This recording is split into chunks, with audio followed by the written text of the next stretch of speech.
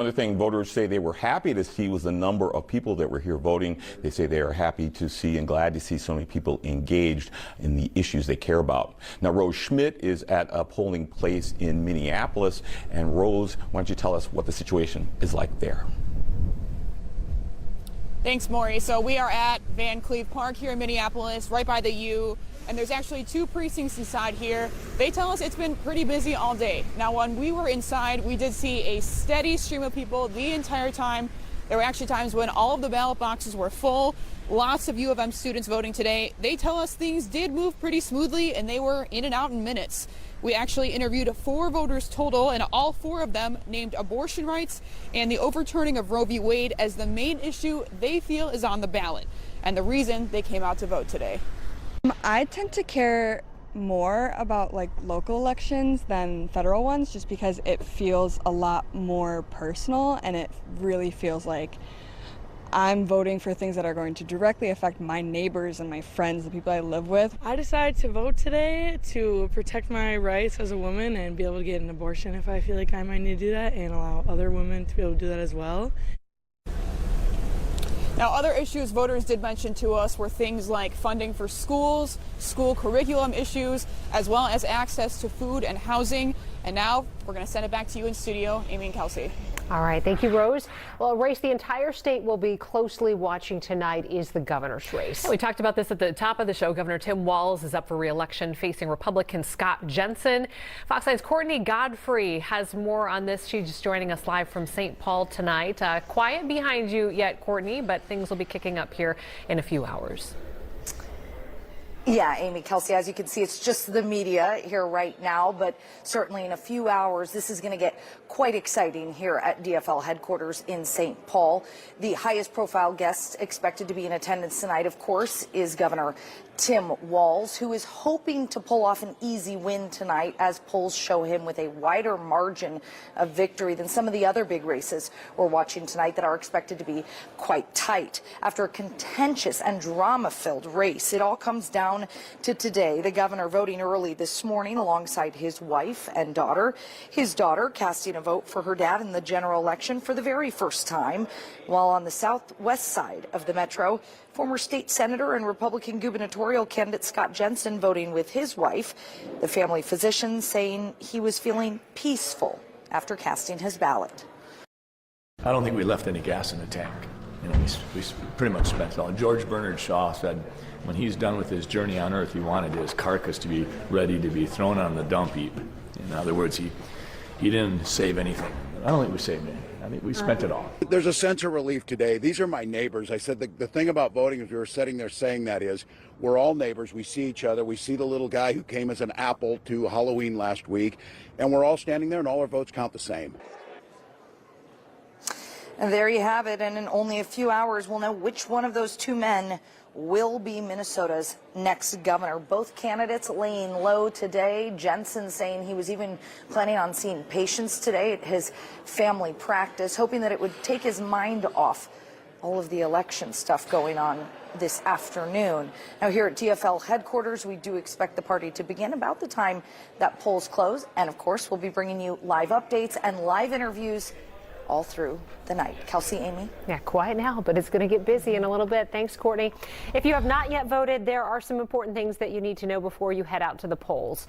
Make sure that you know where you're supposed to go to cast your ballot. There was some redistricting, so that may have changed for you. We have a link on fox9.com that takes you to the Secretary of State's website.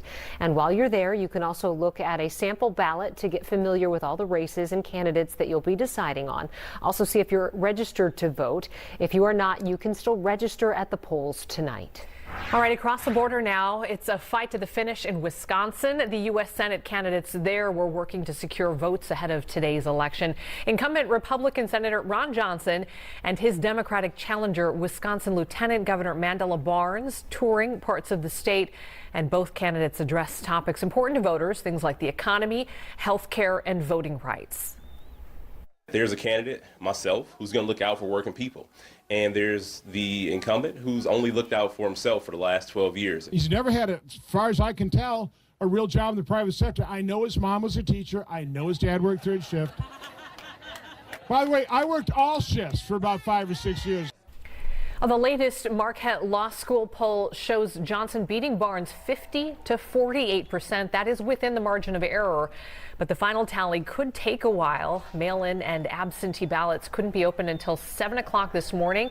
That puts it behind some of the other states. We're also following some big races across the country as both major parties look to take control of Congress. Here's what's up for grabs in this year's midterms. All 435 House seats, 35 Senate seats, and 36 governor positions.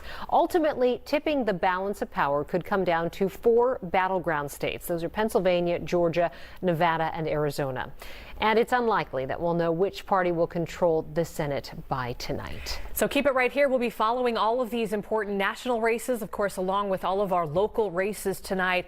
We'll be on the air when the polls close at 8 o'clock. We'll start over on Fox 9 Plus, and then we'll bring our election coverage back over here to Fox 9 starting at 9 o'clock. Well, there are several key races that we're watching here in Minnesota and in Wisconsin, as we just outlined for you, and across the country. We're going to go a little bit more in depth coming up. Straight ahead, we're going to talk with political science professor about the U of M, about what the outcomes of these races could mean for all of us. And then Ian is here with a look at our weather. Yeah, I mean, it was gray, it was windy, and it was wet. And that trend continues as we take temperatures up tomorrow and then crash temperatures on into the day Friday. All of that and a winter storm watch well to the northwest. So we've got an awful lot to talk about right after the break.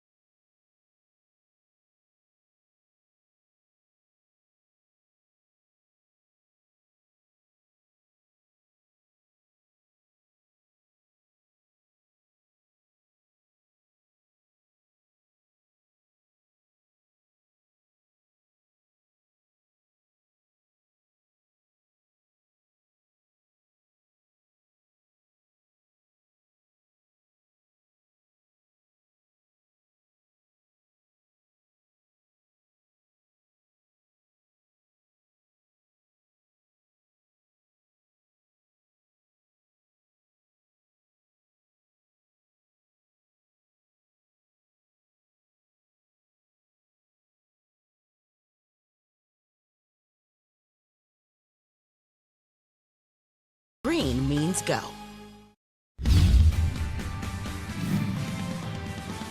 Local elections are important, and that's how we control what's going on in our cities and states, and presidential is certainly important, but so is our small towns and little communities, and so school boards, everything is important. There's a lot on those ballots today. Voters' voices are heard today. Americans heading to the polls, and they are casting ballots in these midterm elections. And we will be watching really hundreds of races tonight, and ultimately that balance of power in Congress and in the state legislature as well. So joining us right now to look at the impact of these midterm elections, you have been political science professor Catherine Pearson. This is the first of many times that we'll be talking with you throughout the evening. So thank you for joining us as always. My pleasure. And with midterm elections, you know, oftentimes you can see one party maybe sweep a bunch of races. Do you think that's likely or unlikely in Minnesota? Well, most legislative congressional districts lean heavily toward one party or the other. So the outcome is really not very suspenseful. But to the extent that there are competitive races in swing districts that could go either way, in midterm elections, especially in big partisan tied elections, they do tend to all go in one direction. And so in this particular cycle, Democrats are disadvantaged because, of course, President Biden is a Democrat and he has pretty low approval ratings right now. Same dynamic existed, but for the opposite party in 2018 when President Trump wasn't very popular and Democrats did well in the swing districts. So it's really the swing districts that's where we're watching, and it is more likely than not that most of them will go in one direction. Yeah, there's a lot at stake with Congress, and a lot of people are feeling like, oh, I'm so glad it's over today. But we feel like it may not be over for a day or two or maybe more. That's right, because in these really competitive races, they may be still counting ballots because they're just so close. And that's normal. People should not be worried about that. But it is frustrating when the balance of power, whether it's at the state legislature, the U.S. House, or the U.S. Senate, is at stake. Voter turnout traditionally very high in Minnesota. And That's right. Are we feeling like voter turnout might be typical, or do we know yet? Well, we don't know, but in midterm elections compared to presidential, it's usually about 20 points or so lower.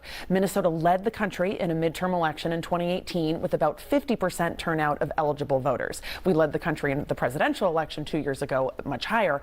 But so that's really what we're looking to see. You know, will we hit that 50% mark, which for a midterm election was the high water mark in 2018, and I think we don't know. Partisans on both sides are clearly motivated to vote. But if you look at polls, independents aren't that enthusiastic about this election. Interesting. We have this race, Congressional District 2, right, that everybody is watching. Right. Angie Craig, Tyler Kistner, Paula Overby, of course, sort of the wild card there, this woman who passed away from the Legal Marijuana Now party just last month. How will her death, do you think, play into tonight? Right. Well, people could still cast their ballot for her as sort of an expression of support for legalizing marijuana. You know, some suggest that that may take more votes away from Craig than for Kistner. We don't know.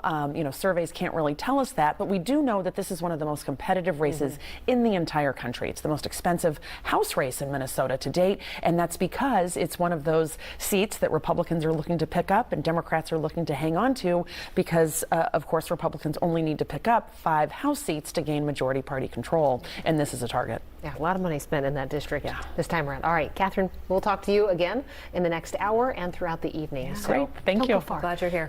All right.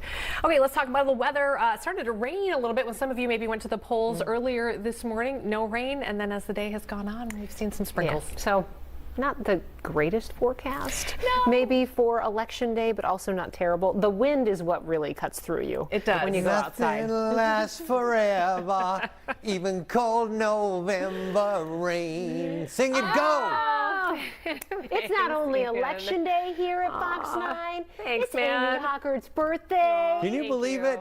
It's like my younger sister, who gets a little annoying sometimes, but I love her to death. Happy birthday, Amy. Wait, did you just say are you annoying calling her annoying? sometimes? I never said that. What?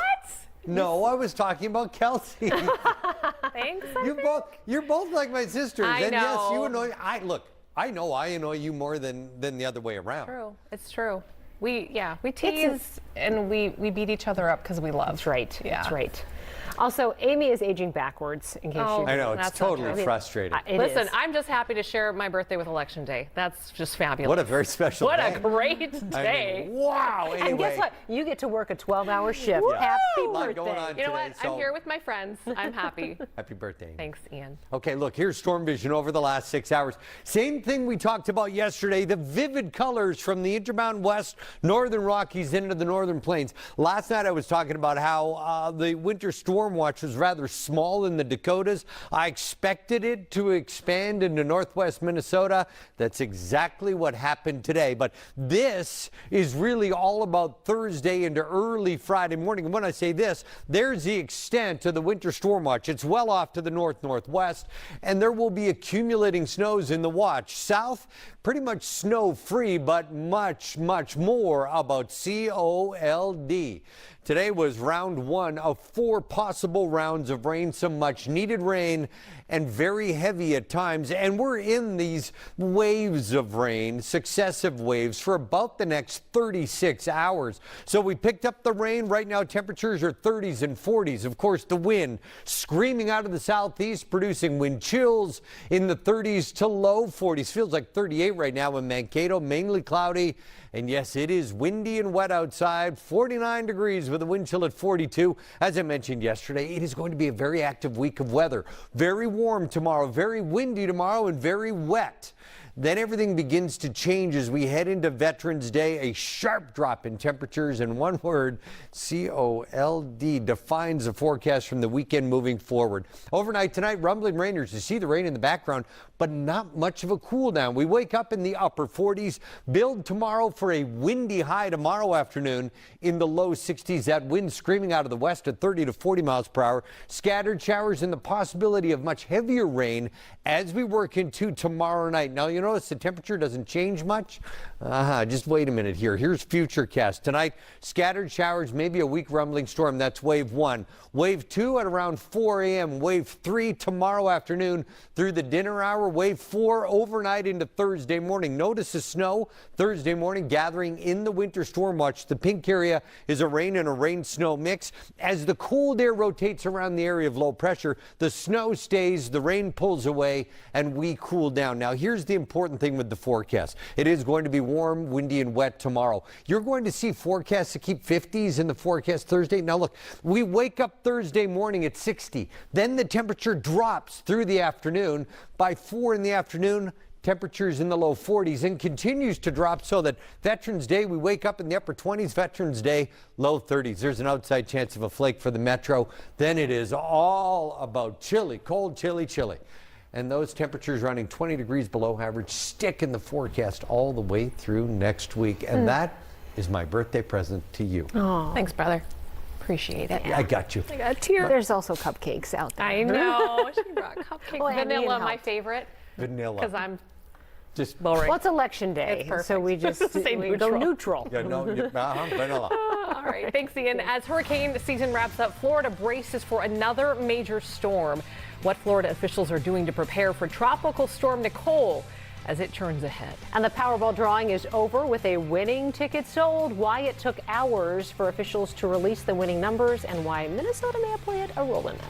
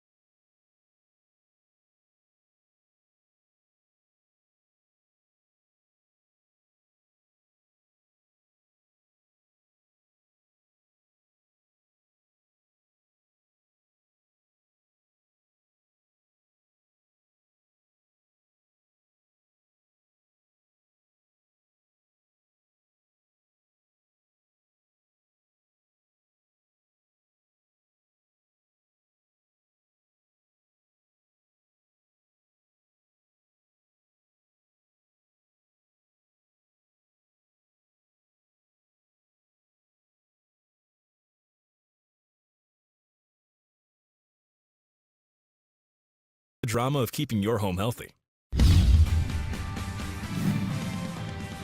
Well, someone in America is about $2 billion richer. Yeah, but it took them several hours longer to find out that they won than it really should have. Minnesota lottery officials say there was a delay in reporting the winning Powerball numbers for the jackpot due to a processing delay with the sales verification system here in Minnesota. That's a fancy way of saying there was a problem in Minnesota. The numbers were supposed to be released Monday night, but did not become available until Tuesday morning. One winning ticket, though, was sold in California. So we don't know who that person is, or if it was perhaps was a group of people. Some A-lister in California that went, yeah, man. Jennifer Lopez. I can imagine. We'll wait and see. Just weeks after Hurricane Ian tore through Florida, people are preparing for yet another storm there. Tropical storm Nicole churning toward Florida's east coast now. Forecasters expect the system to reach hurricane strength when it makes landfall late Wednesday or early Thursday. While Nicole's exact path remains unclear, officials in Palm Beach County say they'll be prepared. It's a situation where we're going to be watching the storm, but this is not something to be terribly concerned about because we're built for this. Now, the storm's effects could extend through North Carolina. Nicole threatens to bring high winds and several inches of rain to areas already devastated by Hurricane Ian. The Atlantic hurricane season wraps up here at the end of this month. A government survey on the housing market says buyers and sellers are on the same page when it comes to their thoughts on the housing market. Fannie Mae, the government-backed mortgage company, says that consumer confidence in the housing market has dropped to its lowest level since the survey started in 2011. 16% of buyers in October thought it was a good time to buy. Just 42% of sellers said it was a bad time to sell. Still ahead, we get back to election coverage tonight and head to a polling place in the South Metro where voters are casting ballots in the final hours here before polls close at 8. Plus, we're going to take a closer look at one of the closest watched races in the nation, and it's right in our own backyard, the 2nd Congressional District. Those stories, much more.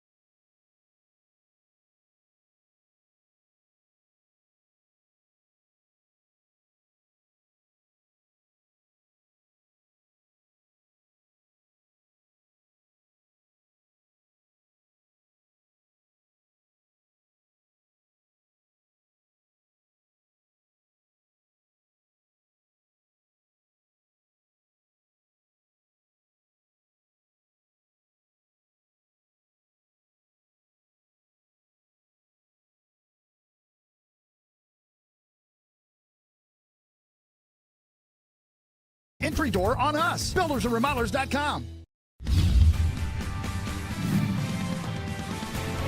It is decision day. Voters across the nation casting their ballots, and here in Minnesota we're following several key races. That includes the governor, the attorney general, and U.S. House race in the South Metro. And we will have you covered through all of it all night long. Our crews covering the governor's race, the U.S. House race in the South Metro, the attorney general race, and some other key matchups here in Minnesota. They'll be bringing you those updates all night, so stay with us. Yeah, voters have been out all day long, despite some rainy weather later this afternoon, casting ballots for the candidates they believe can do the best job. Let's check in with Fox 9's Babs Santos. He's been talking with some of those voters today. You're live in Shakopee. Babs, how's it been going out there?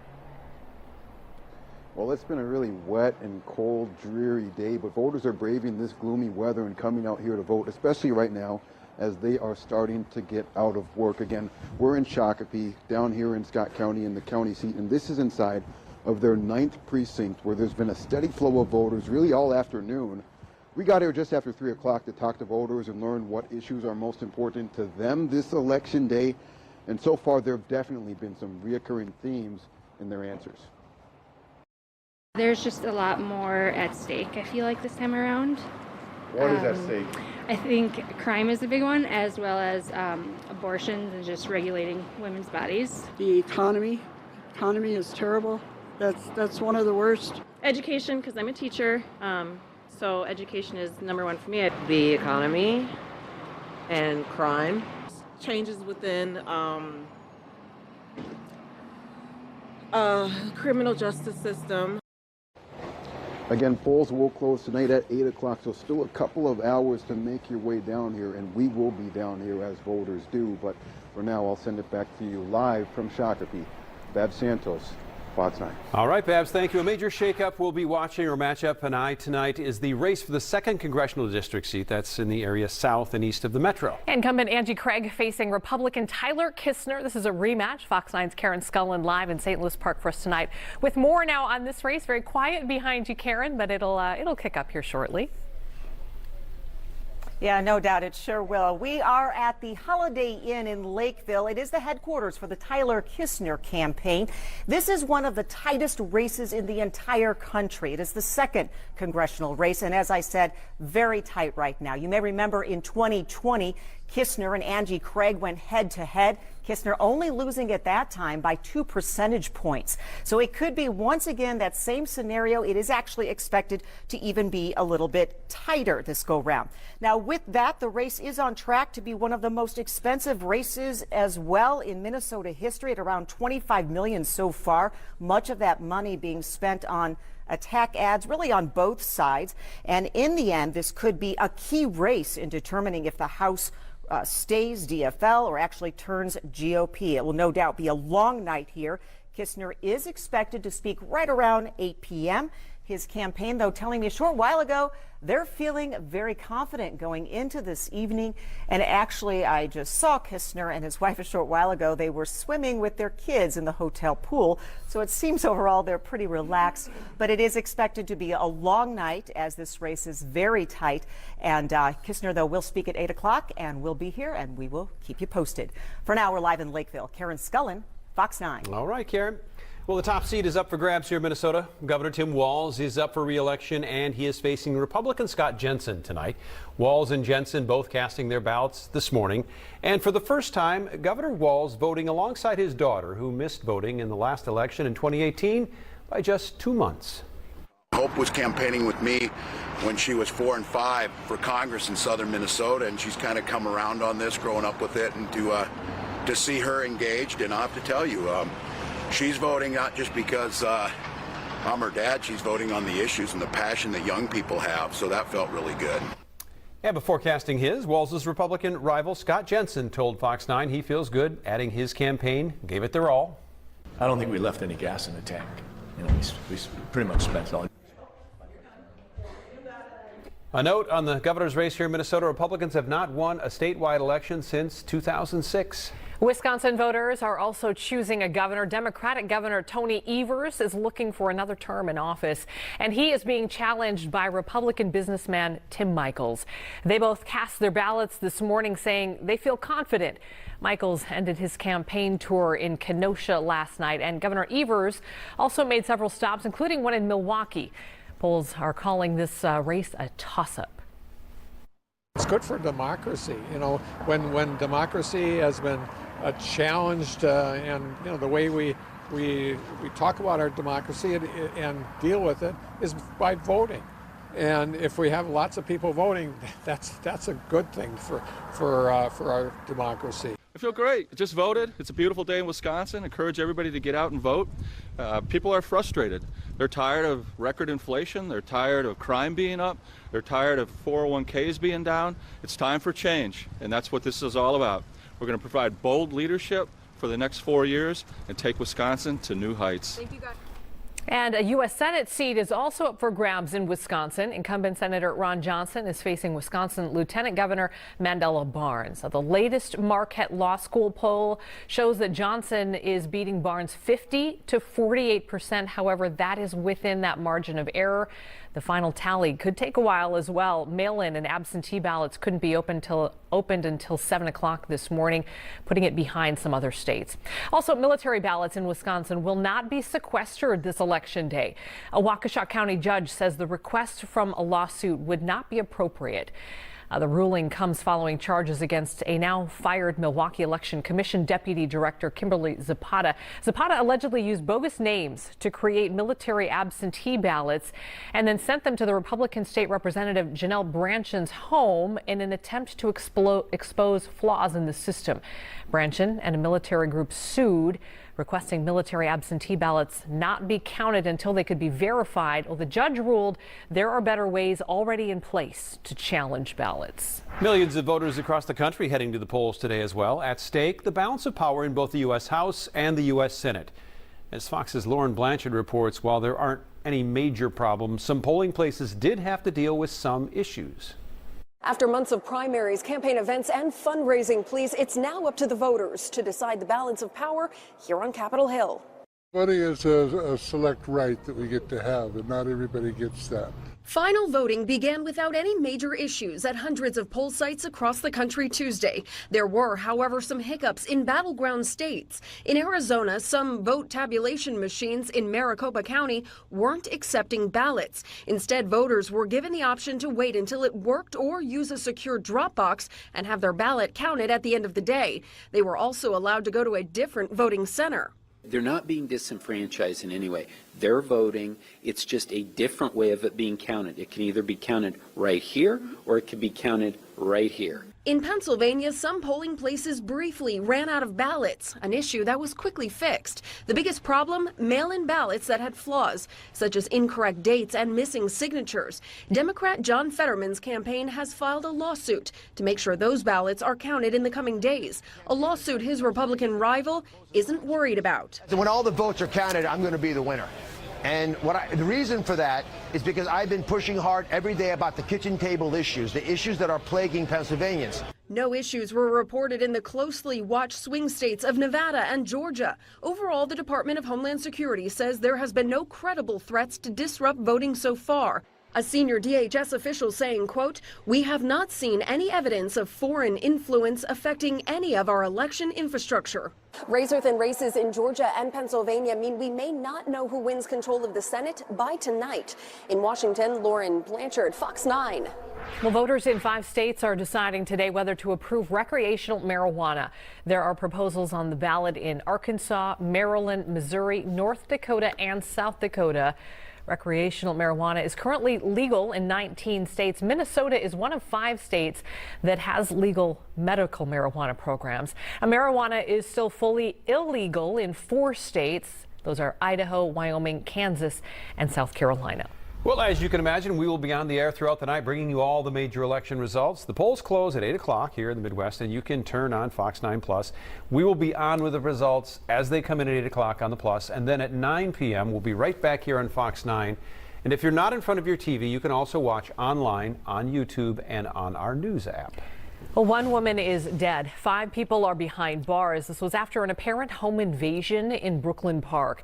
Police believe the suspects, 5 males between 16 and 24 years old, broke into their home around 2:30 this morning. This is at the Eden Park apartment complex. When officers arrived, they found the door forced open and a woman inside who had been shot several times, and she ended up dying at the scene. Police believe the suspects knew the victim. This was not random, they say. Each suspect faces second-degree murder charges. This election, the power of Congress hangs in the balance. Tonight, we're watching some races that could decide who gains control of the U.S. House and the Senate. So straight ahead, we're going to go live to Pennsylvania, where a U.S. Senate race is considered one of the closest in the country.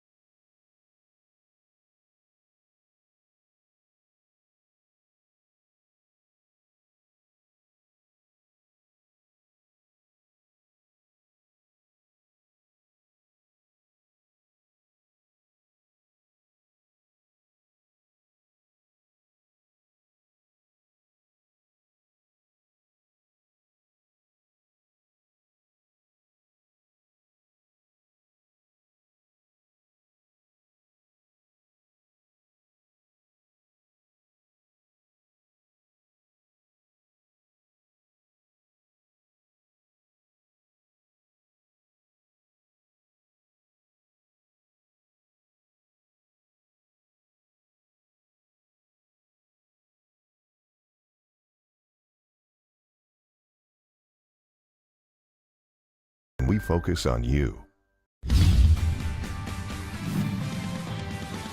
Get out and vote and support your candidate, whether Republican or Democrat. Across the nation, candidates have spent months on the campaign trail, and today voters are showing up to the polls. Record turnout expected in many areas. One of those, the state of Pennsylvania. It is home to one of the most competitive and expensive Senate races in the nation. And we're talking about the race between Mehmet Oz and John Fetterman. Let's check in with Fox 9's Rebecca Castor. She's live in Philadelphia tonight. So, Rebecca, you've been talking to voters all over the state. What is motivating them to get out and vote today? Amy, first and foremost, it's inflation. We're hearing that's the top concern for voters on both sides of the aisle. Then with Democrats, they're also largely concerned about abortion rights, while Republicans are concerned about crime and the border. Now, this Senate race between Oz and Fetterman could very well determine which party takes control of Congress, but it's unlikely we'll have a clear winner tonight. The state warned voters ahead of time that counting delays could leave this race undecided for days, and lawsuits could also be a factor. Currently, the state is not counting undated or wrongly dated mail-in ballots, but the Fetterman campaign is suing, calling the date requirement an unnecessary hurdle for eligible voters. In a race this close, every vote counts, and if the federal court determines these ballots should be counted, it could change the outcome. Now, thousands of mail-in ballots have already been flagged as not eligible to be counted because of these mistakes, and we could see this hurt Democratic candidates here in the state because 70% of mail-in ballots requested are from registered Democrats here in Pennsylvania. All right, Rebecca, you've been on the ground there for about 4 weeks, almost a month now. Have you seen the pendulum swinging? Has it been tangible with the voters there, particularly after the debate that they had where John Fetterman really seemed to struggle? Have you seen that on the ground, or does it feel like people rallied around him? It really depends on who you ask, Amy. A lot of voters I spoke with, that was a deciding factor for them, the debate, especially with undecided voters that weren't sure which candidate they were going to go for after seeing Fetterman kind of struggle during that debate because of his health issues. They were leaning towards Oz, but then you did have candidates that were, or voters, I should say, behind Fetterman 100%, and they thought that it was very courageous that he took that debate stage while he was still suffering from these health effects. So it's a toss-up here, and might be a few days before we find out the winner. Yeah, it's gonna be close. We know that much. There are others tonight. All right, Rebecca. Well. Thank you. All right, let's take a look at something different than politics right now. How about some snow? Getting closer to winter. Deep snow blanketing the Oregon mountains. Some reports have at least 16 inches of fallen already there. It's beautiful. I'll give it that. The Oregon Department of Transportation advising motorists to get those chains on their vehicles if they're traveling the mountains, and you can see why.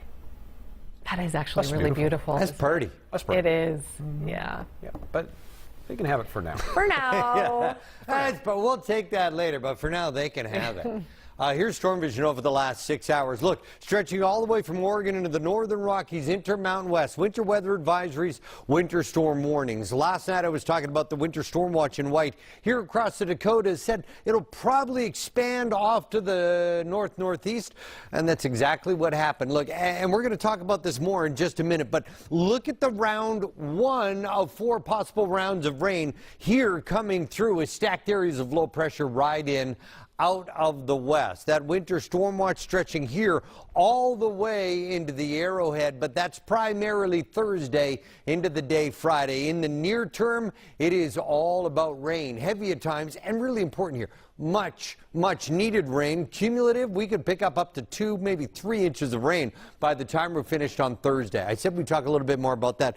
This is something that is so amazing when you look at how dynamic this storm system is. This is the setup for Thursday. Now, as you look here, there's the line of the winter storm watch, the possibility of 5+ inches of snow. And just to the south, that's a marginal risk of severe thunderstorms for the metro, a slight risk of severe thunderstorms in the I-35, I-90 corridor stretching off into parts of Iowa. So you've got accumulating snows and the threat of severe thunderstorms all in the same state. As we roll through the day on Thursday, gives you a pretty good idea of storm dynamics and how things are really going to wrap up and get intense Thursday afternoon into Thursday night. Right now, temperatures in the 30s and 40s. Strong wind out of the southeast makes it feel more like the low 30s and low 40s. Outside you go. St. Paul in the background, 49 right now with that wind gusting out of the southeast.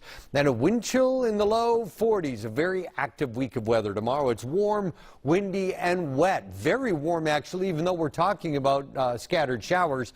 Then the temperatures drop into what we'll just call the kind of category starting Friday and beyond. Overnight tonight, very mild, 48 degrees with a few weak rumbling thunderstorms and another possible 0.2 of an inch of rain. Tomorrow afternoon, scattered showers. The wind whips out of the west at 30 to 40 miles per hour.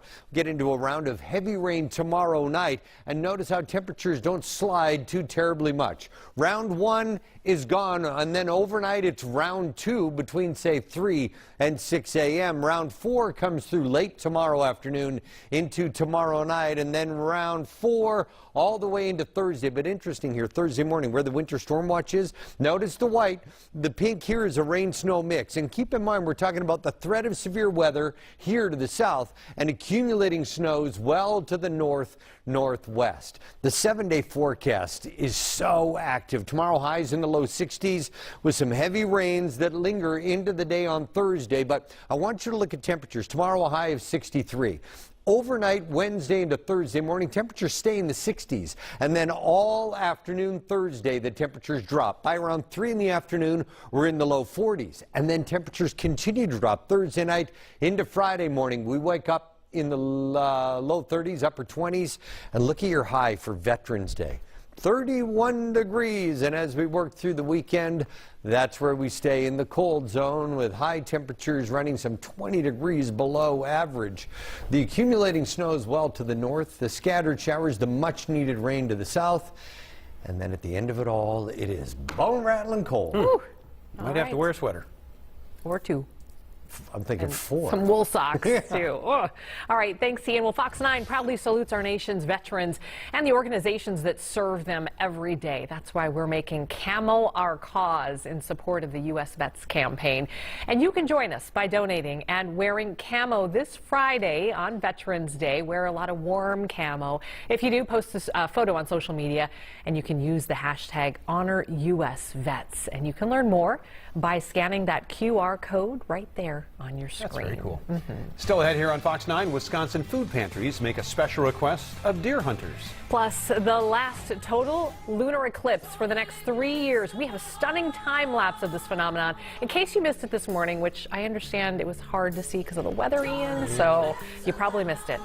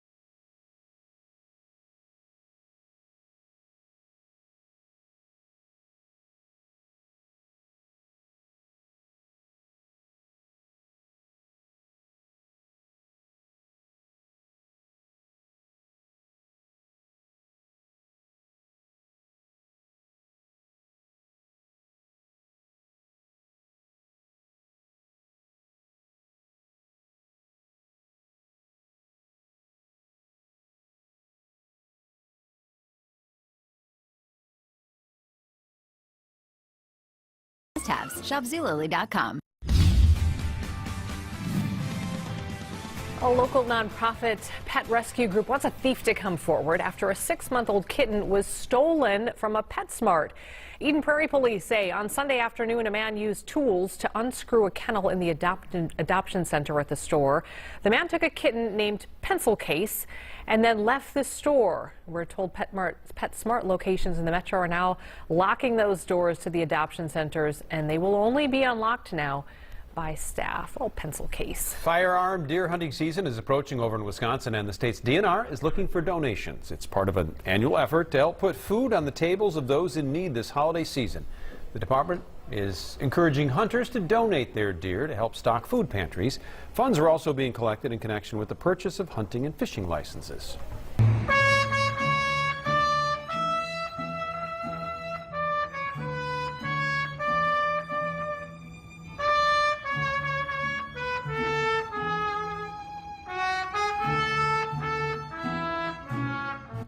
Well, listen to that. The Star-Spangled Banner performed by a mariachi band. This was the scene outside the elections office in Denver.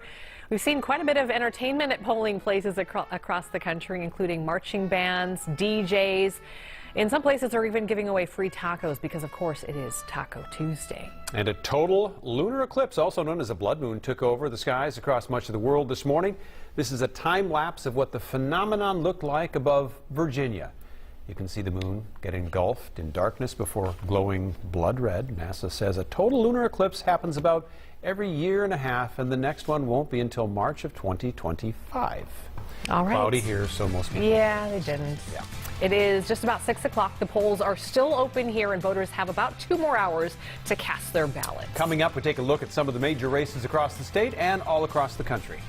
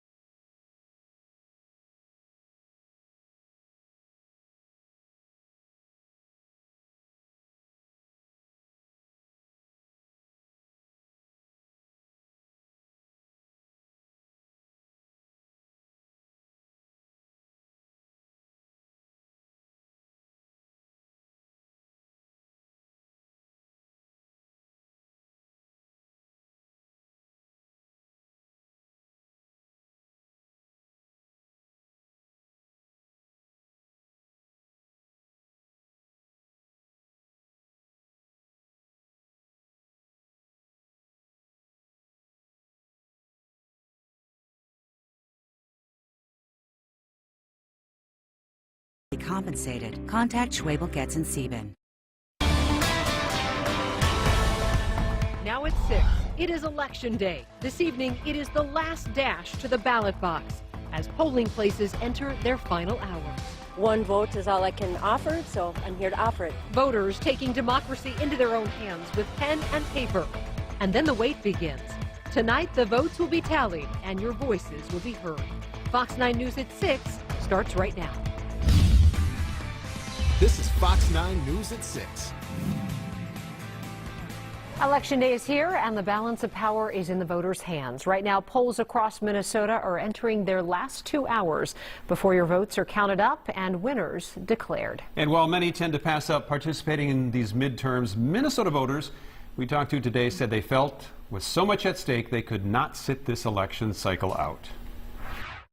So many things. I think my rights as a human is a big part of it right now. I think we have some fundamental differences going on here, and just here to make sure that the fundamental choice goes my way. So one vote is all I can offer, so I'm here to offer it.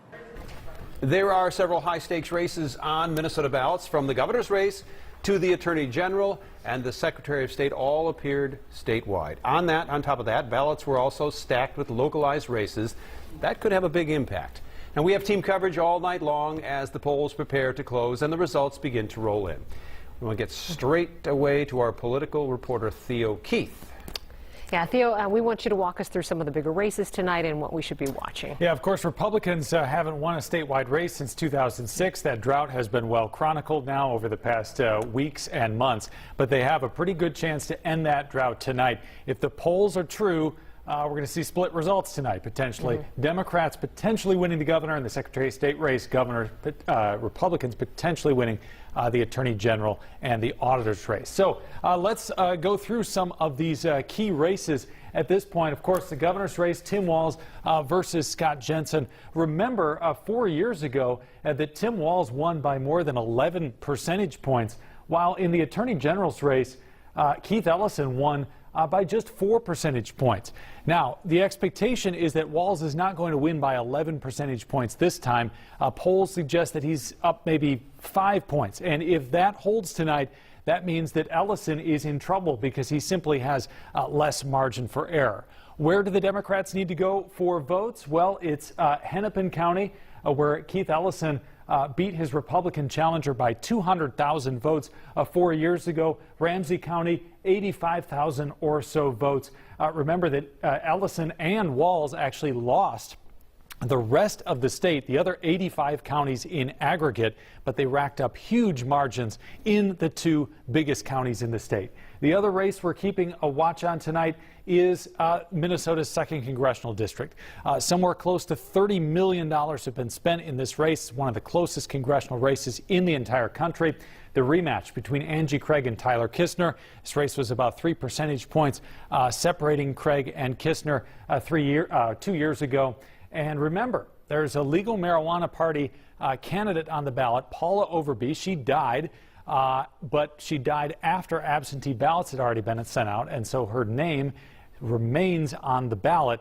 Could she potentially get 5 or 6 percentage points tonight and swing the race? The thought is that Paula Overby's votes would go ordinarily to Angie Craig, and so if Craig potentially loses by 1, 2, 3 percentage points, she might look back at Paula Overby's vote count as the determining factor. Okay. All right, we'll be watching. Thanks, Theo. Yeah. Closing in 2 hours. Thank you, Theo. Well, one of the statewide races, of course, that Theo was just outlining is the governor's race. And Republican Scott Jensen trying to unseat incumbent DFL Governor Tim Walz.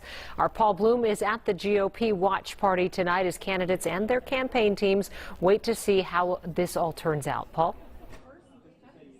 Kelsey, good evening to you. You know, jumping off of where Theo left off with those pre-election day polls, yes, shows Governor Walz in the lead, but certainly some optimism floating around here tonight as the Republicans gather in this hotel ballroom in St. Louis Park. The hope here, obviously, that Scott Jensen is the candidate that can turn Tim Walz into a one-term candidate. Now, earlier today, Scott Jensen voted with his wife out in Carver County. Remember, Scott Jensen is a family physician, and guess what Jensen wanted to do today?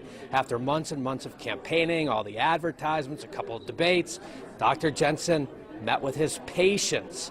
He gave his closing argument to supporters here last night at a roof-raising rally, absolutely packed, electric. Out in Delano, if Jensen wins, he's got to do well in the metro suburbs. Of course, you think about where he's from, Carver County, that would be a great start, and then dominate the vote outstate. Here is Jensen when we caught up with him earlier today, exhausted.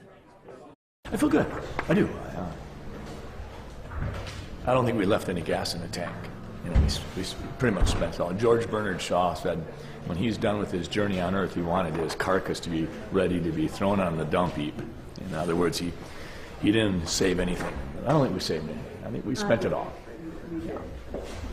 It'd be good to be seeing patients today and keeping my mind off of all the stuff. There's a sense of relief today. These are my neighbors. I said the thing about voting, if you were sitting there saying that, is we're all neighbors. We see each other. We see the little guy who came as an apple to Halloween last week, and we're all standing there, and all our votes count the same.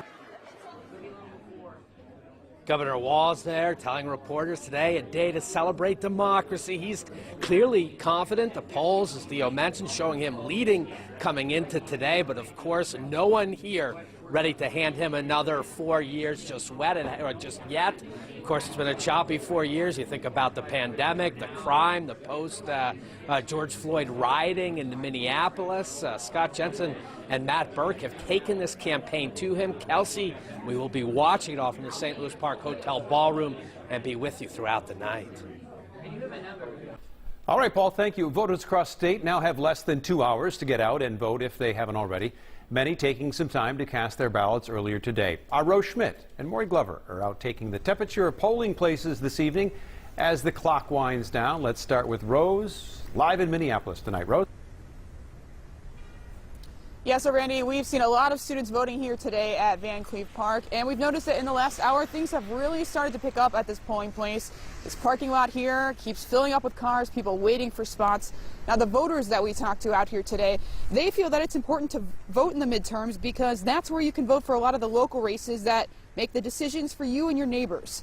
We asked them what issues they feel are on the ballot today, and all four of the voters named abortion rights and the overturning of Roe v. Wade as the reason they came out to vote today. Some also mentioning education and health care. I think it's important to make sure you're doing midterms just as much as it is important to do the presidential election because, you know, there's more than just one person that has a say in what happens in the country. I want to protect a women's right to choose in the state of Minnesota, so that was the main driving force for me. Now, early on in the afternoon, there was no wait inside, but we just walked inside and there's a line forming now, so people likely, getting off of work, students likely coming out of class for the day from U of M, and so obviously maybe a bit of a wait here today. Let's check in with some other polling places. We have Maury Glover, who is live in St. Paul's Highland Park neighborhood for us. That's right. Thanks, Rose. Well, voters we talk with say it seems like this election season has been going on forever, and they're just excited to see it finally come to an end. Now, here at Gloria Day Lutheran Church in St. Paul, there's been a steady stream of people coming to the polls all day long. 2 precincts vote in this building, and historically, it is one of the busiest polling places in the city. Now, we asked voters what brought them to the polls in this midterm election. Largely from just this balance of the electorate right now. It's really important to be out there and make a presence. My safety of my family, and being able to trust that law enforcement can do their job without feeling like they can't. So that's my main concern living here. I'm concerned about going to parties and having people that are living in greater Minnesota actually saying to me that they're now afraid to come to the cities because there's so much hype around the issues of violence. Now, one thing that the voters we talked with said they were happy about was to see the number of people they saw voting. They say they are happy to see their community engaged in issues that they care about. Reporting live in St. Paul, Maury Glover. Back to you. And of course, you can keep your TV set right here to Fox 9 all night. We have extended team coverage well into the evening when the results are rolling in. Watch on Fox 9 Plus from 7 to 9 and then flip back over here for Fox 9 News at 9. You can also watch online at fox9.com, the Fox 9 News app, and on our YouTube page. Still ahead, there are big races in Minnesota and the rest of the country, and we're checking in with our political analyst, Catherine Pearson, for some perspective. But first, let's check in with Chief Meteorologist Ian Leonard. Ian, some rain trickling through Minnesota today? Yeah, some much needed rain. And I'll tell you, as you look live at radar, this is wave 1 of 4 before we start talking about a chance of severe thunderstorms and in the same day, a winter storm watch and accumulating snows to the north. Yeah, plenty to talk about.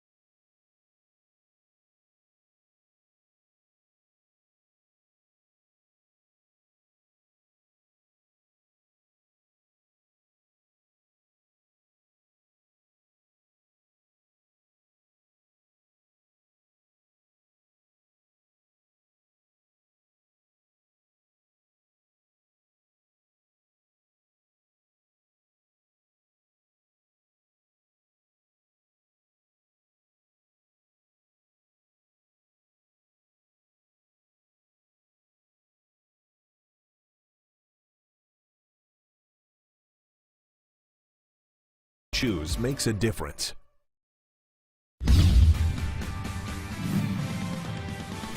as much as we try to look at trends and polling, of course, the fact remains that there's some uncertainty in many state and national races tonight. Yeah, polls close at 10 p.m. or at 8 p.m. tonight. Don't go there at 9. It won't be open. In Minnesota, we already know that early voting was strong.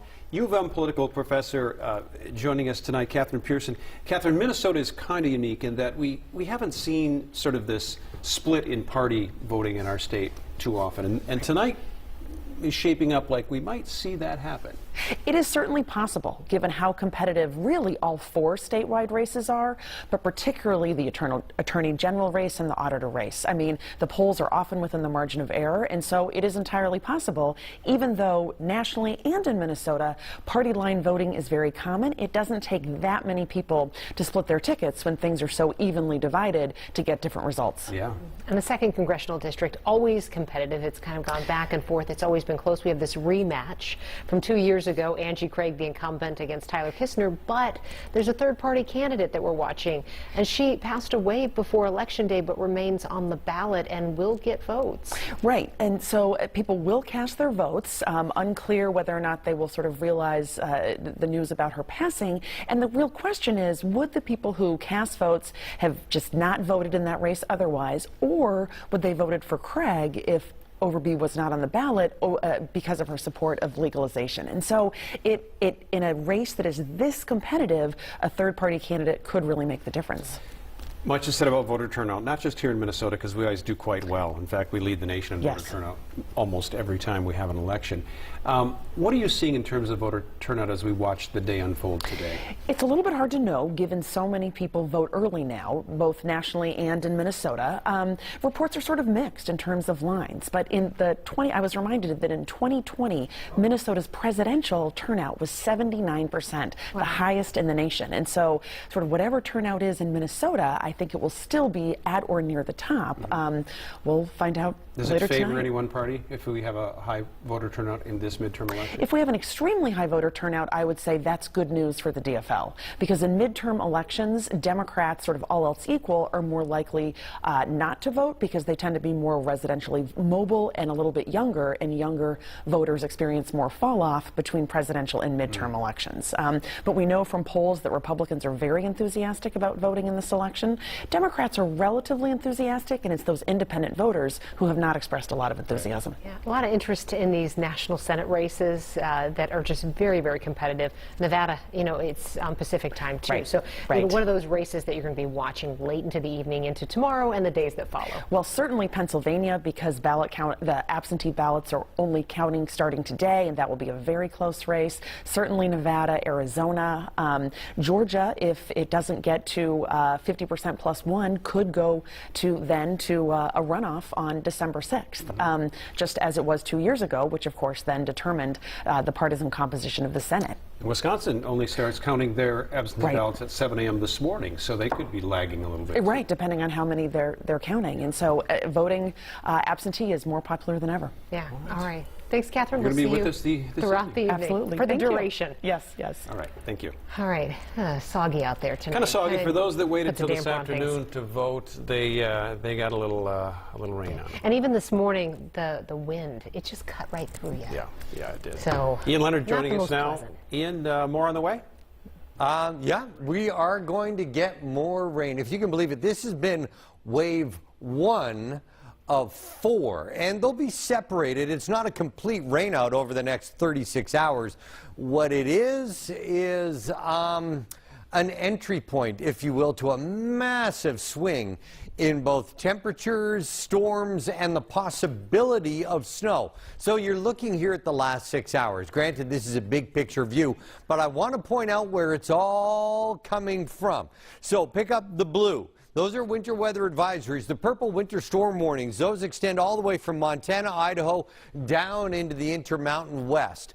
To give you an idea, there are stacked areas of low pressure here coming out of the Rockies, and as they lift off to the northeast, everything begins to change. Look, we started with rain today. Last night I was talking about the rather small area of a winter storm watch in the northern plains, North Dakota, South Dakota. I said that was going to extend off to the northeast. That's exactly what's happening. And really, when you start to look at the colors on the map behind, you'll get an idea where winter rears its ugly head and where it doesn't. Now, let's talk about the last 6 hours. There's the rain, come and gone. Some areas picking up over 0.2 of an inch of rain. Some much needed rain. But as I said, this is wave 1 of 4 waves as we work through into Thursday late afternoon. Notice the rain is beginning to end here. We'll get another shot as we get through around 3 or 4 a.m. And if you're scoring at home, that's wave number 2. Now, I want you to leapfrog with me, keeping in mind the winter storm watch illuminated in white in the background. This is Thursday. Winter storm watch with accumulating snow over 5 inches possible north of this Brainerd to Duluth line. And then south, metro area areas down toward the I-35, I-90 corridor in a risk of severe thunderstorms. Winter, severe thunderstorms, and eventually everybody plummets with temperatures into the day on Friday. Today, gusty winds still out of the south-southeast, and wind chills now in the upper 30s, including the metro. St. Paul outside, 46 degrees. Feels like 38. No, thank you. Active week of weather tomorrow. It is going to be very warm and very windy. Also very wet as we get waves 3 and 4 rolling through. Then as we look toward Friday, the temperatures drop like a rock and it is going to get cold. Overnight tonight, very mild, 48 degrees with some scattered showers and rumbling rainers. Then tomorrow afternoon, scattered showers, very warm with a gusty strong wind out of the west, 30 to 40 mile per hour wind gusts with rounds of heavy rain tomorrow night. This will give you a better idea. Here's wave 1, off it goes. Then around 3 in the morning, wave 2. Then tomorrow afternoon through the dinner hour, wave 3. Wave 4 coming through on Thursday. And you're saying, well, wait a minute, the snow is to the north. That's where the winter storm watch is with the possibility of strong storms metro off to the south-southeast Thursday afternoon. The interesting point here is that we head through a warm, windy, wet day evening tomorrow night. Look, Wednesday night into Thursday morning, we wake up at 60. Then Thursday, the temperature drops all through the afternoon. We'll live with the temperature in the low 40s by about 3 p.m. And then the temperatures continue to drop as the rains tail off late Thursday night. We wake up 27 degrees Veterans Day with a high of 31. Oh, no, ouch. thank you. And we stay in the upper 20s through the weekend and well below average all next week. It's just going to get cold. There's no other way to say it. It's going to get cold with Thursday with the snows to the north, the storms to the south. Stand up, sit down, fight, fight, fight. We need the sound effect. Wah, wah. Here he comes. Yep. We're ready. Thanks. Still ahead, midterm election team coverage continues. We're live in Pennsylvania, where the nation is watching a very contentious race for the U.S. Senate seat there.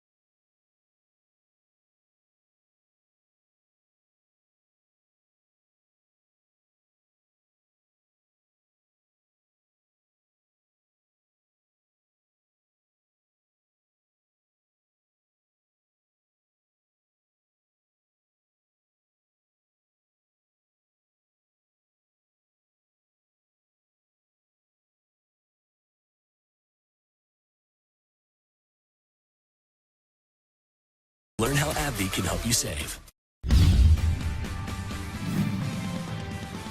Well, there will be close races across the country, especially in the U.S. House and Senate. And many are watching the state of Pennsylvania tonight, home to one of the most expensive and the most expensive Senate races in the country. Fox's Rebecca Castor is in Philadelphia tonight after talking to voters. Rebecca, what seems to be motivating the people there in Pennsylvania to get out and vote?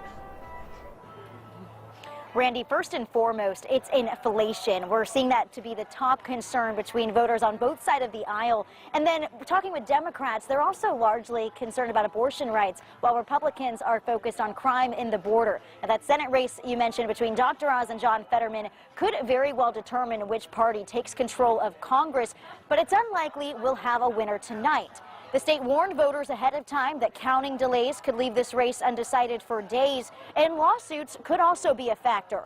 Currently, the state is not counting undated or wrongly dated mail-in ballots, but the Fetterman campaign is suing, calling the date requirement an unnecessary hurdle for eligible voters. In a race this close, every vote counts, and if the federal court determines these ballots should be counted, it could change the outcome. Now, thousands of mail-in ballots have already been flagged as not eligible to be counted because of these mistakes, and we could see this impact and hurt Democrat candidates here in the state, because 70% of those people that requested mail-in ballots are Democrats.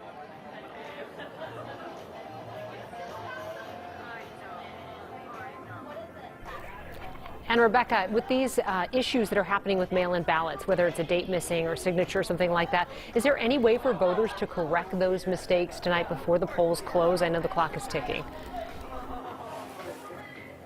You're breaking up a little bit there, Kelsey, but I'm going to assume that you're asking just about how the dynamic with voters in the state has just changed over the past few weeks, and especially with that Senate debate between John Fetterman and Dr. Oz. A lot of people talking about that here in Pennsylvania just after seeing John Fetterman take the stage in the only Senate debate between the candidates, and he kind of struggled, and his lingering health issues from his stroke were really on display for voters, and we are seeing that have some of an impact with voters. I have spoken with people that were really largely undecided before watching the debate, and that did change their vote, and that did lean them towards Oz. But we're also seeing people, really rally behind John Fetterman and see that as very courageous that he took the stage while still recovering from a stroke.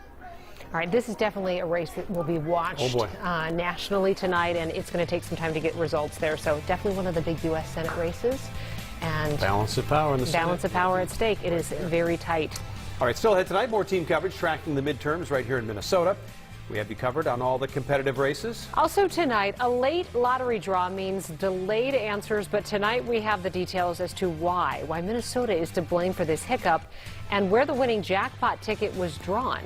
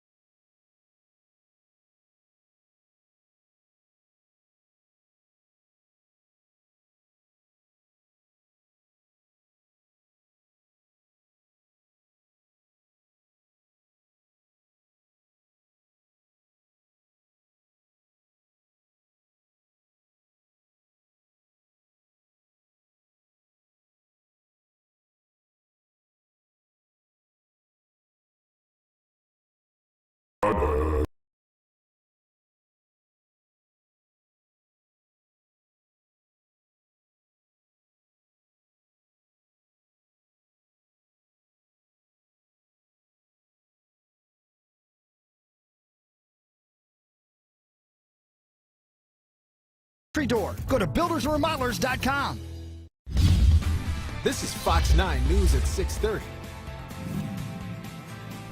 Well, thanks so much for joining us at 6:30 tonight. We're going to start this half hour right away with the voting that's still going on across the state. The polls close an hour and a half from now, so if you have not cast your ballot yet, you still have time. There are long voting lines at a precinct in Chisago City right now. The county putting out a statement saying they are aware that there has been great voter turnout. They have deployed an additional ballot tabulator to that location to help lines move along faster. It was long. Very long. Wet? Wet. Still wet. A little bit cold, a little bit, but otherwise it was good. An hour and 49-minute wait in the rain. So it wasn't bad. But we made it through. Yep. And the machine's working. They have 2 machines. 2 machines now. Yeah.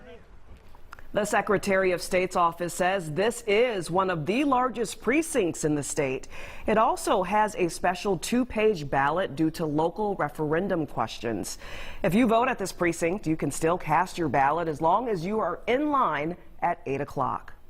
Voters are turning out in big numbers because many feel this is an election they cannot sit out. We have the number of big races that we're following here tonight. Our team is watching all of them, and this half hour, we're going to check in on the Attorney General's race and the 2nd Congressional District, and that's where we find our Rob Olson for us tonight. Rob?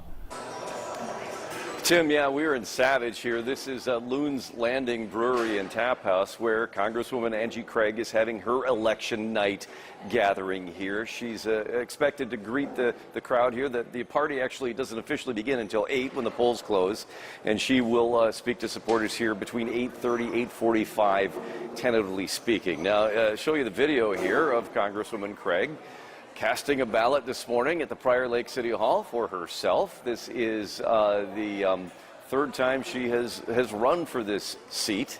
Or 4th time, actually. She did not win the first time she tried against Jason Lewis and then won. And then there was a match against Tyler Kistner 2 years ago, which is a rematch now. It was a very close race for her 2 years ago. That she won against Tyler Kistner by about 9,500 votes. Expected that this could be another very much a nail-biter, certainly one of the more expensive races in the country, with millions of dollars pouring in from political action committees, because this is seen as a very vulnerable seat. In fact, The Hill listing her on the top 10 of most vulnerable seats in Congress in the U.S. here. So again, expected to be a very, very close race here. And they're not even sure if they'll know an outcome in this race until the middle of the night. 2 years ago, they didn't know until about 3 o'clock in the morning that she had won this race against Tyler Kistner. So again, now here in the rematch, very hard to tell, talking to people here about which way this will go. Will it be tighter? Will there be a bigger margin here? We'll keep on top of this throughout the evening. For now, let's go over to my colleague, Mary McGuire, covering another anticipated tight race, and that of the Attorney General. She's at the headquarters for the challenger, Jim Schultz. Mary? Well, and Rob, Republican challenger for Attorney General Jim Schultz, he has been distancing himself from other Republican candidates this midterm elections, both in the final weeks of this campaign and physically tonight. He opted to have his own private watch party here at a hotel in Minnetonka instead of joining those other Republican candidates just a couple of miles away in St. Louis Park. Now, Schultz is a political newcomer taking on incumbent Keith Ellison. The 37-year-old hedge fund attorney has no courtroom experience, but has instead focused his campaign on rising crime across the state, casting Ellison as the face of the defund the police movement. He also accused Ellison of doing little to stop the massive $250 million Feeding Our Future fraud scheme. We caught up with a confident Schultz as he voted this morning in Minnetonka with his family. We're not taking anything for granted, but I think we're on track to win this race. Keith Ellison narrowly won the AG race 4 years ago in 2018. This year, this election cycle, he focused much of his campaign on the issue of abortion, pledging to use his office to protect the right to choose in the state of Minnesota. Now, 2 media polls were done in the last month, and one of them put Schultz as a tying with Ellison, and the other put him ahead, 7 points ahead of Ellison. So this is an extremely tight race. If Schultz does win this election tonight, he will become the first Republican attorney Attorney General the state of Minnesota has seen in more than 50 years. Reporting live in Minnetonka tonight, Mary McGuire, Fox 9. All right, Mary. Now, in Wisconsin, it's really a fight to the finish as those ballots roll in tonight. The U.S. Senate candidates there continue working up until the last minute to secure votes. Incumbent Republican Senator Ron Johnson and his Democratic challenger, Lieutenant Governor Mandela Barnes, are both touring the state. And just like Minnesota, the polls in Wisconsin are open until 8 o'clock tonight. If you're a Wisconsin voter, you might have noticed some observers while you cast your ballot today. State law allows anyone other than a candidate to watch the process, but they cannot ask voters any question. A Reuters nationwide poll found 40% of voters were worried about voter intimidation or threats of violence today. Now, in Minnesota, if you have not yet voted, there are some important things you want to know about. Make sure that you know where you're supposed to cast your ballot. And there was some redistricting going on in the past year, so where you voted in the past might have changed. And we've got a link at fox9.com that takes you to the Secretary of State's website. While there, you'll also look at a sample ballot, get familiar with all the races and the candidates, and to see if you're registered to vote, too. If you're not, you can still register at the polls, and the website will let you know what documents that you need to bring with you. Polls in some eastern states are now closed, and results are starting to trickle in. Fox's Stephen Goen is live tonight in Ohio. Steve, what is the state of the U.S. Senate race there at this hour? Well, BC, as you said, the polls just closed here minutes ago at 7:30, but there are still people in line, and they will get a chance to cast their ballots. Just a sign of the great amount of enthusiasm that is happening for this Senate race between Republican J.D. Vance and Democrat Tim Ryan. Now, Republican former President Donald Trump was in this state rallying with Vance last night, trying to energize that GOP base, and Vance kind of had his last message to voters. He said that he is the candidate who will be an independent voice. He has tried time and again to tie his opponent, Democrat Tim Ryan, to national Democrats like President Biden and Nancy Pelosi. Tim Ryan, meanwhile, made his final appeal to moderate voters, and he stressed that he would fight against extremism if elected. He has spent his entire campaign trying to distance himself from those national Democrats. Now, both candidates were in high spirits and very confident today. We caught up with both of them on the campaign trail as they were casting their ballots. They both appeared, to think that they are going to win this race, but this is one of the closest and most closely watched Senate races this cycle. We think it might be a nail-biter all the way through the end of the night. So this is what people are watching all across the country, among other key races. What happens here really could decide which party takes control of the Senate. So it's one of those races to watch. And Steve, you've been talking to voters all day long. What is the temperature out there? What are they saying? What is it exactly that's motivating them? Well, voters are motivated by some of these key issues like the economy, inflation, abortion. Those are the things that have been driving elections all across the country.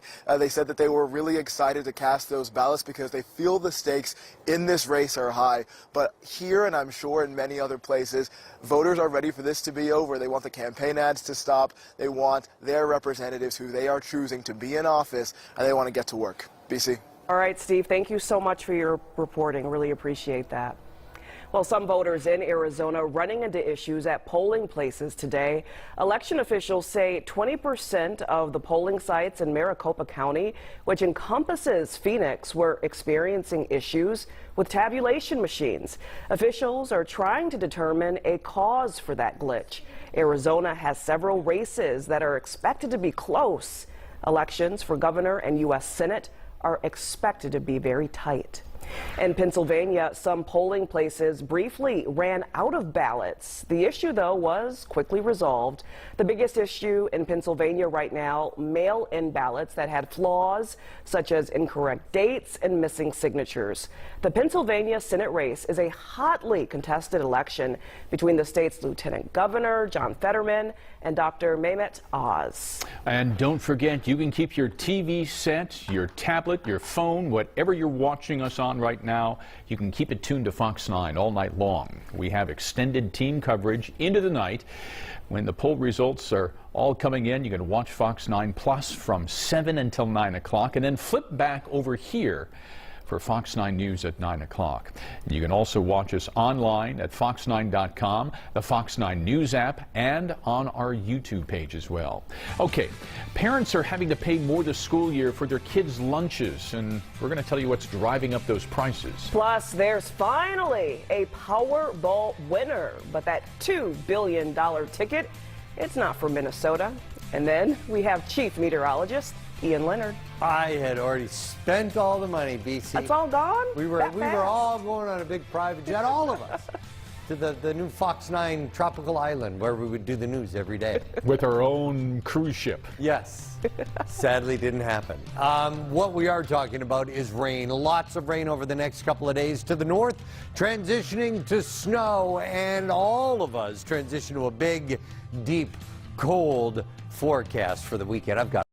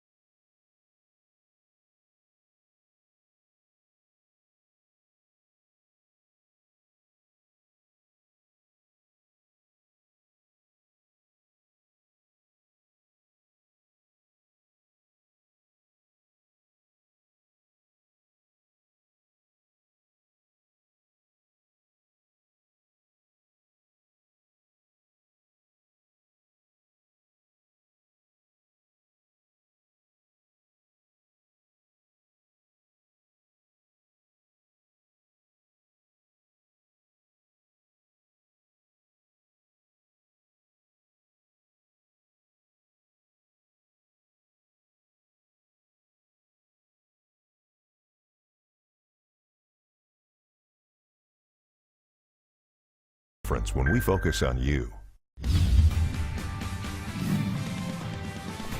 Well, one woman is dead and 5 people are in jail after an apparent home invasion in Brooklyn Park. Police believe the suspects, 5 boys and men between 16 and 24 years old, all broke into her home at about 2:30 this morning.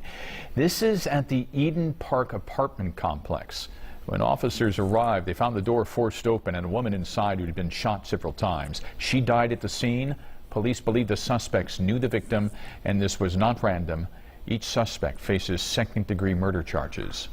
In business headlines tonight, mixed messages for holiday travelers. Delta CEO is trying to reassure flyers worried about possible labor turbulence. He says there will not be a pilot strike during the holiday travel season, claiming that a strike would be against, quote, the law of the country. But the union disagrees. Delta pilots recently voted to authorize union leaders to strike for a contract with the airline. Delta is confident that both sides can reach an agreement. The summer travel bug has spread into the fall. A Wall Street Journal report says Americans aren't letting go of travel and entertainment this season, despite inflation, and it seems like they are making up for lost time. Willingness to travel is bumping up the bottom lines of airlines, hotel chains, cruise lines, and car rental companies. One hotel executive says COVID spending has shifted from home improvement to experiences. More flexible work arrangements are also allowing for more combined travel and work. Well, inflation may impact what your child is served at school lunches. A Wall Street Journal report says many school districts are raising school lunch prices and reducing lunch options. Food service managers in several states say that they've cut back on fruit and red meat, a federal relief program that provided free lunches for all students during the pandemic. That expired in June. A government survey in the housing market says buyers and sellers are really kind of on the same page when it comes to the housing market. Fannie Mae, the government-backed mortgage company, says consumer confidence has dropped to its lowest level since this survey all started back in 2011. Now, the average 30-year fixed-rate mortgage has now topped 7%. Nearly 1 in 3 people say home prices are playing a big part in how they vote today. The Minnesota Lottery says our state is the reason behind the Powerball drawing delay. Minnesota Lottery officials say there was a delay in reporting the winning Powerball numbers for the jackpot due to a processing delay with the sales verification system right here in Minnesota. The numbers were supposed to be released Monday night, but they did not come until Tuesday morning. That means Powerball players had to wait nearly 10 hours overnight to find out if they had the winning numbers. One winning ticket was sold in California. The convenience store where that ticket was sold also receives a nice $1 million bonus. Whatever he wants to do with the money, it's up to him, but he deserves every penny of it. But, you know, he's a giving man, so I'm sure he's going to give back to the community, back to the church and whatnot, and share with everyone as well. And what do you think about all this commotion? This is kind of wild. I didn't expect all this. Yeah, definitely. I can only imagine what the winner is going to go through. Yeah, that's a lot of money. The big winner will likely remain anonymous as the law in California allows for that. Congratulations to whoever it is. You know, like a lot of offices, we had a Fox 9 pool going here for the lot. Everyone bought tickets. Had any one of us won overnight, you'd be watching color bars right now because none of us would have come in today. That would have been the tell right there. Tim and I saw each other at the gas station. I know, you told me. He's coming in, I'm going out. We're giving each other the fist bump. We're already spinning in our minds how we're going to spend all the money, and yet here we are, my friend. I know, that's what's so much fun about it. I mean, you may not win, but boy, is it fun to dream. The dream is really cool, right? That new Ford convertible Mustang would have been all mine. You'll just have to wait. It's next time. Yeah, it's coming. It's on the way. Yeah, one of us will eventually win. But it's fun to dream. You're absolutely right. I'll tell you, as we head into the weekend, you're going to be dreaming of beaches and warmer climates and things like that, because November is really about to get on track. Now, if you remember when we were talking last night, and I was talking about the winter storm watch in the Dakotas, also said it's probably going to expand off to the northeast, and that's exactly what has happened. That's the white area here that shoots in the northern and northwestern portions of Minnesota as this storm system ejects out of the Intermountain West and brings at least a part of our viewing area some accumulating snow, while others go without the snow and tap into the possibility of strong, if not severe, storms. There's wave 1 of wave 4 works of rain coming through right now. And there is a definitive end to these rain showers before they rematerialize again through the overnight. This is a much needed rain, and it continues for the next hour or two. Metro specific tracking here off to the east. Now, you look in the background and there are two colors. I want to leapfrog here to Thursday. Thursday to the north, a winter storm watch for accumulating snow. Go through Brainerd toward Duluth, and it's all areas to the north. The exact same day from the metro south, the threat of severe thunderstorms, a very real possibility, especially in the I-35, I-90 intersection of corridors. So plenty to talk about with this very active weather system. 30 and 40s on the map today. This wind still whipping out of the southeast so that we have wind chills in the low 30s. Right now in the metro, the rain continues. 46 degrees with a wind chill in the upper 30s. Very active week of weather. It will be warm, windy, and wet tomorrow. That continues for a spell into Thursday before we go cold and very cold into the weekend. We're very mild overnight, though. 48 degrees with rumbling rainers. Tomorrow afternoon, scattered showers. Nice, a high of 63. Strong wind out of the west. And then tomorrow night, rounds of heavy rain at times. Let me give you an idea. There's round 1. It pulls away. Round 2 through the overnight. Round 3 late tomorrow afternoon.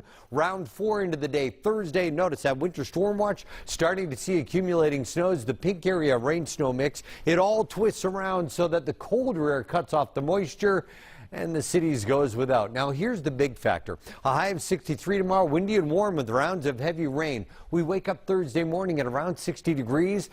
Dress for a change. The temperature drops all day Thursday so that we live with temperatures in the 40s by about 3 p.m. and wake up in the upper 20s Veterans Day with no warm up. For Veterans Day or beyond, high temperatures running some 20 degrees below average. Bam! Smacks you in the face. Smacks you in the face. Well, we're going to be okay because we'll win the next lottery. And then we I can see go to the beaches in our tropical future. island, right? Yes. Yeah. Okay, we got another strong storm that's brewing tonight. Tropical storm Nicole set to hit an already battered Florida. The latest on its track is coming up.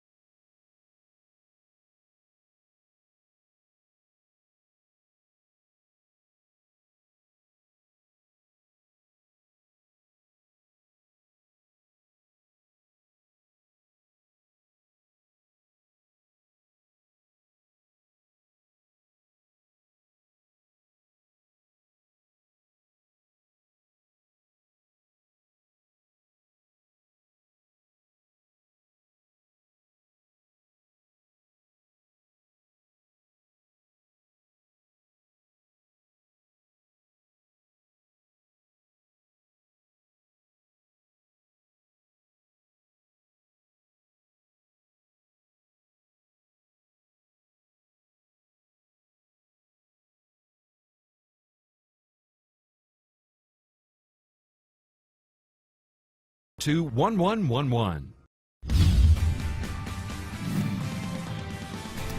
Well, Fox 9 proudly salutes our nation's veterans and the organizations that serve them every day, and that's why we're making Camo our cause in support of the U.S. Vets Campaign. You can join us by donating and wearing camo this Friday. That's Veterans Day. And if you do so, post a picture on social media with the hashtag HonorUSVets. You can learn more by scanning the QR code on your screen. Okay, just weeks after Hurricane Ian tore through Florida, people are preparing for yet another storm. Tropical storm Nicole is churning toward Florida's east coast. Forecasters expect the system to reach hurricane strength when it makes landfall as soon as tomorrow night. Nicole threatens to bring high winds and several inches of rain to areas already devastated by Hurricane Ian. The Atlantic hurricane season wraps up at the end of this month. A total lunar eclipse, also known as a blood moon, taking over the skies across much of the world this morning. This is a time lapse of what the phenomenon looked like above Virginia. You can see the moon get engulfed in darkness before glowing blood red. NASA says a total lunar eclipse happens every year and a half, and the next one won't be until March 2025. Not around here this morning. The Voyager's Wolf Project sharing more video of a wolf pack in northern Minnesota. Yeah, this is the Neshata pack from a few weeks ago when the fall colors were still at their peak up north. You're seeing a breeding pair, a yearling wolf. Scientists believe that the pack had pups this year, but none of them have been caught on camera yet. They hope to learn more about the pack in the coming months. All right, be sure to switch over to Fox 9 Plus. We've got a whole lot more coming up at 7 o'clock. We have election coverage running all evening long as the results roll in. The show starts on the Plus in just a couple of minutes. We'll see you there.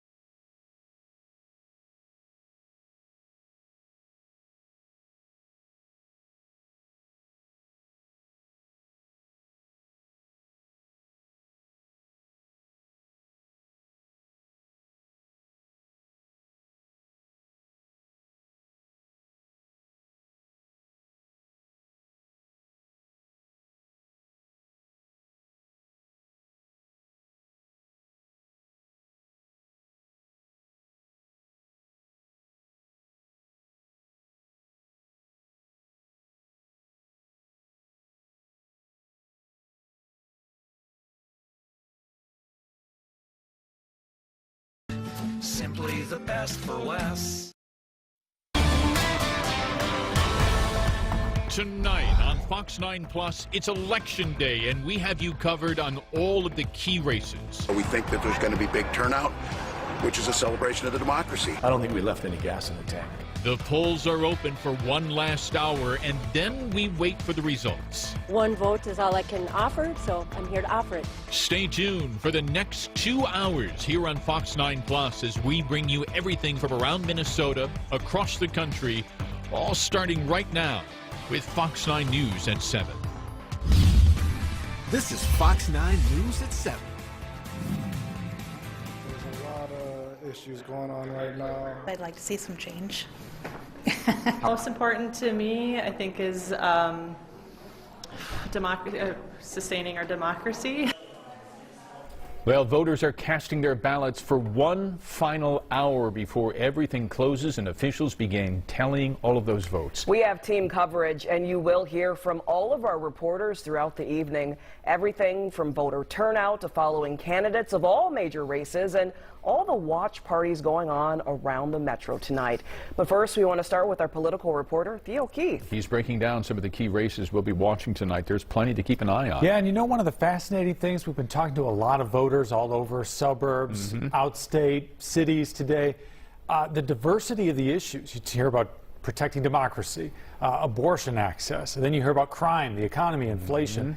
A lot of different issues on people's minds in this midterm. What's interesting, though, that protecting democracy, or people worried about democracy, is turning out in our exit polling here today by the Associated Press to be one of the top issues. Yeah, and it is. So Republicans haven't won a statewide race here since 2006. That's been well documented over the last several weeks, but they feel like this is an excellent opportunity for them. And in fact, if the polls are right, the Democrats stand a great chance today to win the governor's race and the Secretary of State's race. Republicans are in line potentially to win the other two, the Attorney General's race and the Auditor's race. And so let's get into some of the key races here with our screen here that shows all of the results that we'll be watching all night long. Of course, the governor, Tim Walz, facing the Republican Scott Jensen. Remember, 4 years ago, Tim Walz won his race by 11 percentage points, whereas the Attorney General, Keith Ellison, won his race by just 4 percentage points.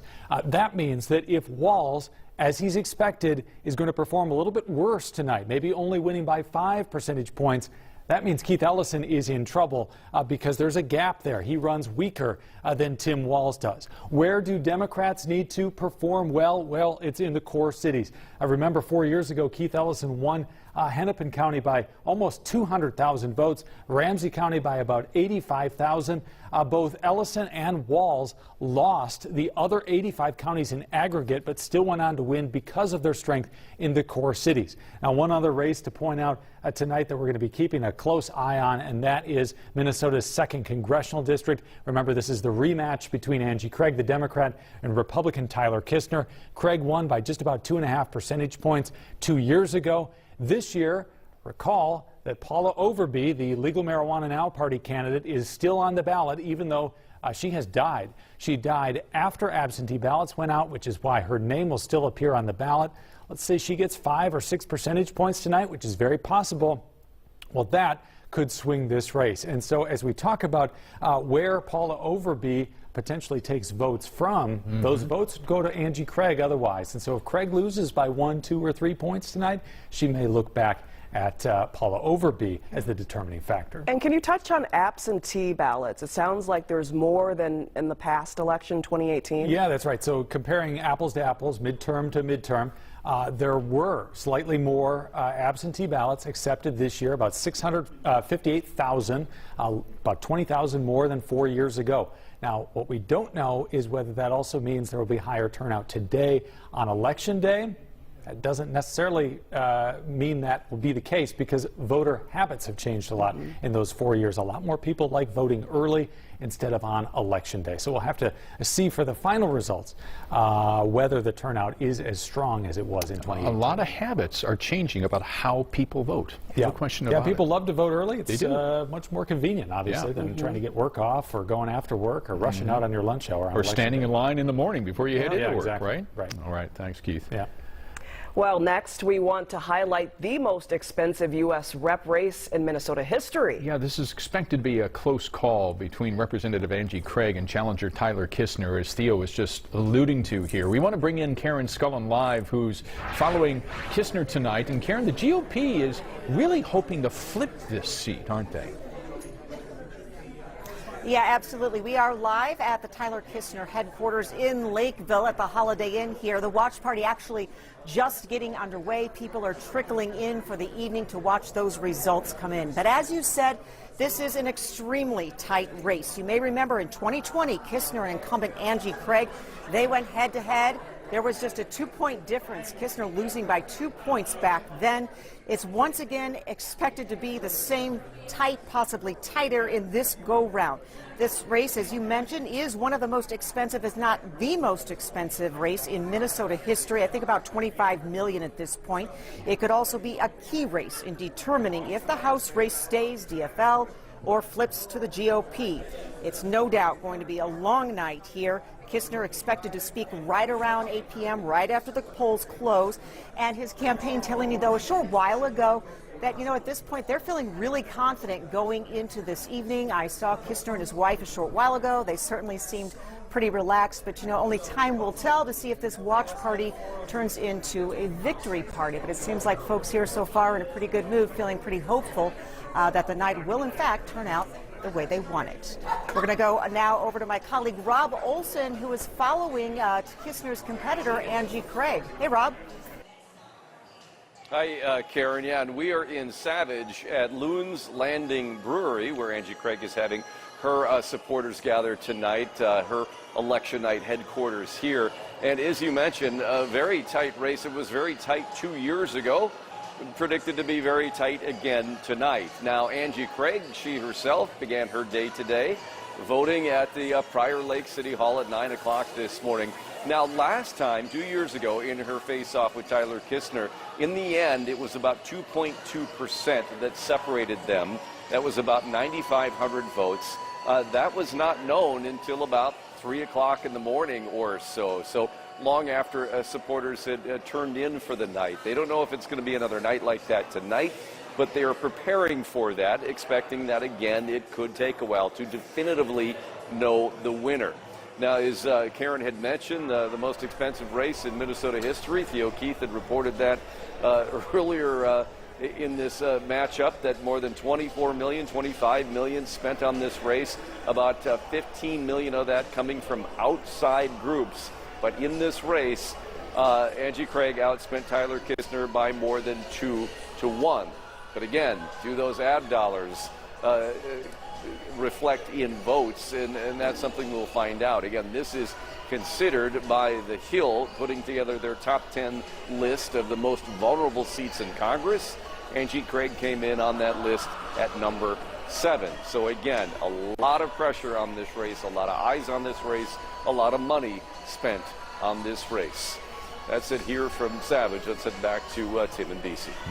All right, Rob, thank you so much for your reporting. And across the border, it's a fight to the finish in Wisconsin. The U.S. Senate candidates there were working to secure votes ahead of today's election. Incumbent Republican Senator Ron Johnson and his Democratic challenger, Wisconsin Lieutenant Governor Mandela Barnes, toured parts of the state. Both candidates addressing topics important to voters like the economy, health care, and voting rights. And election officials in Arizona spent hours working to fix issues at polling sites in the state's most populous county. Officials in Maricopa County say 20% of their polling places were experiencing issues with tabulation machines. It turns out some of the printers were not producing dark enough timing marks on the ballots. The Maricopa County Board of Supervisors chairman says that none of the impacted voters were turned away or rejected because of that issue. And remember that you can keep your TV set right here on Fox 9 Plus until 9 o'clock tonight. And then back at Fox 9, starting at 9, we have extended coverage all well into the night as those results will roll in. You can also watch us online on fox9.com, the Fox 9 News app, and on our YouTube channel. We're going to be on any platform you want to watch us on tonight. Still ahead, the state of Florida is bracing for another big hurricane season. Details on the potential path of Tropical Storm Nicole, currently gaining strength out in the Atlantic. And Ian Leonard has a preview of the forecast. I'll tell you, our forecast is wet, wet, wet. And as we head toward the weekend, the rain dries up and we talk about brutal, bitterly cold temperatures. We'll have it in your Weather First forecast coming up.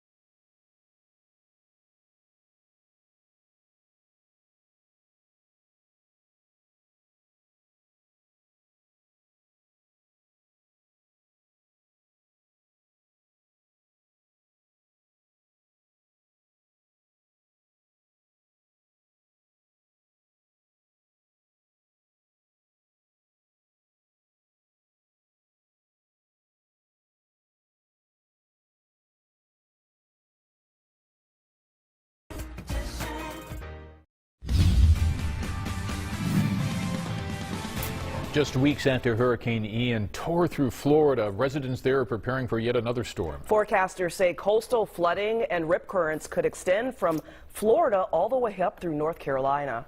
Fox's Weather's Robert Ray has more. Hurricane season won't be going away quietly. Tropical storm Nicole is churning towards Florida's east coast. Forecasters expect the system to reach hurricane strength when it makes landfall late Wednesday or early Thursday. While Nicole's exact path remains unclear, officials in Palm Beach County say they will be prepared. It's a situation where we're going to be watching the storm, but this is not something to be terribly concerned about because we're built for this. The storm's effects could extend through North Carolina. Up and down the coast, people are filling sandbags and putting shutters on their windows. Crews in low-lying areas are cleaning out drainage systems ahead of flooding or storm surge. The prep is pretty much all year long for me. Nicole threatens to bring high winds and several inches of rain to areas already devastated by Hurricane Ian. Officials in harder-hit areas say some people are still living in backyard tents as they clean up homes. They're crashing inside of their place of business until they can find a place to stay. You know, almost every single rental has been rented. Residents are asked to make sure any tarps on their roofs are secure. Communities here say the possibility of more damage is unthinkable. We're still cleaning up and still trying to get back halfway livable. And it's just, I don't know. The Atlantic hurricane season wraps up at the end of this month. On Jacksonville Beach, Robert Ray, Fox 9+. That story a reminder that we're still in hurricane season. Yeah, you know, it ends at the end of November, but telling Mother Nature when to start and stop, it's going to be a bit of a problem. Yeah, kind of like winter around here. Yeah, it starts when it wants and it ends when it wants. And, you know, winter is going to come like a big screaming boom for some folks in our viewing area as we head through Thursday and Friday. For the rest of us, it's all about cold without the snow. So as you look at storm vision, yesterday we were talking an awful lot about the winter storm watches posted for the Dakotas. And I said last night, it's probably going to expand off to the east. That's what's happened here. The watches have moved here off toward parts of northern Minnesota and northwestern Minnesota as the storm that's working across the Rockies comes across the plains. Now, what we have going is just one part, one wave, if you will, of four that will move through over the next 36 hours. There's wave one. I know you didn't want the rain, but we so desperately needed it. And there is a definitive end to the rain right here, at least for now. The heaviest rains pull away to the north-northeast after dropping 2 to 3/10 of an inch. Then we go a little dry. I'll be cloudy with some drizzly, fine, misty showers from midnight till about 3 a.m. and then another round. But look, to the north, let's talk about the colors. Leapfrog ahead with me into the day Thursday. Winter storm watch to the north, Brainerd all the way to Duluth and areas north to the Canadian border. Accumulating snow is absolutely 5+ inches possible. At the exact same time, you head to the south, and we'll talk about a severe thunderstorm threat. A slight risk of severe storms depicted here in yellow. A marginal risk, albeit the lowest of the categories, that extends here just into the Twin Cities metro. How do you like that? A threat of severe weather and accumulating snow in the same state in the same day. More on that with Futurecast in a minute. Right now, temperatures in the 30s and 40s. This wind still whipping out of the southeast at 10 to 20 miles per hour, so you end up with a few pockets of wind chill. Winter-like wind chill. Feels like 38 right now with St. Paul in the background as the rain continues to fall. Let's talk specifically about tomorrow. Warm and windy, absolutely. Rounds of rain, so wet once again. As we get into Thursday, it's a transition day. Temperatures begin to drop through Thursday afternoon and then plummet into the cold category as we get through Veterans Day Friday. Rumbling rainers, very mild overnight as we only drop down into the upper 40s. Scattered showers tomorrow, high temperatures in the low 60s, a gusty wind out of the west. Tomorrow night, rain heavy at times, the possibility of a ½ inch+. Wave 1 on Futurecast, there it goes. Wave 2 through the overnight. Wave 3 tomorrow afternoon into tomorrow night. Wave 4 comes through on Thursday. accumulating snow starting well to the northwest in that winter storm watch. The pink area, a rain and a rain-snow mix. And as the cold air wraps around, cuts off the moisture to the south and eventually stops the snows to the north. Tomorrow is going to be warm, 63 degrees. It'll be windy. It's going to be wet. Look what happens here is we wake up Thursday morning at 60 degrees. Here's the kicker. Thursday afternoon, the temperatures begin to drop. By 3 p.m., that's your living through the afternoon temperature in the low 40s. Scattered showers, heavy rains Thursday night. And as we wake up Friday morning at 27, it is chilly for Veterans Day, a high of 31. And chilly is the watchword of the weekend and beyond, with temperatures running some 20 degrees below average for the weekend and most of next week. It just gives you a chance to try out your new favorite jacket. Your mittens or yes, gloves. your mittens and your hat, or as I was raised to call it, a toque. Yeah, and your wellies. Yeah, those are a little cold at this time of year. I prefer the big, burly hiking boot things. I don't even know what you call them. Hiking boot things. Right. We'll go with that. Thanks, Ian. We're going to be watching several key races here in Minnesota and Wisconsin, as well as across the country. Straight ahead, we are speaking with a political science professor from the U of M about what the outcomes of these races could mean for all of us.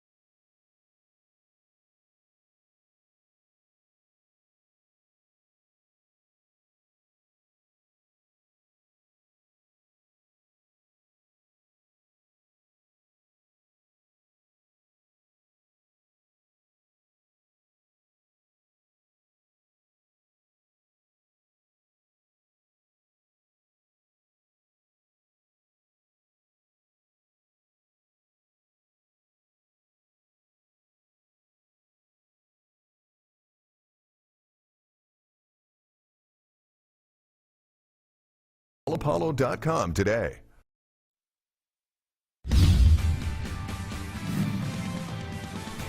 So we're going to be watching hundreds of races tonight, both here in Minnesota and across the country, ultimately impacting the balance of power in Congress and our state legislature. Yeah, joining us now with a look at the importance of these midterm elections is U of M political science professor Catherine Pearson, It's thanks great so to have much you for here. being here. Great to be here. Thank you. So we want to start here with Minnesota. What do you anticipate? What will we see possibly as these votes start to come in? Right. Well, of course, I'll be looking at all 4 of the statewide races. They're all competitive. We don't know if they'll all go in the same direction. We know most voters vote party line, but the 2 parties are pretty narrowly divided, and these are some close contests. Of course, right now, Republicans control the state Senate. DFL controls the state House. What will happen after this election? The margins, once again, are very close. Then, of course, Minnesota's 2nd district, one of the most competitive races in the country, the most competitive House race in Minnesota's history, on track to be. So a lot of really competitive races. Of course, top a ticket is really important in election nights like this.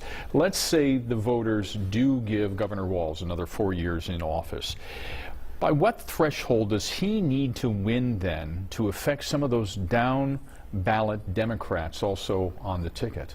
Right. Well, of course, the bigger margin for him, the more beneficial it is, because sort of there are 2 dynamics. 1, people could split their tickets, and 2, some people just go in and vote for the candidates they've heard the most about, the very top of the ticket, the governor's race, and then don't vote in any other races. And so there's no exact formula, but the bigger his margin, if he indeed is ahead, that would be helpful both to other statewide candidates and then also DFL candidates running for the state house. So many different races to keep an eye on tonight, but I think one that has piqued a lot of interest is this Attorney General race. Yeah. Yes, absolutely. What are you going to be looking for tonight? Well, I'll be looking for, as the results come in, but particularly the results from Hennepin and Ramsey counties, because Ellison needs to do extremely well with big turnouts in Hennepin and Ramsey in order to win statewide. And that's generally true for statewide DFL candidates across the board, but I think for Ellison in particular, that's really where his base of support is.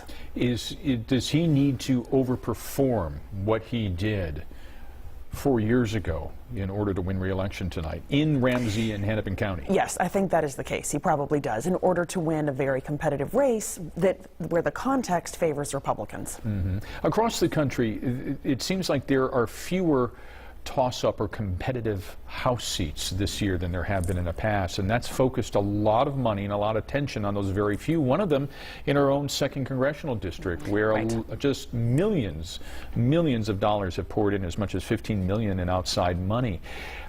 How is that going to impact this race, especially in an election where it seems, according to exit polling today, that voters really made up their mind months ago? Right.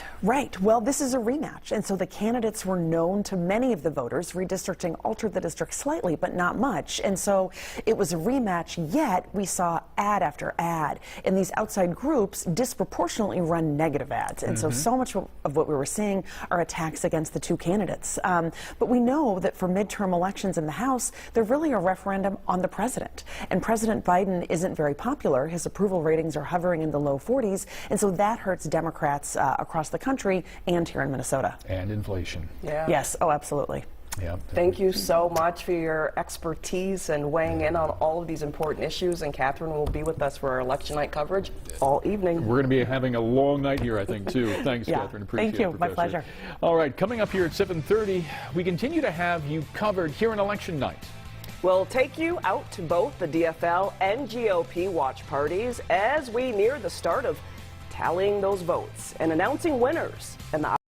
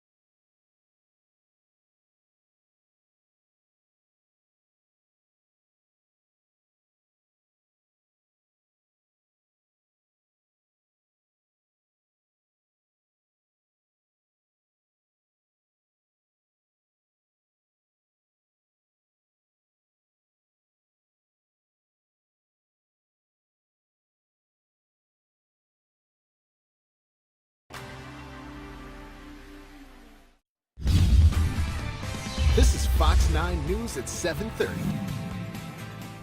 We continue our election night coverage here at 7:30 with all of our reporters out and around bringing you the latest on key races across Minnesota tonight. And we want to start out now live with our Courtney Godfrey, who's at the DFL watch party. Governor Tim Walz is up for re-election facing Republican Scott Jensen. Courtney, what's the feeling there in St. Paul tonight?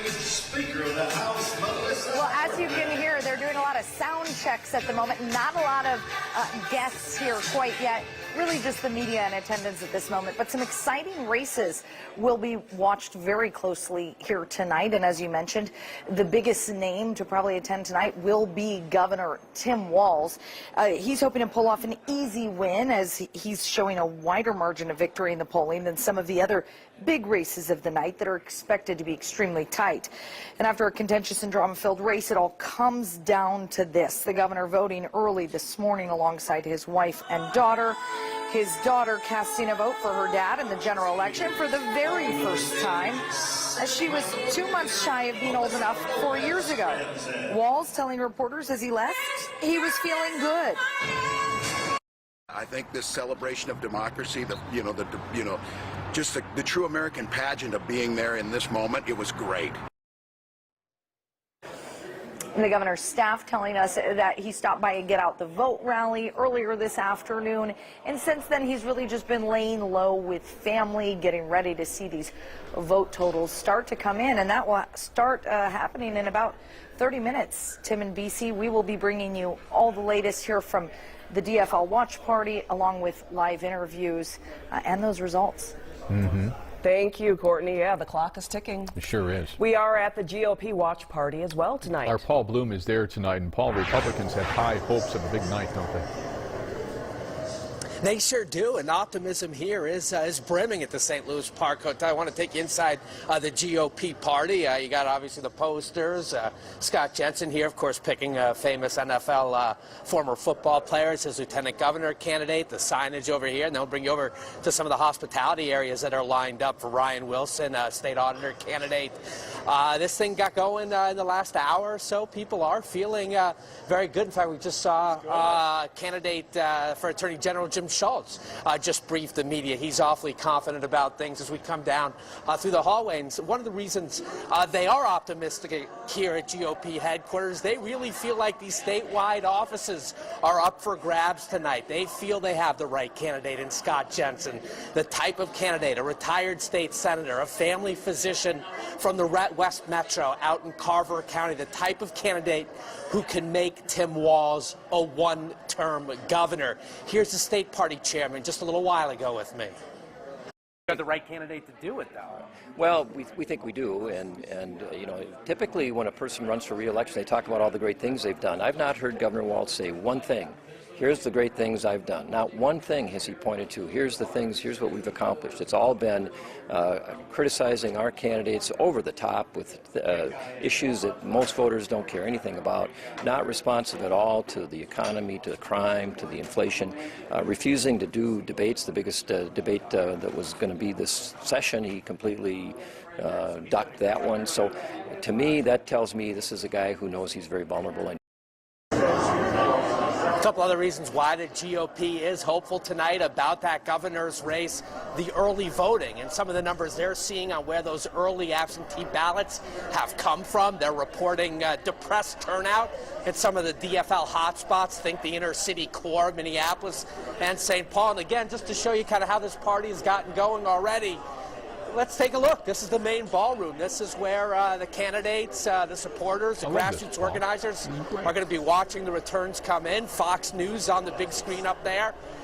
So they're awaiting. The polls will close here less than half an hour, and these folks are hoping that they will have something to celebrate. BC Tim, we'll send it back to you, but of course we are here the rest of the night as these election vote totals come in.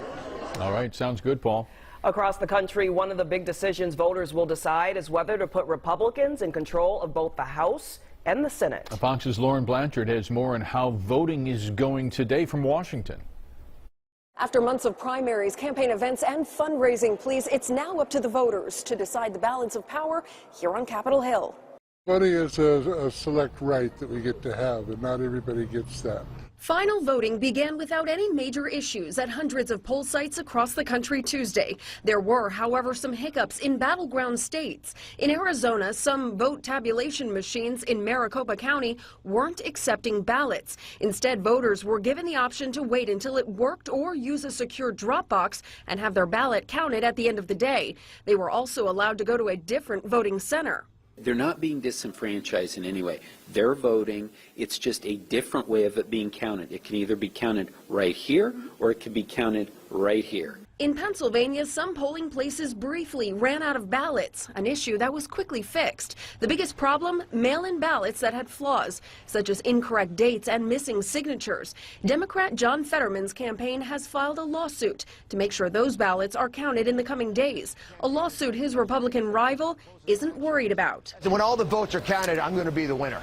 And the reason for that is because I've been pushing hard every day about the kitchen table issues, the issues that are plaguing Pennsylvanians. No issues were reported in the closely watched swing states of Nevada and Georgia. Overall, the Department of Homeland Security says there has been no credible threats to disrupt voting so far. A senior DHS official saying, quote, "We have not seen any evidence of foreign influence affecting any of our election infrastructure." Razor-thin races in Georgia and Pennsylvania mean we may not know who wins control of the Senate by tonight. In Washington, Lauren Blanchard, Fox 9. All right, and remember, you can keep your TV set right here on Fox 9 until 9 o'clock tonight here on the Plus. We're back on Fox 9 starting at 9 o'clock. We have extended team coverage well into the night as all of those results roll in. And you can also watch us online on fox9.com, on the Fox 9 News app, and on our YouTube page, no matter what device you're watching us on tonight, whether it's your television set, your smartphone, or your tablet computer. In other local headlines, one woman is dead and 5 people are behind bars after an apparent home invasion in Brooklyn Park. Police believe the suspects, 5 males between 16 and 24 years old, broke into her home at around 2:30 this morning. This is at the Eden Park apartment complex. When officers arrived, they found the door forced open and a woman inside who had been shot several times. She died at the scene. Police believe the suspects knew the victim, and this was not random. Each suspect faces second-degree murder charges. It was a strange night for the Powerball as it took several hours longer than expected to announce the numbers. And today we are learning Minnesota. It was the Minnesota lottery for the reason for this. Well, Minnesota lottery officials say there was a delay in reporting the winning Powerball numbers for the jackpot due to a processing delay with the sales verification system here in the state.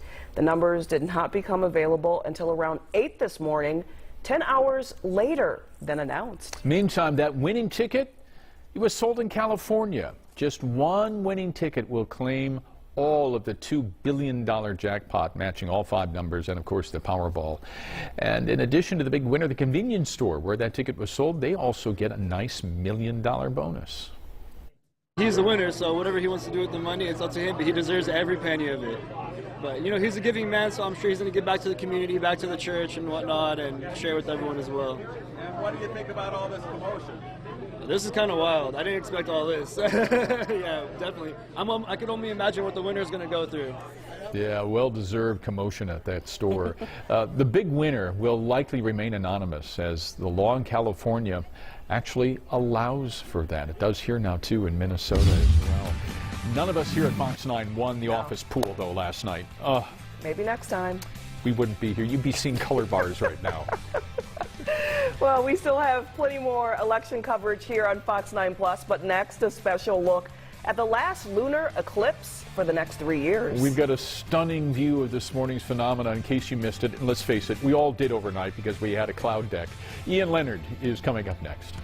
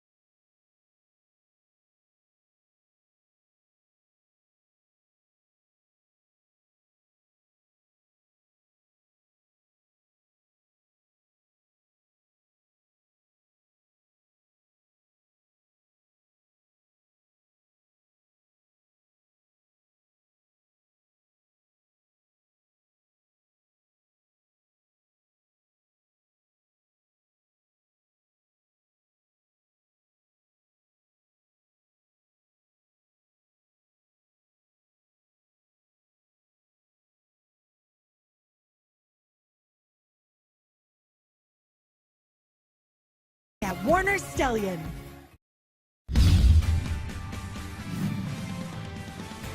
Okay, happening right now, we've got really long lines at a precinct in Chisago City. Many people waiting in the rain just to cast their ballot. Fox 9's Babs Santos is in Chisago City.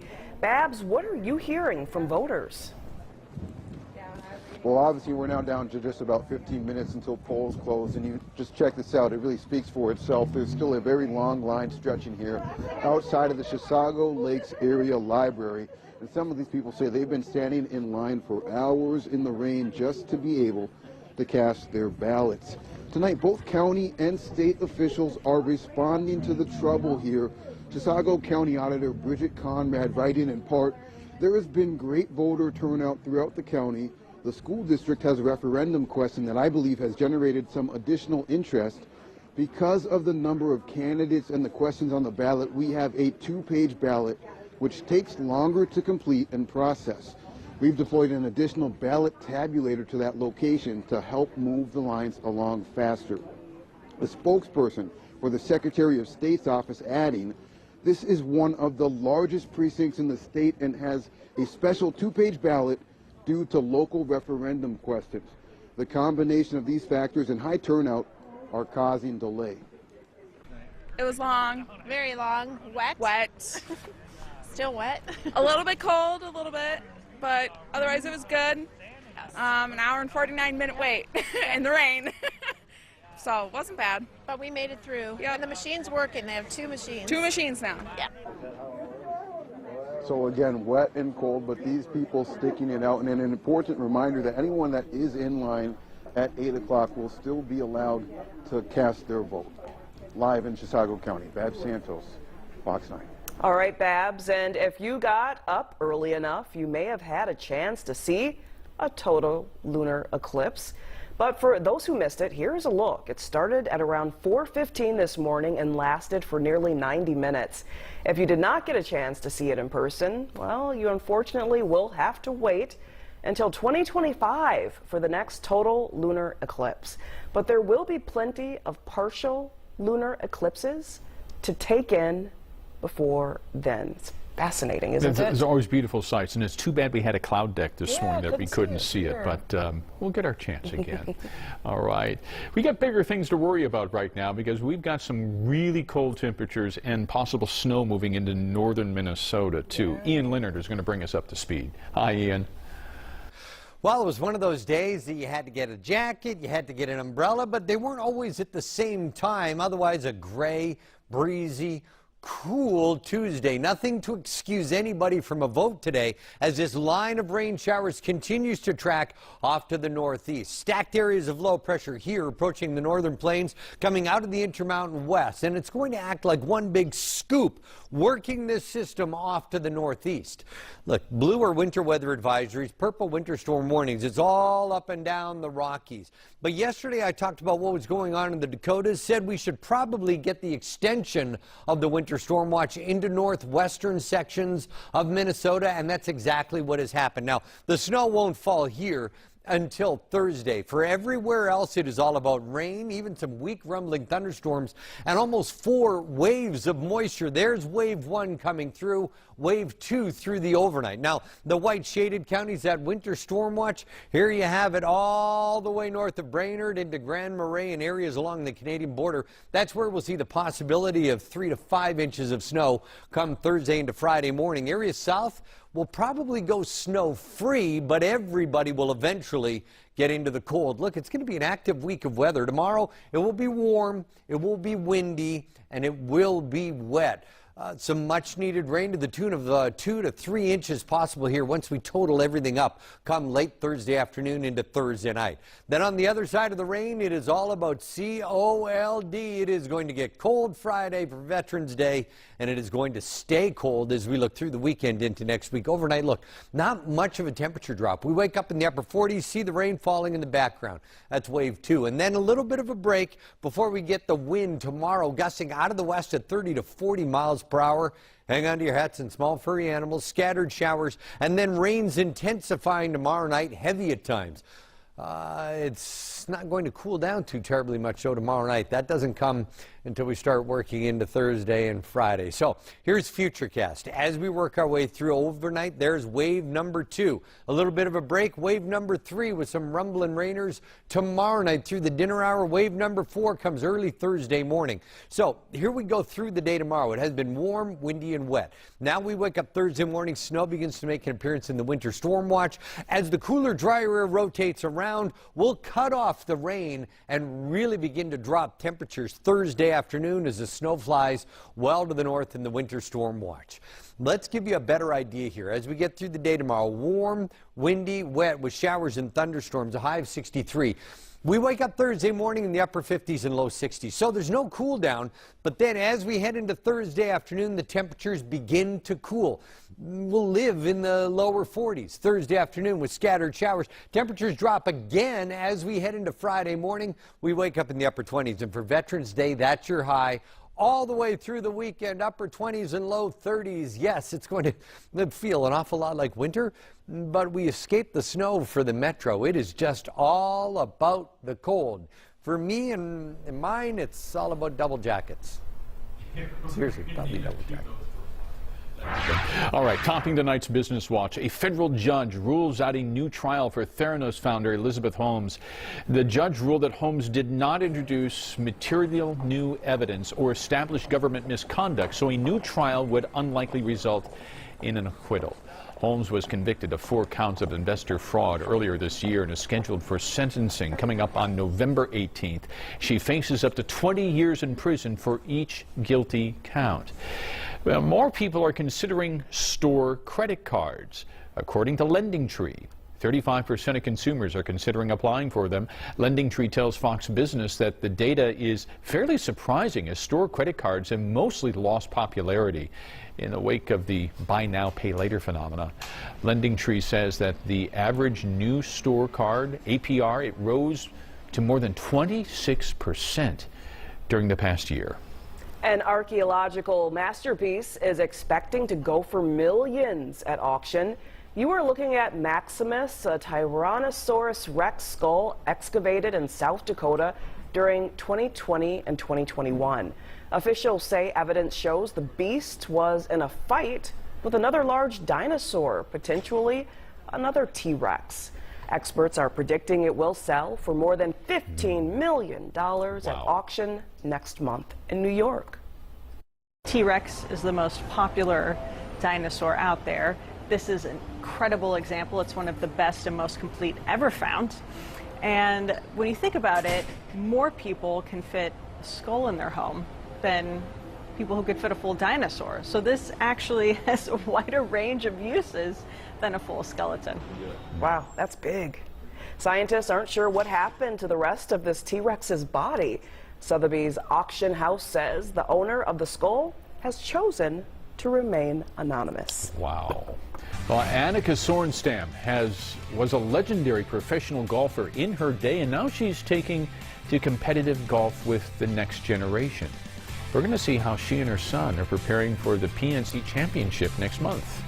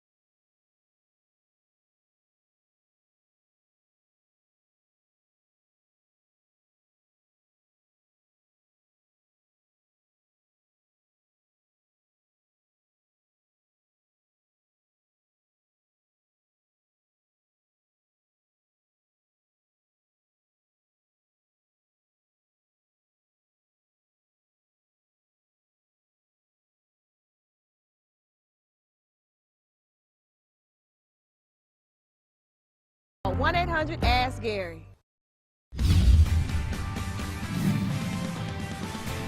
Annika Sorenstam is one of the best golfers to ever play the game and has made an impact on golf here in Minnesota, hosting an annual tournament each year. And next month, you can root for Annika and her young son on the golf course as they plan to take part in the PNC Championship. Fox's Shanoff has more from Orlando.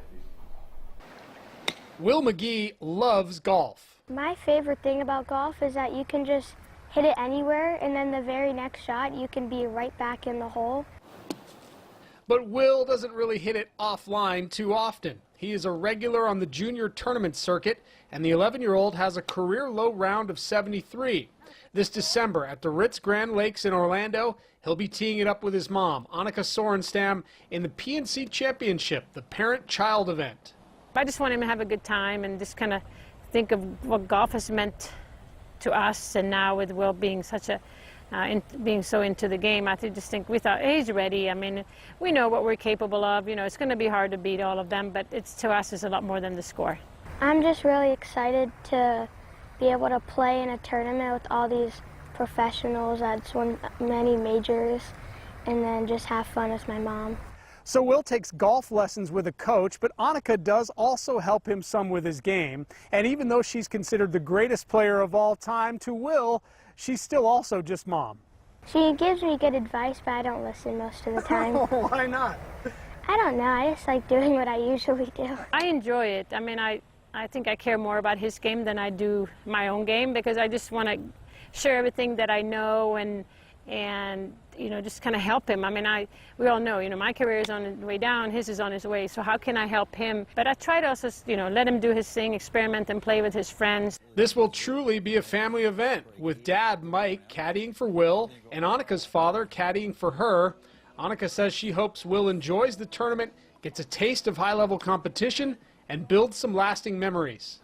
So it's probably going to be like more fun with family rather than just having like a friend or somebody caddy, because then if you have a bad shot, they're just there for me every shot. I just want him to have a good time and spending time together and just experience. I mean, we were out there not too long ago practicing a little bit, and you know, he turned to me and he said, you know, Mommy, in a few weeks I'll be putting here with Jordan Spieth and Justin Thomas, and that warmed my heart. Oh, he's so cute. I want a shot like that. What a swing. I know, right? It's nice. We need to take lessons from him. Yeah, big name in a couple of years. Thanks so much for joining us. Stay right here for more election coverage for the next hour.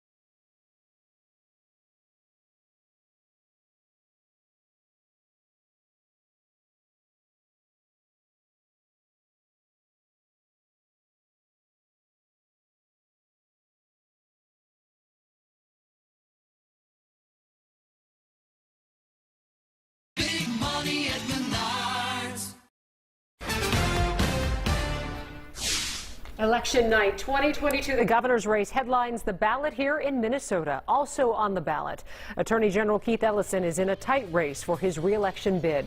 An expensive race in Congressional District 2, also expected to be a close one between Angie Craig and Tyler Kistner. And that race will help determine the balance of power in the U.S. House, where Republicans are looking to take control. We will be keeping a close eye on national races and tracking the balance of power in the Senate as well, with big races in Wisconsin, Georgia, Pennsylvania, and several other key states. And with so much to watch throughout the country, right here at home, there's a lot to take in. Our political analysis tonight will come from Fox 9's Theo Keith and U of M professor Catherine Pearson, who will help us put this all into perspective. Our entire team has you covered tonight. We have reporters across the state covering all of the big races for the most complete team coverage, as Election Night 2022 on Fox 9 starts right now.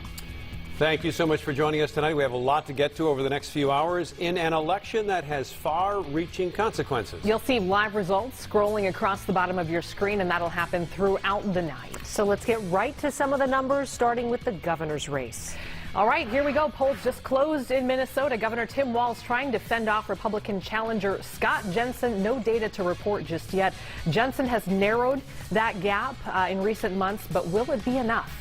What you're going to see over the next few minutes is the races we will be covering tonight, with no results coming in for the next few minutes. But here's what we have. Attorney General Minnesota, of course, Republican Jim Schultz taking on the incumbent Keith Ellison. And let's take a look at the Secretary of State's race. This is the overseer of elections. That's become a big issue in the last couple of years. Incumbent Steve Simon running against Republican Kim Crockett. Democrats hoping to hold on to this auditor's race, but watch this one tonight. Ryan Wilson and Julie Blaha are in a very hard-fought battle. Minnesota's congressional races, only one really in contention tonight, but let's start with U.S. District 1 here in Minnesota. Brad Finstand, the Republican, be taking on Jeff Ettinger. And Congressional District 2, where all of that money has been spent, always a tight race. You have the incumbent Angie Craig running against Tyler Kistner, a rematch from 2 years ago.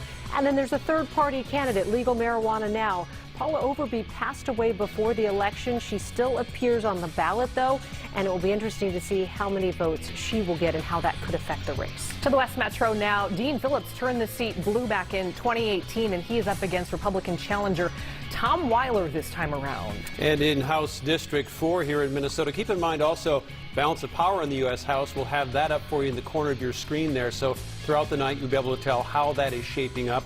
Betty McCollum, the longtime incumbent. This is, of course, Ramsey County in the East Metro. And in the 5th Congressional District, this is Ilhan Omar's seat in Minneapolis and part of the West Metro, a reliably blue seat here. We'll continue to watch that. Expect it to be called fairly early in the evening. District 6, historically very safe for Republicans. That's Tom Emmer, challenged by first-time candidate Jeannie Hendricks. And off to the western part of Minnesota, District 7, Jill Abasane and Michelle Fischbach, the incumbent. And in northern Minnesota, a seat that's become more reliably red, the incumbent Pete Stauber running against Jen Schultz.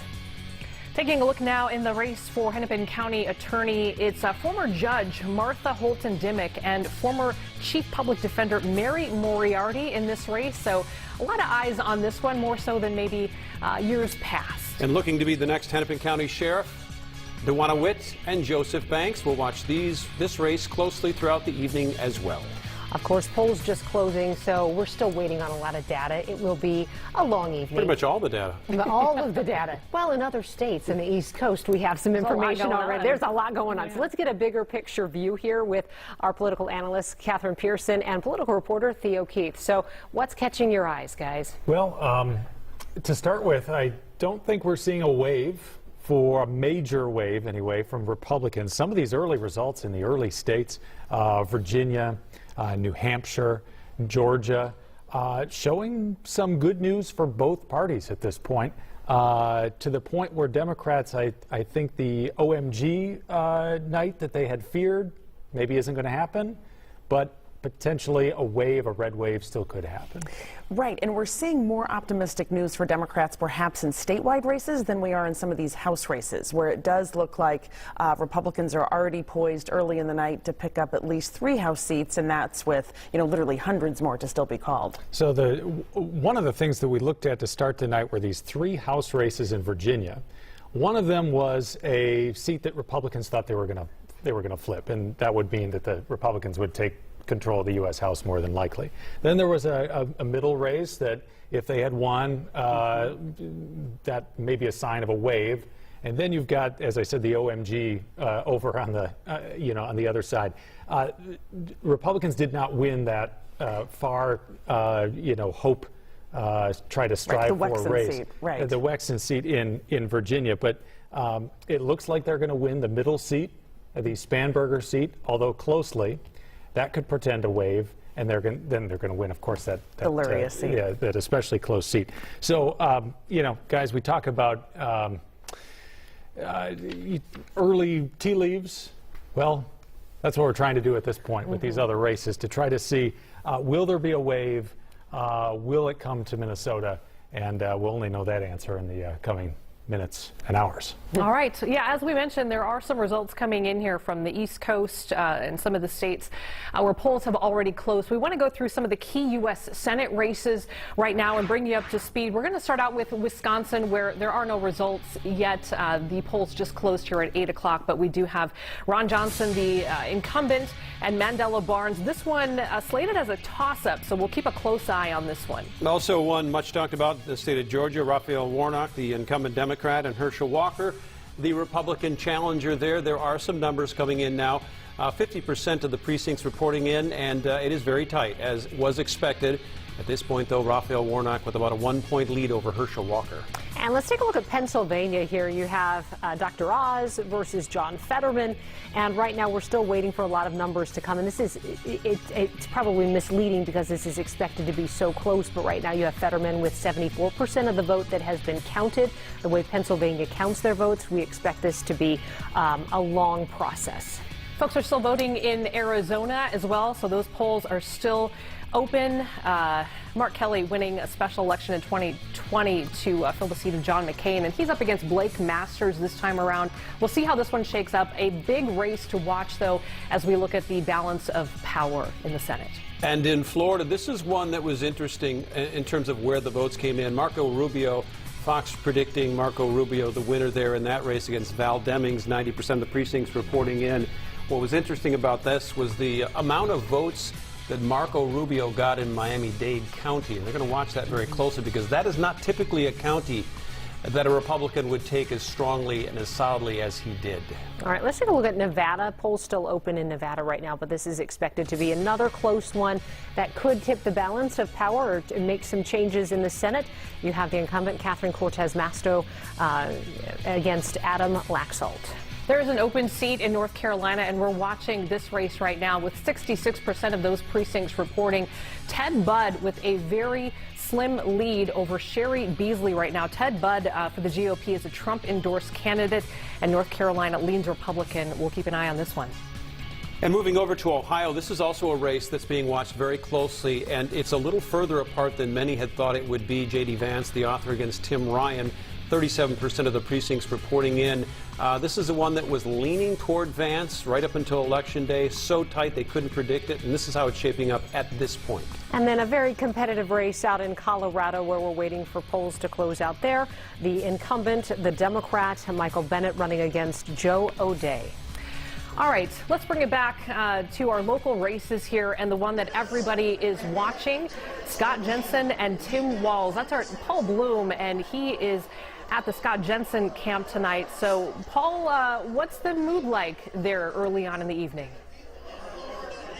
People are confident here, Amy. I gotta say, it's an optimistic night in this room. We've got the state auditor candidate, Ryan Wilson, the attorney general candidate. Yeah, Ryan Wilson, this is his backside right here.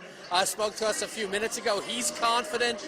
The attorney general hopeful, Jim Schultz on the Republican side, extremely confident. We haven't seen Scott Jensen. We expect him here any minute inside the ballroom, but the GOP feeling pretty good. In fact, a face some of our viewers may recognize is Paul Gazelka. Nice to see you. I know you are heading out of the legislature, yes, but you still have a vested interest. A one-seat majority for the Republicans tonight. How will the Republicans do for the state Senate specifically? Yeah, the Senate Republicans have won 3 out of the last 4 times that they've run, and tonight it's going to be 4 out of 5. So the Senate Republicans know what they're doing, and Jeremy Miller's the new leader. He's doing a great job.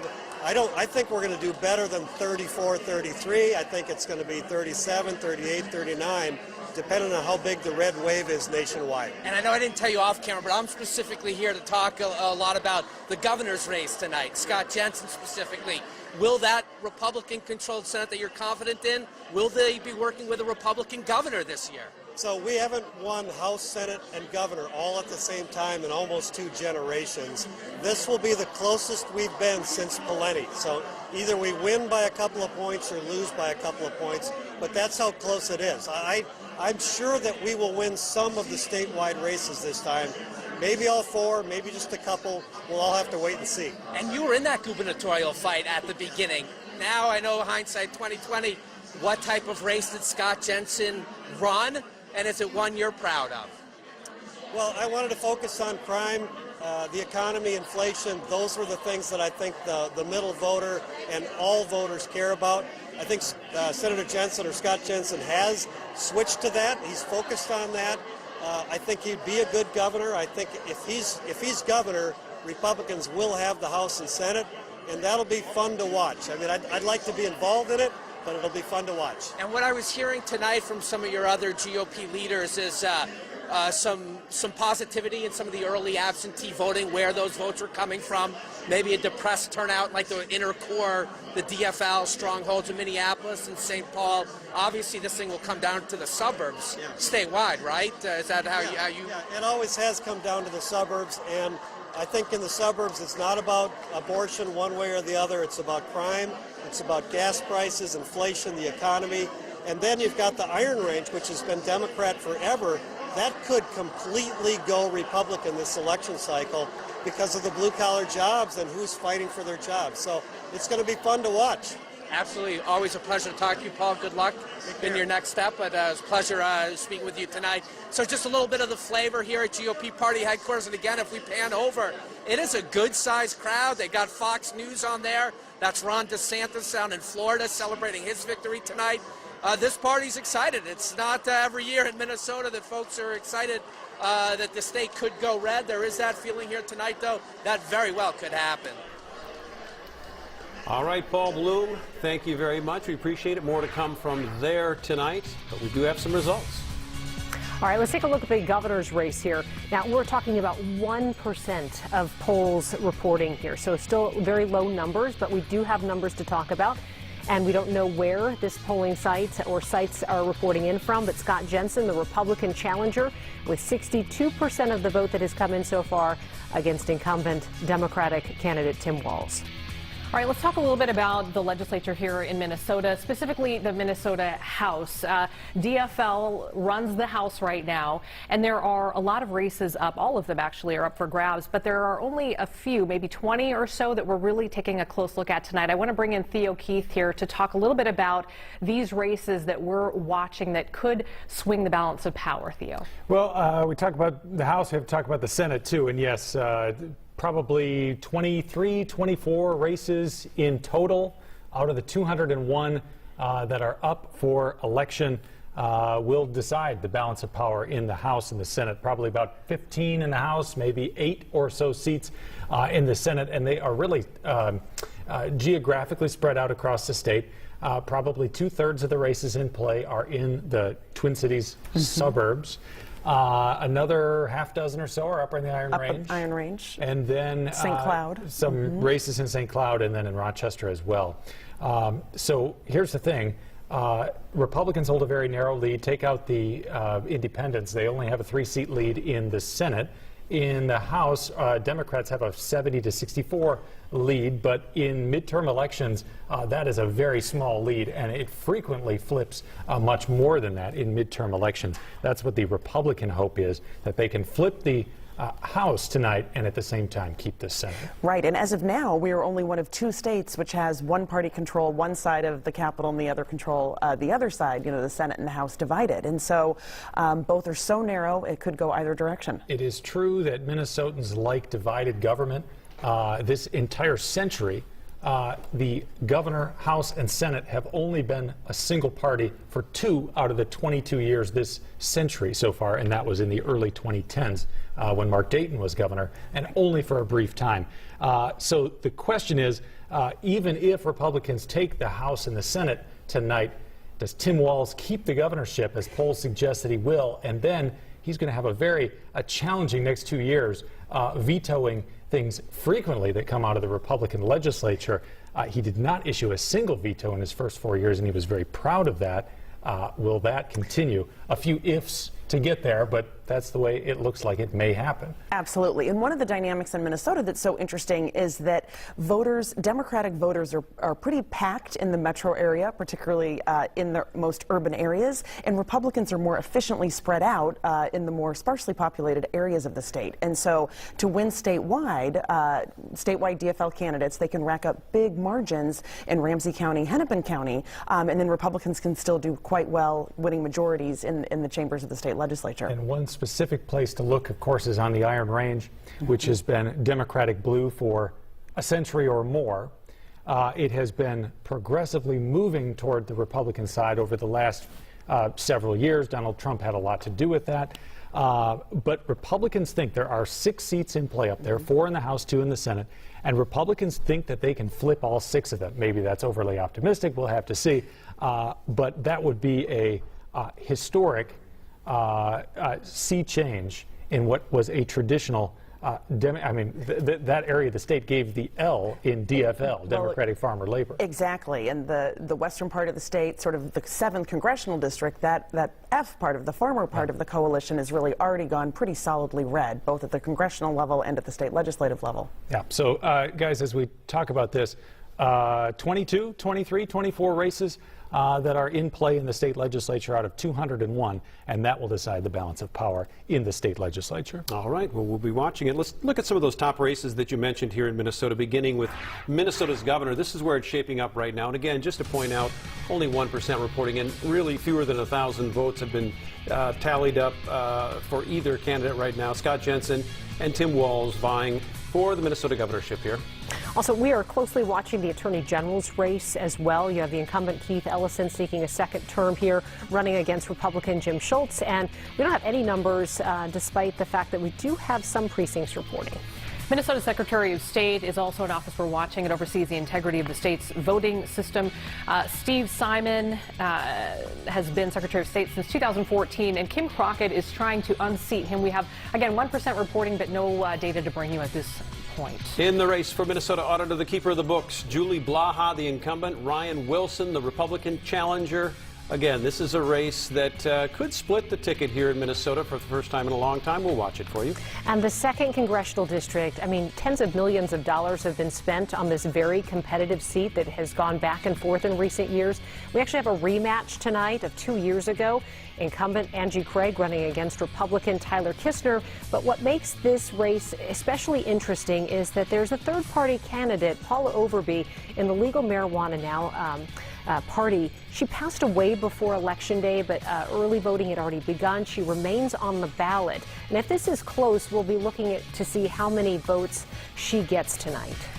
We're also keeping an eye on Hennepin County Attorney. The top prosecutor in Hennepin County, Martha Holton-Dimick, and Mary Moriarty are competing in this race. And it's one that maybe we're watching more closely than we would have in other years, because it's been much more high profile in the last 2 to 3 years here in Minnesota. And you heard Catherine and Theo mention the the Minnesota House races. Key to power in the House will be determined tonight. Let's start with District 3A. That's up in Ely, Minnesota. Up there, way up there in the far north, this is where we'll start. Rob Eklund, the incumbent Democrat, against Roger Scraba. And let's take a look at District 3B, another competitive seat in Two Harbors, northeastern Minnesota. You have the DFL candidate Mary Murphy, the incumbent, running against the Republican Natalie Zelensikar. The Hibbing area also really competitive. We have Julie Sandstead and Spencer Igo, both incumbents. This was an open seat, so we'll see how this shakes out. And in 7B, this is Virginia Eveleth on the range. David Lislagard, the incumbent, against Matt Norrie. And in 11A, this is the Moose Lake Cloquet area. You have Pete Radisevich, the DFL candidate, running against Jeff Dotseth. This is an open seat because of redistricting.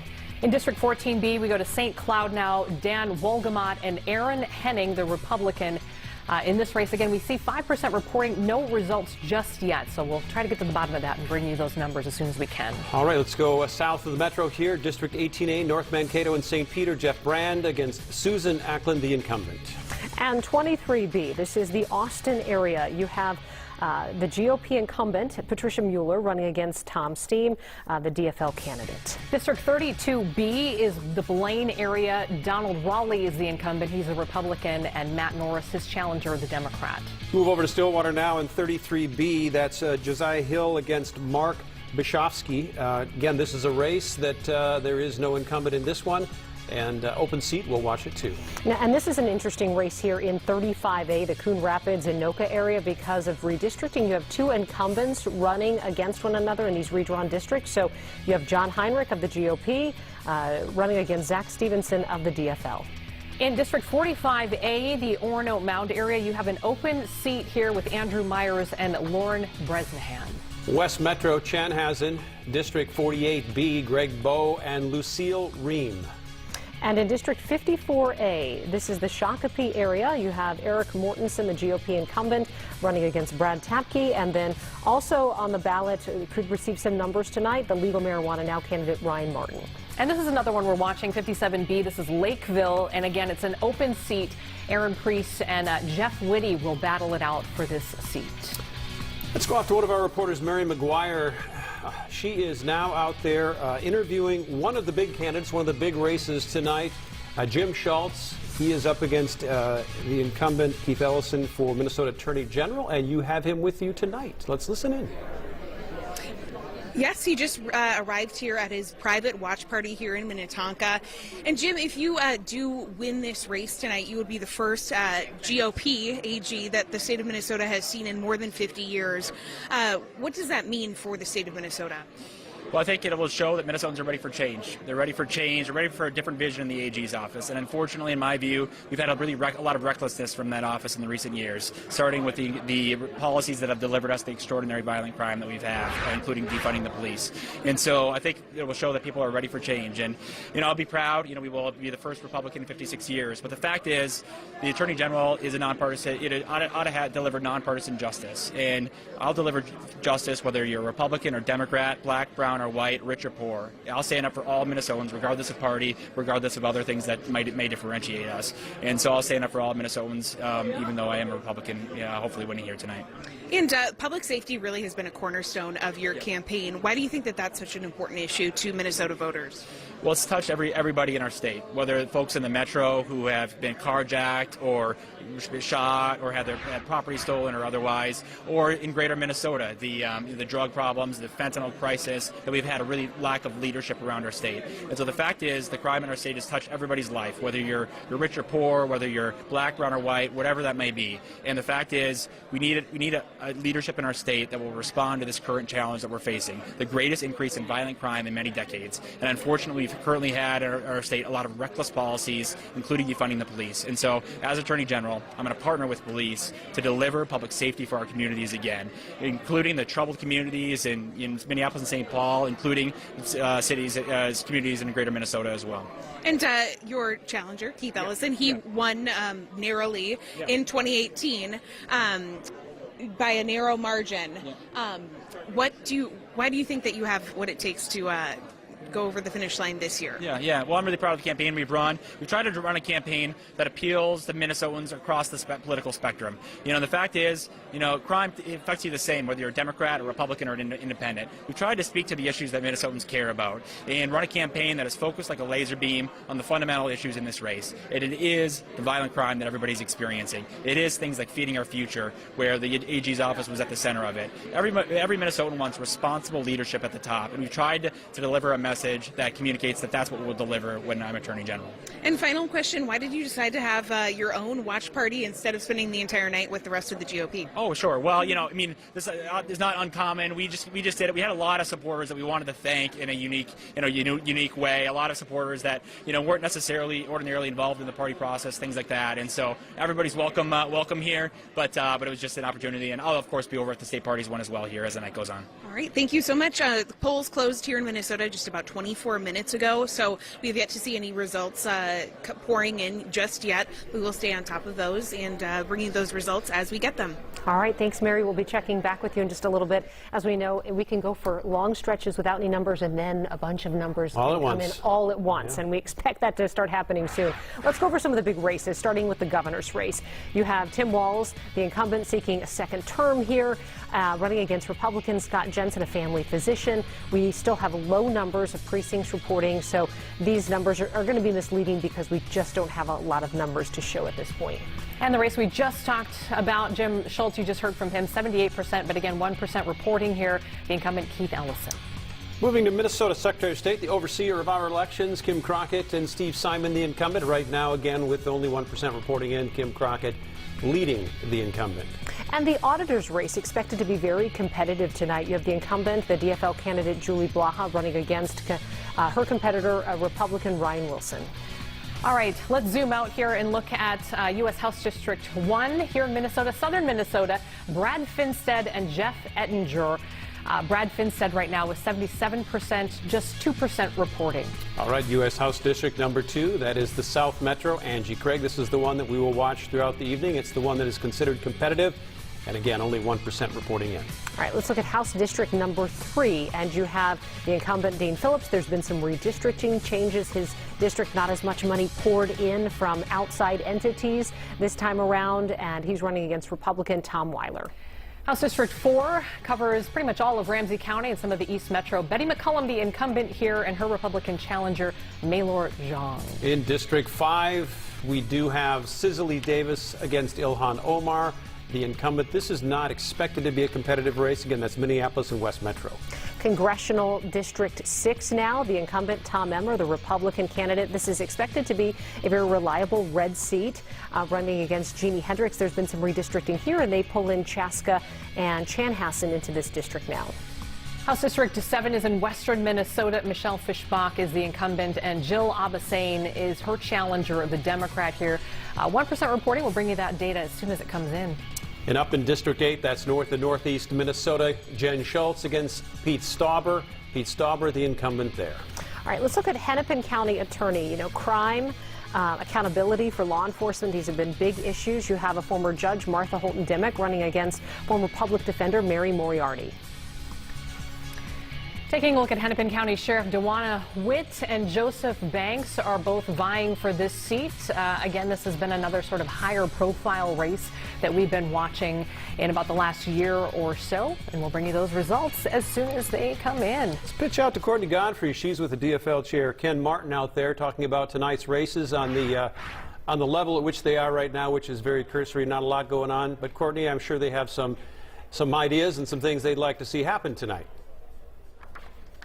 Yeah, not a lot going on, Randy. Certainly, the polling is a lot tighter than the DFL would like it to be. But Ken Martin joins me now, chairman of the DFL party.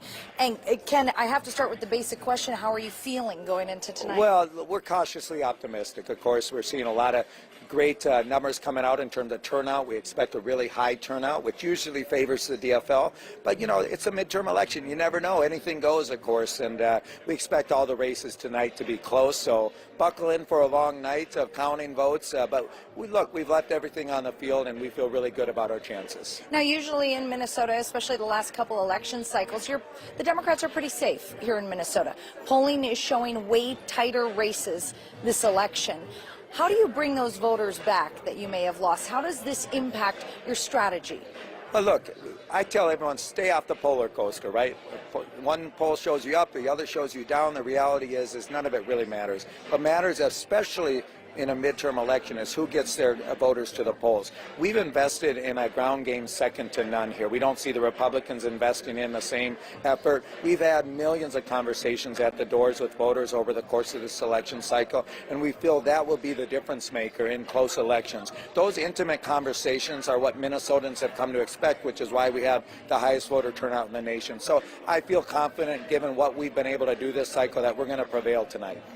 But Ken, how do you combat inflation, high gas prices? Those are all working against you this election cycle. Well, look, but there's other issues that are working for us, and I don't think it's working against us. The reality is when you start talking about the economic issues and you start presenting your vision about how we actually solve for those issues, people come our way. The reality is the Republicans are fear-mongering. They throw out a lot of, empty rhetoric without any solutions. Minnesotans expect some solutions to the problems they're facing. Our candidates have offered that up, and I'm confident, again, that when the dust settles on this election, we're going to prevail.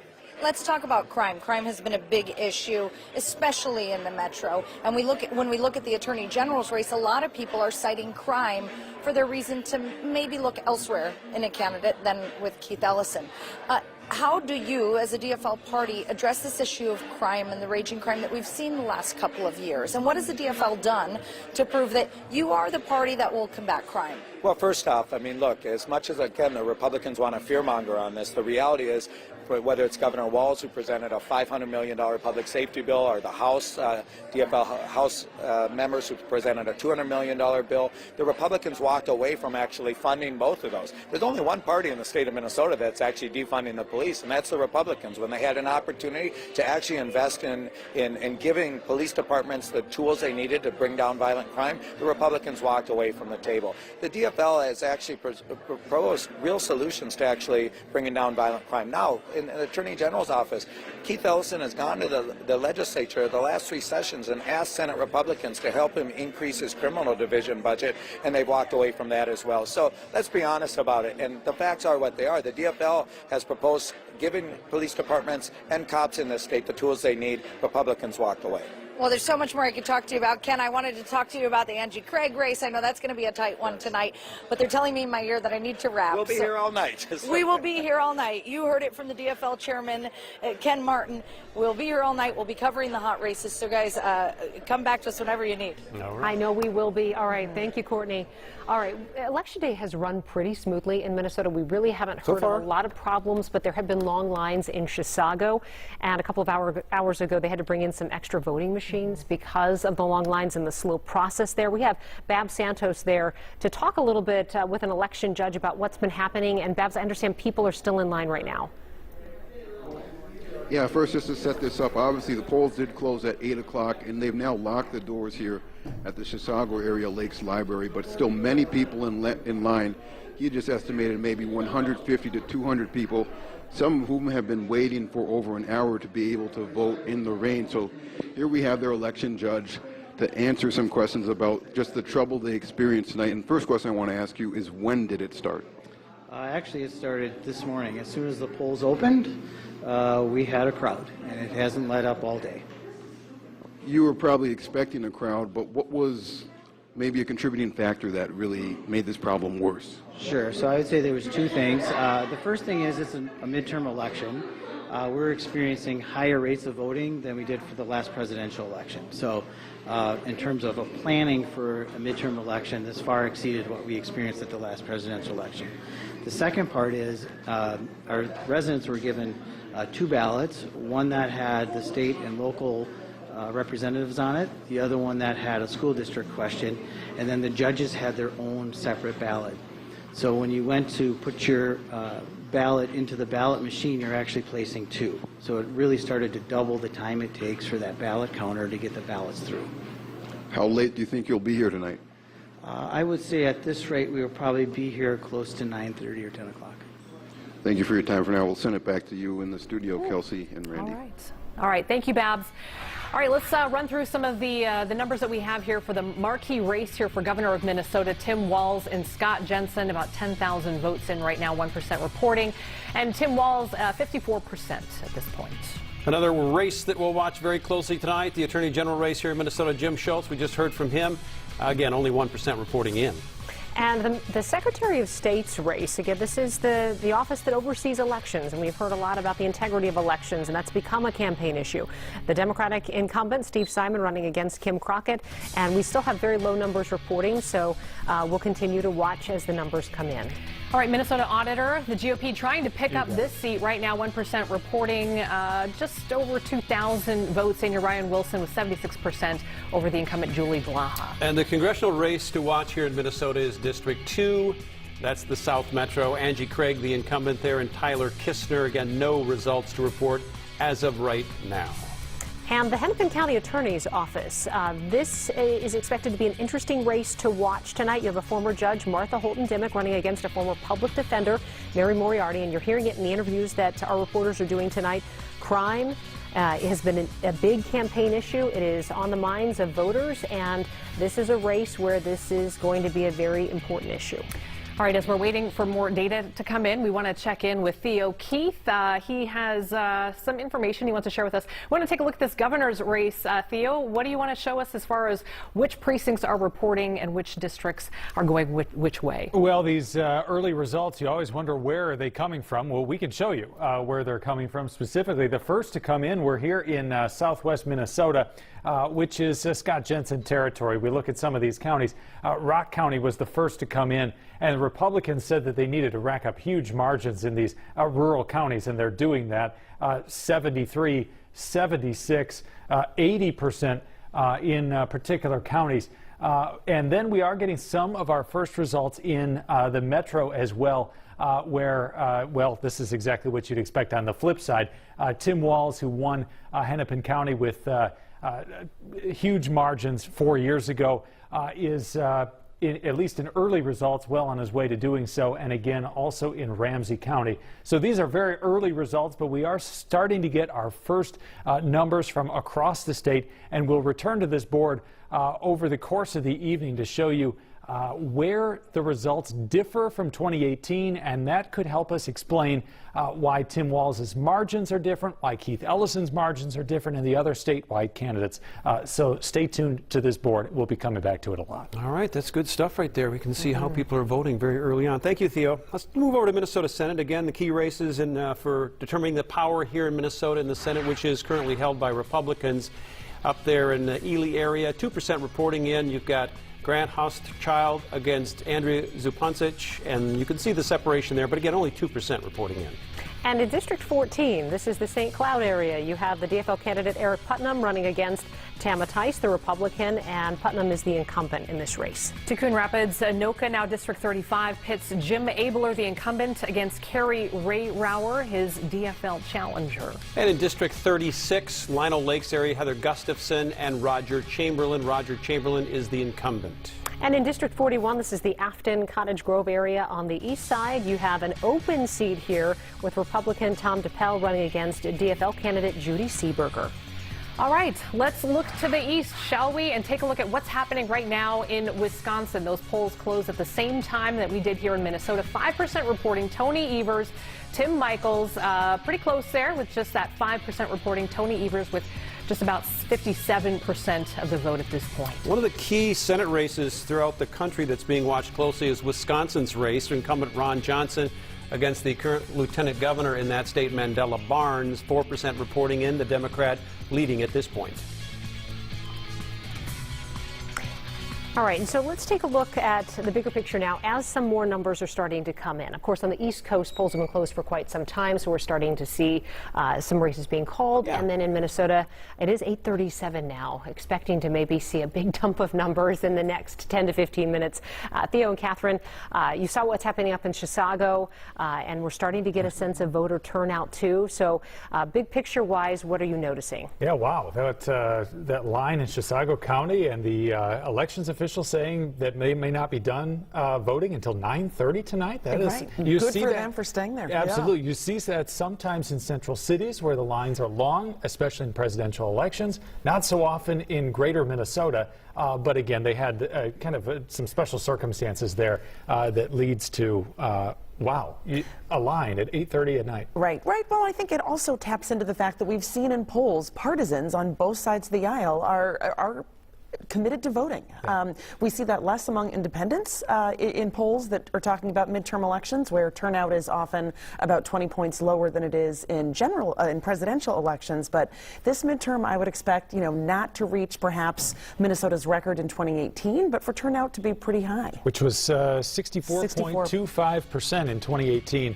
The Democrats were talking last week we asked Secretary of State Steve Simon for his prediction on turnout, and he would only go so far as to say somewhere in the 60s. So Democrats, reading between the lines on that, Democrats thought that the turnout was going to be a little bit softer this time than that record in 2018. Right, but even that would be a high turnout. The average in 2018, which was a very high turnout year, was only 50%. So Minnesota really stood out. And you know, one other thing, a couple of interesting points there from the Ken Martin interview, DFL Chairman Ken Martin, who was on with Courtney Godfrey, who asked some really good questions there. And this is one of Ken Martin's lines that he likes to say, don't ride the polar coaster. He reminds his candidates not to pay attention to polls, to try to run through Election Day. You know, and especially with the concerns about polling, whether it is accurate, whether people are giving true, you know, answers to polls.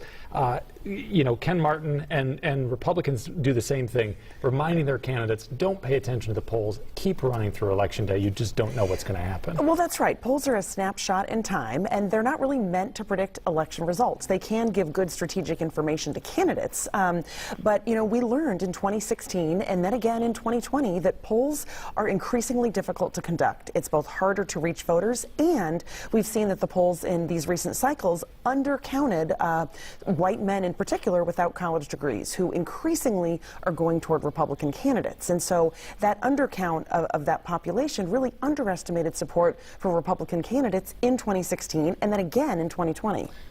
Kelsey, Amy, Randy, as we toss it back to you, here was something interesting. Jim Schultz not with the rest of the Republican ticket tonight. He is faring the best in polls. That was a strategic move. He has not been campaigning with Scott Jensen and with Kim Crockett, thinking that perhaps that he would win and those other candidates would lose. You know, Mary McGuire asked him about it right there on election night. He gave the answer, you know, don't worry about it. But that was a very strategic move by Jim Schultz. We'll see if it pays off. Oh, absolutely. He's trying to differentiate himself and trying to gain some vote share that way. Yeah. We'll send it back to you. All right, you guys, let's check back in on some of the latest numbers we have, starting with the governor's race right now. Still at that 1% reporting. Tim Walz, 52%. Scott Jensen bringing in 44% right now, about 18,000 votes. And the other state race to watch, Attorney General here in Minnesota right now, 2% reporting in. Jim Schultz still maintaining a sizable lead, but again, these are early numbers. All right, Secretary of State here in Minnesota, Steve Simon is the longtime incumbent, and he's running against Kim Crockett. And we still are looking at about 3,000 votes coming in. Kim Crockett with 77%, but again, depends on where the numbers are coming in. We'll continue to watch. Another hotly contested race, this one for Auditor Ryan Wilson and Julie Blaha, the incumbent right now. Again, still that 1% reporting with Ryan Wilson leading Blaha. The congressional race to watch here in Minnesota continues to be District 2. Angie Craig, the incumbent, Tyler Kissner on her heels. This is a race that many people are watching. Again, this is South Metro, East Side. And in the Hennepin County race here for attorney, you have Martha Holton Dimmick, a former judge, running against a former public defendant, Mary Moriarty. And this will be an interesting race to watch, expected to be pretty competitive, and they have different philosophies on certain things about, handling crime and prosecuting certain criminals, and also dealing with law enforcement and accountability on that end. All right, it sounds like we might have Scott Jensen talking right now. Let's check in, listen in. So we're encouraged, we're optimistic.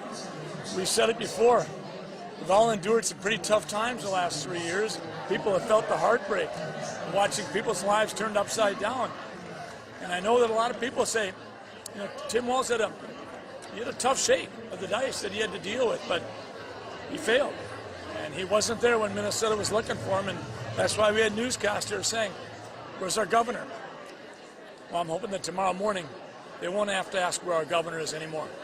Scott, what about the situation like in a place like Chisago City? I saw you tweeted them to stay in line. That would seem to suggest some pretty good turnout in a heavily Republican area. Is that part of the trend you're talking about, riding tonight to victory? Absolutely, yeah, absolutely. We're seeing big turnout in areas that we wanted to see big turnout, and we're seeing lackluster turnout in areas that we were hoping they might just want to stay home because they're not very excited about the candidate they might typically vote for. If this goes your way, what does tomorrow look like for you if you wind up being elected governor? Looks like an adrenaline rush. It does. We'll start meeting in the early afternoon, and we'll meet 6-8 hours. And Matt Burke and I made a commitment to each other that we're going to squeeze 3 days out of every one day, so that by Saturday we should have 6-7 work days already in. What have you done in terms of staff, a budget, just the transition? Have you talked to the governor about a transition? Where are you in that process? We met with MMB. We have task forces ready to go. We've had personnel working on transition team, and tomorrow we'll flush that out. You know how many task forces you have? We have 3 specific task forces right now set up. Public safety, supply chain restoration, okay, and student performance. Student performance, thank you. How excited are you to have a get-together and have a blast in the mansion on your first night? Excuse me? How excited are you to have us all come hang out with you in the mansion? I thought the first party that we would have would be a press party. I thought we'd definitely have the media there first. Would you ever, I mean, obviously this is supposed to be a very close race, and I know you're talking about early numbers and being optimistic, and I get that. Can you even think about a recount, or how late of a night do you think we'll see before it really does all completely come together? There's a lot of people a lot smarter than I am on terms of the numbers, so I really don't have any idea right now. I don't expect it to be an early evening.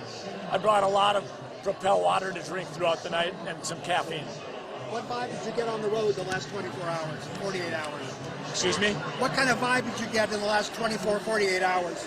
It was a real positive vibe, and frankly, because you see the polls, sometimes there was an inclination on my part to say, am I really feeling the vibe accurately or not? But I'm just extremely excited that tonight we're already sensing a vibe that is exactly what we've seen the last 2 weeks.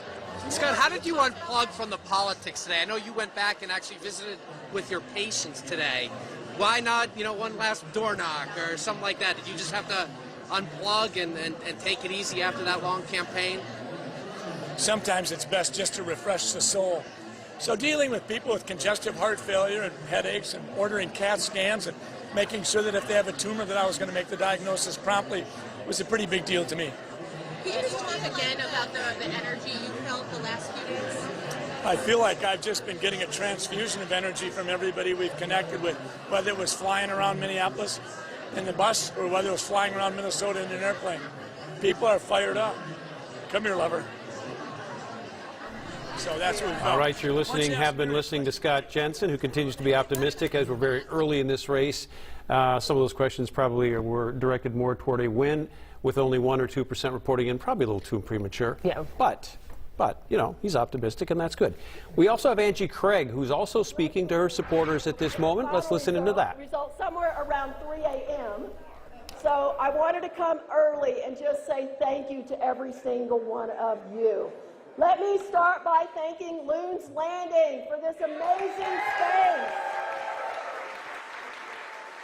Amy and Scott, you have built your American dream right here in the great city of Savage, and I just could not be more proud to be your Congresswoman. Thank you all to the great candidates running throughout the 2nd District of Minnesota.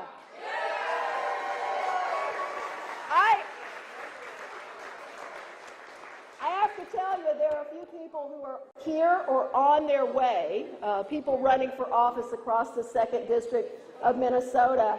And I was looking down at this list just a minute ago, and it is mostly really badass women running for office.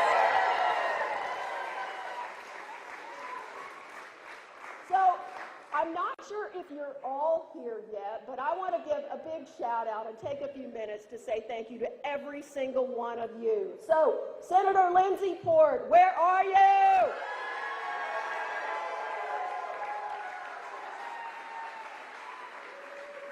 Representative Jess Hansen. How about Representative Kayla All right, that's Angie Craig, the Democratic incumbent for the 2nd Congressional District, which is always a competitive seat. And she wanted to come out and thank her supporters early in the evening because traditionally this is such a competitive seat that counting the votes can go well into the next morning. Also hearing from Republican candidate for governor Scott Jensen with Paul Bloom there a little bit ago. We want to bring in Theo Keith and Catherine Pearson now for a little context on these two interviews and again, the wait. We're in that waiting period right now, waiting for some good numbers to come in. Yeah, so first of all, this seems like we're waiting a little longer than normal. It does. It seems like we always get a big dump of numbers right around 8:45 or 9 o'clock. Well, we're in that window now, so we should be seeing some results soon. So it's worth talking about these last two comments from Angie Craig and from Scott Jensen. Maybe we should take Angie Craig first. So she came out because she said she doesn't want to wait until 3 a.m. to talk to her supporters, right? And because this is going to be a close race. She certainly knows that, and it may not be called until well, early exactly. It's going to be a very close race, and it may not be known at 3 a.m. It may take a couple of days. That can happen in very, very close races. And then you had Scott Jensen, and so Randy, you said a lot of that was premature, the questioning of Scott Jensen. How true that is, because there was a lot of questions about the transition to the governor's office with 2% reporting. It is way too early to be talking about that. Way too early, and it doesn't seem like we have any Hennepin County numbers. Yes, and so here's the thing that I noticed about Scott Jensen, though. The last couple of days, he turned kind of introspective about his campaign, saying that he, had left it all on the line. These are types of things that you hear from candidates who don't think they're going to win. And then there, you heard a little bit more fiery Scott Jensen that we had heard throughout the campaign. So maybe he's energized by the results that he's seeing here, or maybe he's energized by the results that he's seeing in other states. Right, and certainly being surrounded by his supporters in a year that is good for Republican candidates nationally, but sort of talking about specifics of timing of a transition meeting was premature. Premature, yeah. So first he's got to get through this night, and first he's got to get the other 98% of the results in before we can talk about anything like that. Remember, Tim Walz held the lead in polling throughout this race. It had narrowed somewhat in the last month, but Tim Walz continued to hold a 5 or a 6-point lead if you take kind of all the polling together. And so that's where we come into this night expecting to see that kind of a result. Doesn't always shake out that way. It doesn't always shake out that way, but that's where the experts who rank these races had it, is a lean Democratic race. So competitive for sure, but not in the toss-up category that some of the other governor's races that we're watching tonight And the other thing that suggested that was that the Republican infrastructure in Washington, D.C. did not get into this race until very, very late, and only then to the tune of about $1.5 million, whereas the Democrats spent about $15 million on this race. And so that suggests that Republicans didn't think they had a chance here until maybe very, very late. And, we'll see if that was it. Right, and focusing on some of the other competitive races. Yeah, for sure. All right, guys, we're going to take a look at some of the governor's races in the country right now that we've been watching. There are about 36 of them. And Gretchen Whitmer is the incumbent here in Michigan. Tudor Dixon has been chipping away at Gretchen Whitmer's lead, according to polls coming into this night. 13% reporting here, and you can see it's pretty close. And in New York, there has been a lot of Republican optimism over Lee Zeldin, possibly unseating Kathy Hochul there.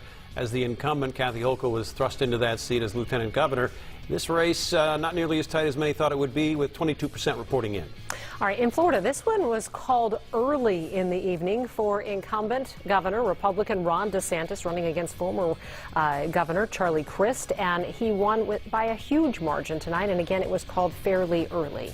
Texas now, and Beto O'Rourke and Greg Abbott are going at it here. 44% reporting, so quite a bit reporting, almost half, and Greg Abbott is in the lead with just about 54%. And in Georgia, the Republican incumbent Brian Kemp against Stacey Abrams. Stacey Abrams running again, and right now with 64% reporting in. That's about 8 percentage points separating the two. All right, let's check our numbers again in Minnesota to see if any new precincts have reported. Doesn't look like it. Let's look at the governor's race, though. You have Tim Walz running against Scott Jensen. Right now, just about 44,000 votes have been counted. To Attorney General now, Jim Schultz and Keith Ellison will battle this one out, expected to be very close, a hard-fought race. Right now, just that 1% reporting, and Jim Schultz was 74%. All right, let's move on to the Secretary of State reporting 1% in. Kim Crockett, the Republican, Steve Simon, the incumbent, and right now so many votes yet to be counted. And the auditor's race expected to be very competitive tonight. Again, we don't have a lot of numbers in, so you're not seeing something that is very reliable at this point because it's still so early in the evening. But Ryan Wilson, the Republican, running against the incumbent, Julie Blaha. You just heard from Angie Craig here a few minutes ago, taking a look at House District 2. She is seeking a third term. Just 1% reporting right now. Angie Craig with 59%, and then Paula Overby, of course, is the candidate who passed away last month from the Legal Marijuana Now party. And we'll see if her votes, which she's still bringing in some votes from early voting, absentee voting, and she's still on the ballot, so she will continue to bring some in. We'll see if that plays into how this race shakes out. And another race to keep an eye on in Hennepin County, of course, the Hennepin County Attorney, a seat vacated by Mike Freeman, the long-standing county attorney there, Mary Moriarty, taking on Martha Holton Dimmick. All right, and the balance of power in Congress at stake here. Let's go first to U.S. Senate, though, in Wisconsin, where you have Ron Johnson, the incumbent Republican, running against the Democrat Lieutenant Governor Mandela Barnes.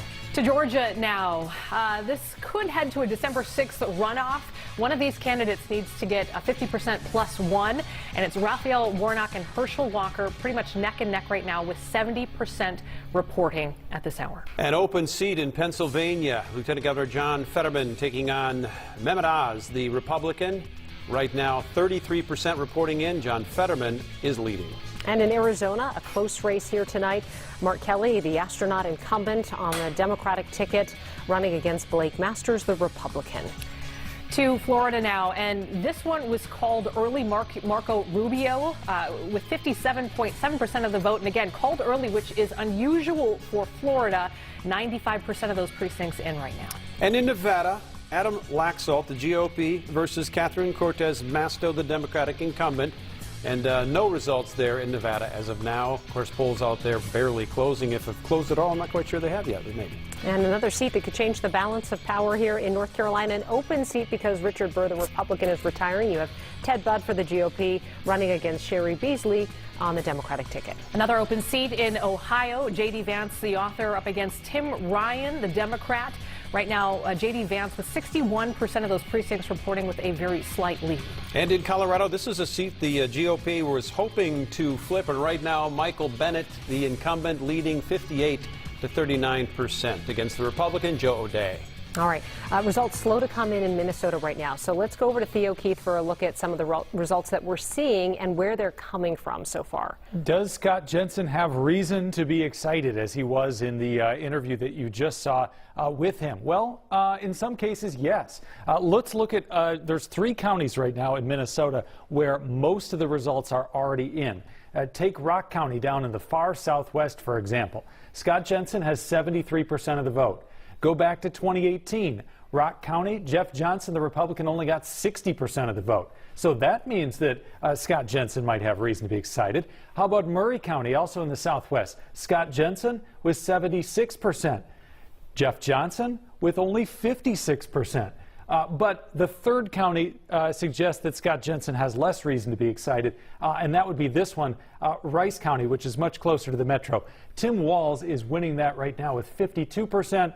In 2018, Tim Walz got 52%. So very early, and we have to look at the counties that we have at this point. Consider this 8 o'clock hour our appetizer, if you will, as we reset for hopefully the main course at 9 o'clock. That's right, Theo. Yes, we are watching these numbers, and as we indicated before, we tend to get to a point in the night where all of a sudden there's a big data dump, and we go from 1% to 6% to 20%, and it can go very quickly. So stay right here with us. We're going to be here throughout the night, but we're going to be flipping over to Fox 9. Yeah, we're going to continue our coverage over on Fox 9 again. Some key races here in Minnesota: the governor, the attorney general, the Secretary of State, the auditor. Those are some key races. The 2nd District congressional race as well. All of those we'll be keeping an eye on. We expect to see a lot in the 9 o'clock hour. We will see you over on Fox 9 for our election coverage of 2022.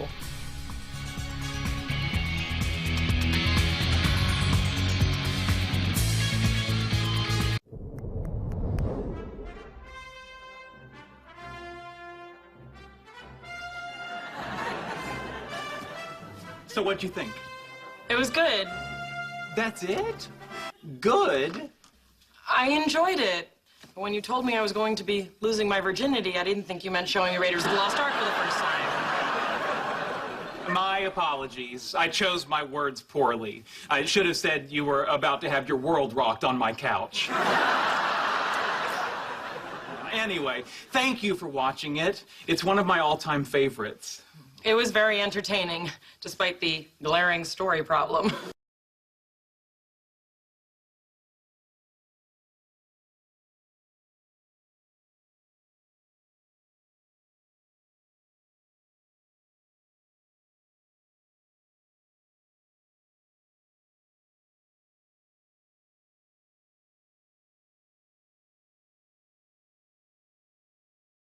And welcome to Election Night 2022.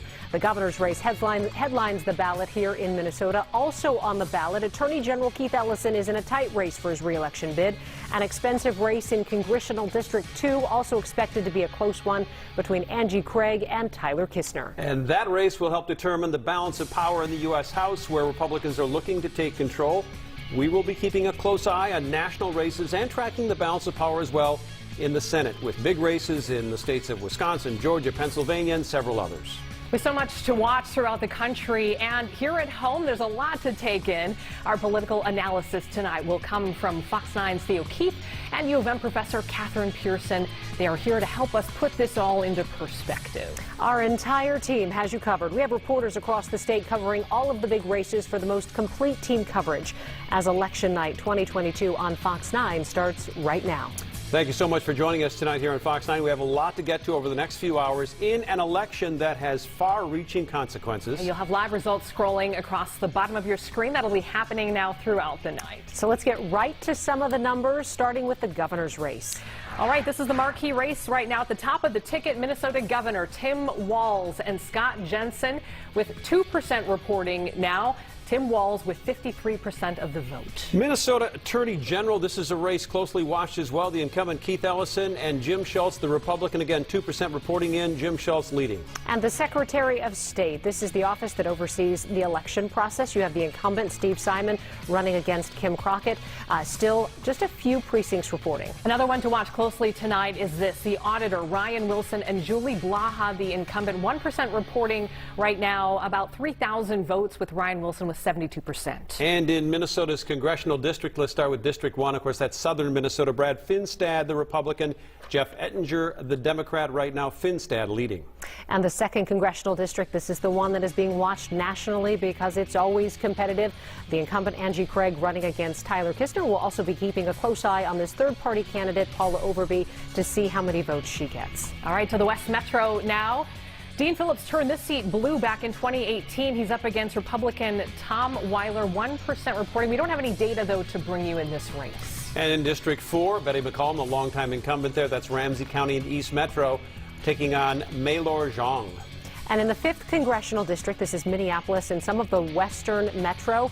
And this is Ilhan Omar's seat. She is seeking re-election. We're still waiting for some numbers here. District 6 now. This is the North and West Metro St. Cloud area. Historically very safe for Republicans. Tom Emmer challenged here by first-time candidate Jeannie Hendricks, and no data yet. Let's go out to the west of Minnesota. Michelle Fishbach, the incumbent there, Republican leading Jill Abasane, 2% reporting in. Some of those numbers from the west part of our state are starting to trickle in, though. And in northern Minnesota, District 8 here, you have what has become more of a reliably red seat. Pete Stauber, the incumbent, running for re-election, running against Jen Schultz.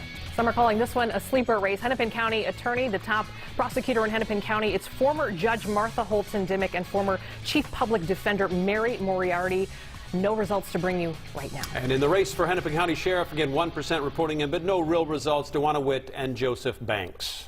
All right, so the polls closed an hour ago, and it does feel like results are coming in a lot slower than maybe we had expected. Let's bring in our political analyst, Catherine Pearson, and political reporter Theo Keith for a look at what we're seeing. And are we waiting a little bit longer than usual here? How about what we're not seeing? Yeah. Where are these results?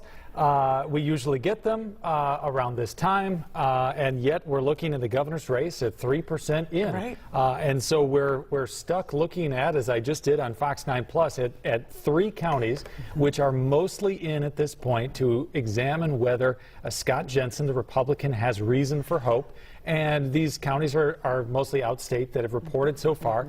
And they suggest that, yeah, he's doing better than the Republican Jeff Johnson did in 2018. But Hennepin and Ramsey County they are such a huge percentage of the vote, and so little of the votes have been counted there that we really have to wait. Oh, right, absolutely. Hennepin County and Ramsey County are critical for DFL candidates running statewide, and so until we have those numbers, it's going to be hard to assess.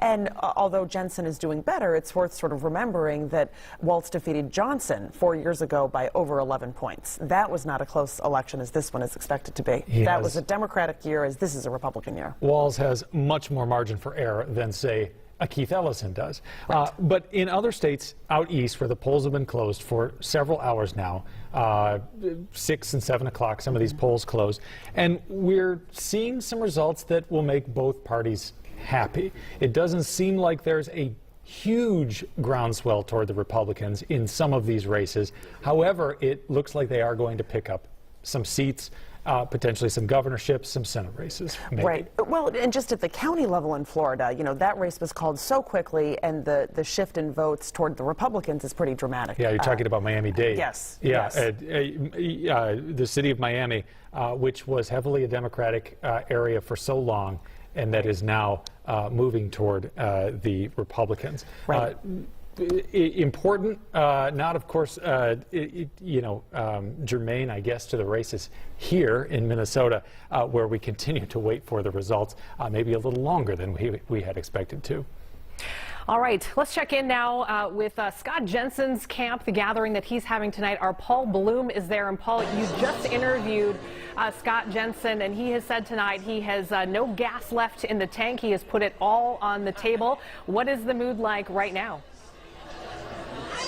Yeah, Amy, he said he left it all on the table. He was exhausted. In fact, he stayed off the campaign trail in this final day. No extra door knocking for him. He wanted to care for his patients. He, of course, a family physician out in the Watertown area, Carver County.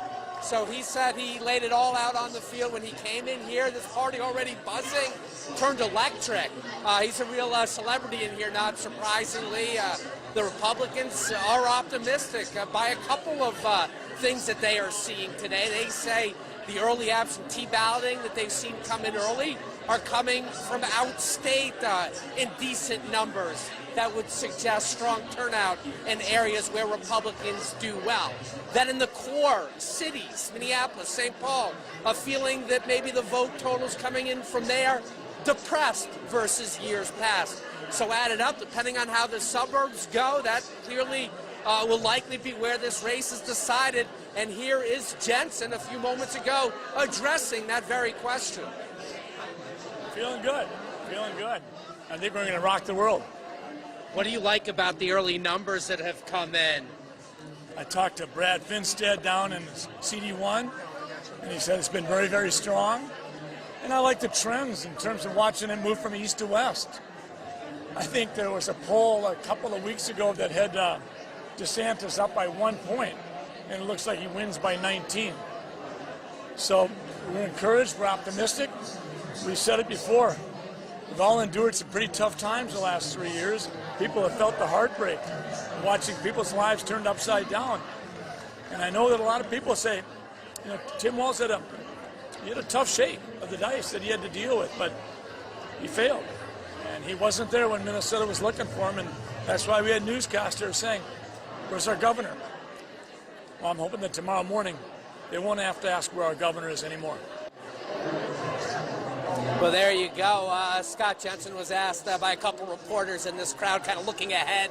Do you have a transition team ready to go? Will the first party be at the mansion? So clearly some in this room getting a little ahead of themselves. These numbers very early, very preliminary. But again, a feeling of optimism across the state. They like the way the AG's race is setting up. They like the way the auditor's race is setting up in the state. We'll see what happens. We are here with a group of several hundred in the ballroom here in St. Louis Park, and they are watching the numbers come in just as we are. But for now, we'll send it back to the studio. All right, Paul, that is one side of the gubernatorial coin. Let's take a look at the other, the incumbent governor, the seated governor right now, Tim Walz, and let's check in with Courtney Godfrey. She is in his camp tonight. And what's the atmosphere like there, Courtney? Well, Randy, quite a different scene here at the DFL watch party in St. Paul. It sounds electric over there at GOP headquarters, and still here at DFL, we're waiting for any of the big players to show up. Still no sign of the governor tonight. Maybe a sign that they're playing it cautious this evening, but we are told by his camp that he's enjoying time with family right now, laying low, waiting for those numbers to start rolling in, and that eventually we will see him take the stage here in St. Paul. Now, Governor Walz should be feeling pretty confident tonight, according to the polling. Not as confident as probably he'd like.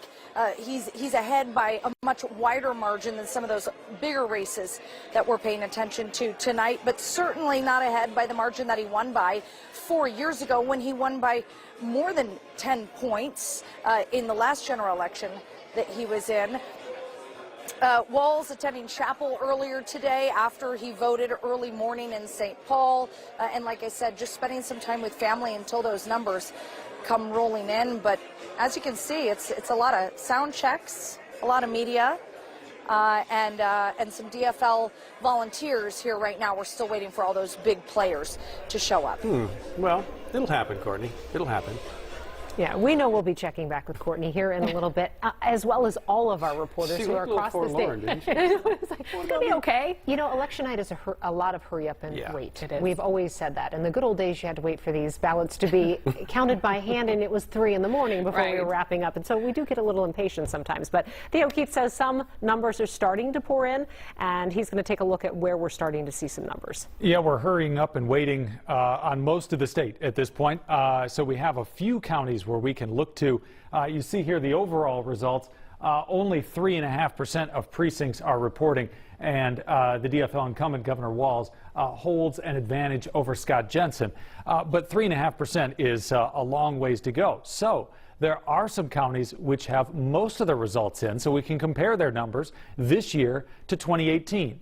Let's take Rock County, which is the far southwest corner of the state. 100% of precincts are in. Scott Jensen got about 70% of the vote. Compare that to 2018. Jeff Johnson, the Republican candidate, only got 60% of the vote. So you would say there, well, Scott Jensen is overperforming the Republican 4 years ago. Now, this is a small county. There's only about 4,000 votes there in total. We go over to Murray County, not far from Rock, where most of the results are again in. Scott Jensen getting 71% of the vote. In 2018, Jeff Johnson only got 56% of the vote in this county. So again, Scott Jensen has some reason to be optimistic in some of these outstate areas. But again, here are the big ones. Hennepin County, where Tim Walz holds a giant lead, and he's going to continue to maintain that giant lead in Hennepin County and in Ramsey County. But here, just 2.3% of the precincts are in, so it's way too early to draw any conclusions about whether turnout is up, turnout is down, turnout is flat from 2018 in Hennepin and Ramsey counties, because there are just so few results that have been reported so far. Yeah. All right, Theo. We want to talk about the Minnesota House now. The DFL controls the House, but not by much. So these are some of the races that we're watching, some of the most competitive that could shift the balance of power. Rob Eklund is the incumbent in Minnesota District 3A in the Ely area, and he is up right now 4%, reporting 60% for Rob Eklund, the incumbent. Let's go up to Two Harbors, District 3B. Mary Murphy, the DFL incumbent. Natalie Zalesnikar, she's the GOP challenger in this race. And let's take a look at District 7A. You have one of these interesting races because of redistricting, where you have 2 incumbents running, and you have Julie Sandstead running against Spencer Igo, and we're still waiting for a lot of numbers there. Staying up in the Iron Range, Virginia, Eveleth area, David Lislagard and Matt Norrie will battle this one out in District 7B. District 11A, Moose Lake, Cloquet. This is an open seat. Jeff Dotsett, the GOP, and Pete Radosevich, he's the DFL challenger as well. Again, this is an open seat in Moose Lake, Cloquet. All right, let's take a look at District 14B. This is the St. Cloud area. Still no numbers reporting here. You have Dan Walgamot, the incumbent DFL candidate, running against Aaron Henning. In District 18A right now, We have Jeff Brand and Susan Auckland, who is the incumbent. 6% reporting. They're not showing any data yet, so that'll be coming in shortly. Right in the Austin area, Minnesota House District 23B, Patricia Mueller, the incumbent, Thomas Steen, the challenger. Again, no results there as well. And in Blaine, District 32B, you have the incumbent, Don Raleigh, running against Matt Norris. District 33B takes us to the Stillwater area. This is an open seat, so we have Josiah Hill and Mark Bishofsky. 23% reporting right here, and Josiah Hill is ahead with 54%. And in 35A, that's Coon Rapids and Anoka, the incumbent, John Heinrich, against Zach Stevenson. And in 45A, this is the Orono Mound area. You have the DFL candidate Laura Bresnahan running against Andrew Myers. He's the GOP candidate. This is an open seat there. 48B is Chan Hassan, and still no numbers to report here. Greg Bowe is the incumbent, and Lucille Ream is his challenger. Move over to Shakopee now. This is a 54A, Brad Tabke and Eric Mortensen, the incumbent. No results there as well. And in Lakeville, another open seat here. Again, no numbers to report just yet. District 57B, Aaron Priest running against Jeff Whitty. All right, I've been just told that we have a rush of data that has been coming in here. 4 precincts now reporting for governor in Minnesota, Tim Walz, the incumbent, with 50%. Scott Jensen here, you can see about 60,000 or so votes in, and Tim Walz, the incumbent, with 50%, with these 4% of the precincts reporting. And in the race for Minnesota Attorney General, 13% of those precincts reporting in. Keith Ellison, the incumbent, 66% of the vote right now, beating Jim Schultz. The Secretary of State's race, you have the incumbent Steve Simon running against Republican Kim Crockett. More numbers coming in now, 13% of precincts reporting. Steve Simon with 71% of the vote. Keep an eye on this race tonight for auditor. Julie Blaha, the incumbent, showing 63%. Ryan Wilson trying to pick up this seat tonight. Minnesota's hot congressional district seat right now, District 2, Angie Craig and Tyler Kistner. That race with 2% reporting and not much change there. Angie Craig still leading. All right, let's take a look at the third Hennepin County Attorney, Martha Holton Dimmick, running against Mary Moriarty. Mary Moriarty is the former public defender. Martha Holton Dimmick, a former judge. And this will be one to watch as well to see who wins this race. All right, let's send it over to our Theo Keith and Catherine Pearson now for a little bit of analysis as we're getting a little bit more of these numbers coming in. Hennepin County Attorney is an interesting race. Some are calling this sort of a sleeper race. It's not one that we normally would pay so much attention to. Talk a little bit about this race for us tonight. Well, nonpartisan race, but this is the relitigation of Minneapolis Police Question 2, Part 4. So we had the Question 2. This was the ballot question to shift the Minneapolis Police Department into a public safety agency, get rid of the minimum number of police staffing. Was rejected at the polls last fall. We had the mayor's race litigated over that. Then we had the Ilhan Omar Don Samuels primary in Congressional District 5. And now we have this Hennepin County Attorney's race between Martha Holton Dimmick and Mary Moriarty, which is really following along much of the same lines. Well, and Moriarty, of course, has the DFL endorsement, but each candidate is really touting their endorsements, and they do, as you say, sort of line up with the positions in these past races. So Attorney General Keith Ellison, for example, Ilhan Omar, they're endorsing Moriarty, and Dean Phillips endorsing Martha Holton Dimmick. And so I think the DFL endorsement could help Moriarty, but of course it's unclear if people will know about that. Switching to the state legislative races, we just ran through all of those numbers. To set this up, the balance of power in the state legislature is split. We're one of only two states in the country with a split legislature. It would not take much in a midterm for either party to flip one or the other and to win full control. Republicans think they have a really good chance to flip the House tonight and take control of both the House and the Senate. Right. Well, I think of the scenarios, if one party were to claim both chambers, it would be more likely that it would be Republicans because the political context this year just favors Republicans. Even though we're talking about the Minnesota state legislature, midterm elections are largely a referendum on the incumbent president. President Biden's popularity is quite low, hovering in the low 40s. And so, again, even though he's not on the ballot and these are state races, it still dampens enthusiasm and hurts the party that controls the White House. So, but these races are so close, it's hard to know. Can I call an audible here and get over to the storyteller? We've got some results. You mentioned them, a rush of results in the governor's race. And Hennepin County is where that rush of results has come from. So we get to Hennepin County. We now have 89% of precincts in Hennepin County. Last we checked, just 2% of the precincts are in Hennepin.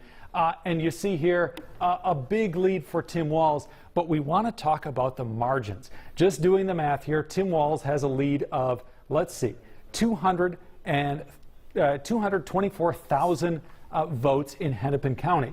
Go back to 2018, same county, Hennepin, he had a lead of 240,000 votes. And remember, this year we're not quite done yet in Hennepin, 89% in. This is really good news for Governor Tim Walz. Why? Because the concern was, on the DFL side, that he would not rack up the margins that he got in 2018 in Hennepin and Ramsey counties. Well, these numbers suggest he's doing that. We'll tell the story now for Scott Jensen as we go throughout the evening. Thank you, Theo. All right, Maury Glover now with Steve Simon. Maury's out with the other reporters that we have out and about tonight. Of course, that race is hotly contested as well. Maury, what do you have? Well, that's right. Secretary of State Steve Simon just arrived here at the hotel where the DFL party headquarters is going on right now. And joining me right now is Secretary of State Simon. First, you wear a couple of different hats today, so I'm going to ask you about your official hat as Secretary of State. First, how did the election go? Were there hiccups or snafus, and kind of what did you see? It went remarkably well. There was no shortage of election judges. We didn't hear of any cases of intimidation of voters or that sort of thing. There was one glitch in Shakopee County with a particular polling place that had a high turnout and a really dense, thick ballot. But that was just about the most glaring example. Most of all, it was really smooth sailing. With that Shakopee City, do you know kind of specifically what was going on there and what resolution or what happened, or how did you resolve that? Yeah, so Shakopee City, it turns out, is of our 3,000 polling places, it's the 24th largest in Minnesota. It's really big, about 4,000 voters. Plus, they had very high turnout. Plus, they had 2 double-sided ballots, not just 1, but 2, because they had a lot of ballot questions, and that was slowing things up. So we talked immediately with the county and with the city, and they moved in and they added some more equipment, which basically doubled their capacity and made sure that traffic was flowing more smoothly. You mentioned this a little bit, but overall, what did you see as far as voter turnout today across Minnesota? So the indications now are turnout was quite strong. That's not inconsistent for Minnesota. We've been #1 in the country for the last 3 times in a row. If you look to the last apples-to-apples comparison, which was the last midterm election in 2018, we had some indication that turnout would be really good because the absentee numbers were running ahead of where they were in 2018. They were already quite high in 2018, and we were running just a little bit ahead of that now. So I'm guessing at the end of the night we're going to have strong turnout. As the candidate now, switching, how did you start your day? Well, actually, to be honest, I started my day at Alice Smith Elementary School in Hopkins, Minnesota, where I live with my 9-year-old daughter, voting with her. It's a father-daughter tradition. And then really it was very much an official day. I pretty much did no real campaigning because my day job, obviously, as Secretary of State means we're hands-on administering the election. So at an early hour, I was in the office and I just got here. What kind of feedback were you getting on the last 48 hours of your campaign? Very positive, a lot of energy, a lot of enthusiasm. The message that I was pushing is we've got to protect the freedom to vote and build on Minnesota's success story. As I mentioned, we're #1 in the country in voter turnout, have been for the last 3 times in a row, and I think there's a reason for that. It's that voters, by and large, know that the system is fair, it's clean, it's honest, and they have confidence in it. Let's just build on that. And then how optimistic are you that you'll come out with a victory when all the votes are tallied tonight? Well, I don't want to jinx anything, obviously, but I'm cautiously optimistic. I really am. Okay, thank you so much. I really appreciate it. Good luck tonight. We have a quick question for the Secretary of State, real quick. Hold on. You've got a question for me. So it looks like things have run pretty smoothly, and it looks like voter turnout is high, but it feels like compared to 2 years ago, the results are coming a little bit slower. We're almost an hour and a half past polls closing. Does the Secretary of State have any indication as to why we might be seeing results coming in a little bit slower than in the past? Kelsey Carlson, one of our anchors, is asking, while the voter turnout seems to be high, it seems like some of the results are coming in a little bit slower. She feels like maybe an hour and a half, into it, we still are getting some results. Is there any reason you can think of why that would be the case? I think no reason in particular. What happens at 8:01, basically, a minute after the polls close, is the counties and the cities have the task of merging together 2 streams of votes. There's the day of votes, and then there's the absentee ballots that have come in before, and sometimes there are absentee ballots that come in at the last minute. I know that's the case with some of the bigger counties, so I'm speculating that might be it, but I think in due course we're going to have substantially all of the results sooner rather than later. Okay. Thank you very much. Appreciate it. Again, live from downtown St. Paul, Maury Glover with Secretary of State Steve Simon. And if we have anything else to bring you, we'll bring it to you in just a little bit. But for now, back to you. We'll check back in with you later, Maury. Thank you. We just had a surge of results now in the race for Hennepin County Attorney. This is the top prosecutor in Hennepin County, so let's take a look at where we are right now. Mary Moriarty and Martha Holton Dimmick, 97% reporting at this point. And Mary Moriarty, again, this is a nonpartisan race. She is the DFL endorsed candidate here, 58% over Martha Holton Dimmick. Again, 97% reporting. Each of these candidates has really represented some different strategies on things like crime and police reform. And these are the results that we have right now. All right. Well, Theo and Catherine, I want to ask a question. Theo, I want to start with you on this one. We talked about the governor's race, and some of those numbers are starting to come in from outstate. And you talked about the margins. Now we've got some numbers coming in from Hennepin County. They bode well for Tim Walz. Is there enough in outstate to take a candidate like Scott Jensen, if he wins by large margins on those fringes, to overcome what happens in Hennepin and Ramsey County? No, not at the margin that we just showed. So Tim Walz was he was leading by 224,000 votes in Hennepin County. We don't have numbers from Ramsey County nearly to that degree yet, but likely if Hennepin County goes for Tim Walz by that much, Ramsey County is going to add another 100,000 or so to his margin. That's 300,000 plus votes. There are not 300,000 plus votes to make up in the rest of the state, assuming that the suburbs are pretty evenly split. There are simply not that many votes outstate. That's right. And we saw a similar dynamic in the 2020 presidential election, with President Biden's lead being so large in Hennepin and Ramsey.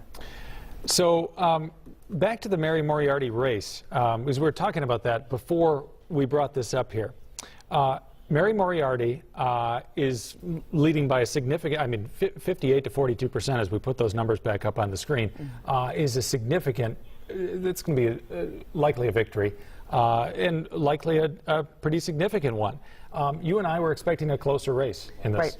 Right, because both candidates had attained a lot of endorsements from people who represent them in the area, and so I think the DFL endorsement was very helpful to Moriarty. Martha Holton Dimmick also competed in that contest along with Ryan Winkler, who came in third, and so I think going through that process was helpful in motivating a lot of base voters who tended to vote in this election. There was a telling sign in the last few days, and that is the Holton Dimmick campaign got very aggressive with their opposition research that they were trying to get reporters to report on, basically. In my experience, in the last couple days of the campaign, that is a campaign that's seen some polling that maybe suggests that they are in trouble.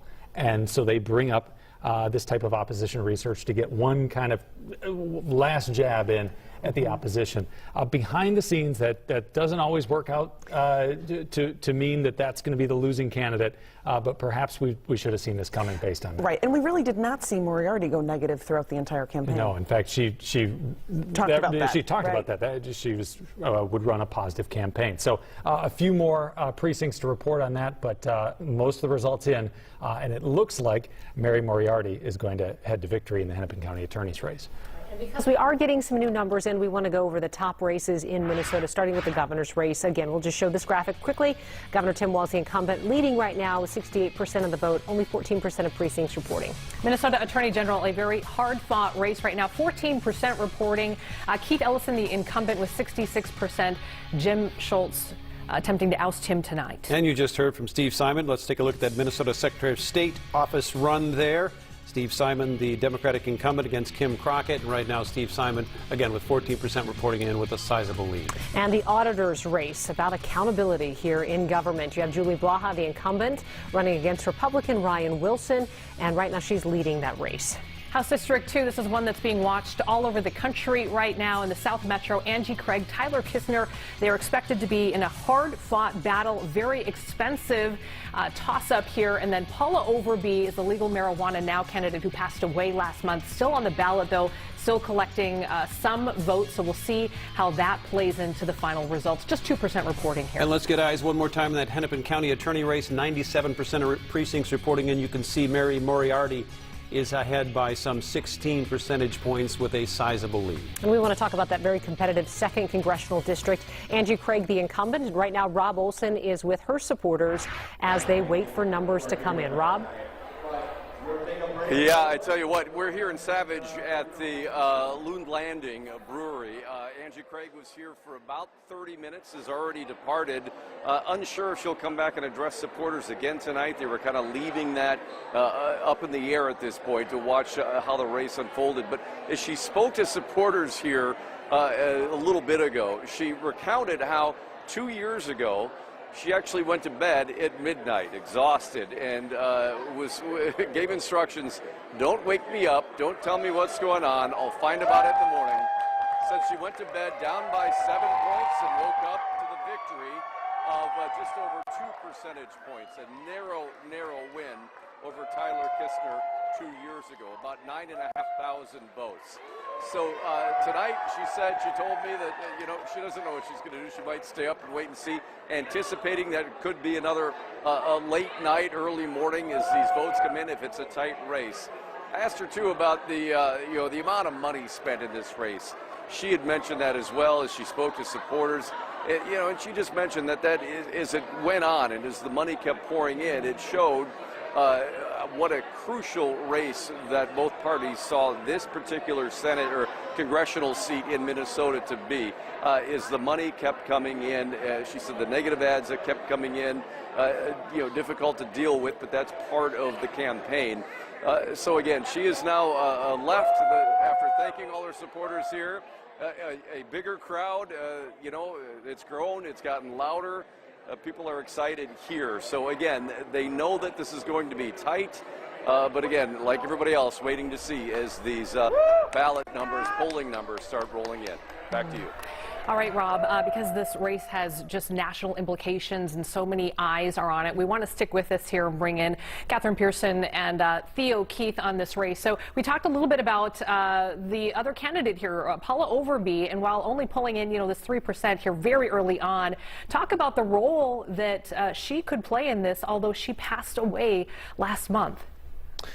So this is really fascinating. And it happened 2 straight elections. Adam Weeks, the legal marijuana candidate last time in 2020, dies. There's a whole federal court case fought over whether his name should be on the ballot, whether the election had to be delayed. Ultimately, it was held on Election Day, and Angie Craig wins, even though Adam Weeks gets 6% of the vote. Right, and likely taking more away from her. Absolutely, certainly. as a deceased candidate.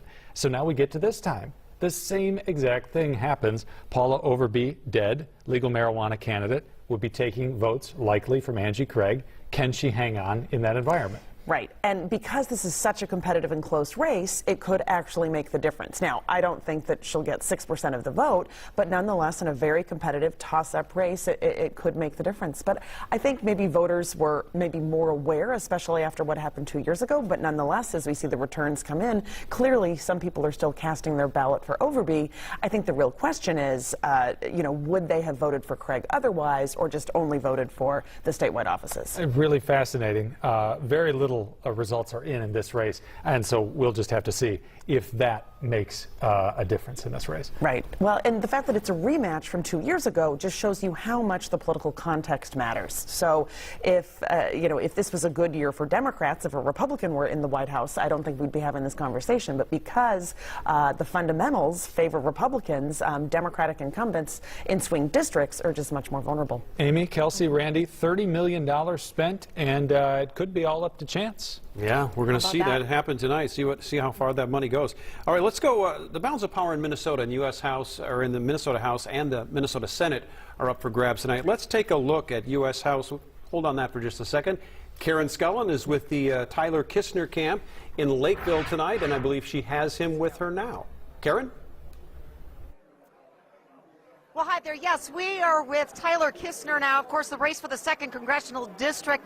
Tyler, polls are closed. Obviously, we're an hour in. How are you feeling at this point? No, our campaign feels good, confident. Our team put in the work. We put in the effort. I mean, if you scan across this room, you can see the energy, the momentum that we built over 3 years. It wasn't just a 2-year election. I mean, we ran in 2020 and just continue to build on that and continue to reach out to the voters and just show how we are going to best represent them. And I say we because it's collective effort.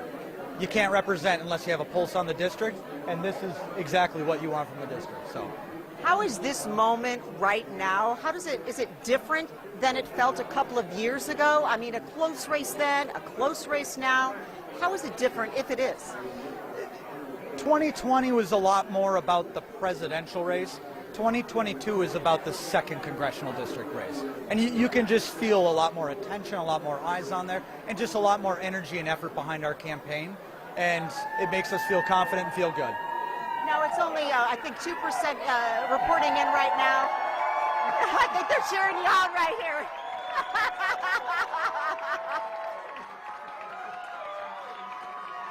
Like I said, there's energy and momentum behind this campaign, and it's going across the district. You'll start seeing that in the polls.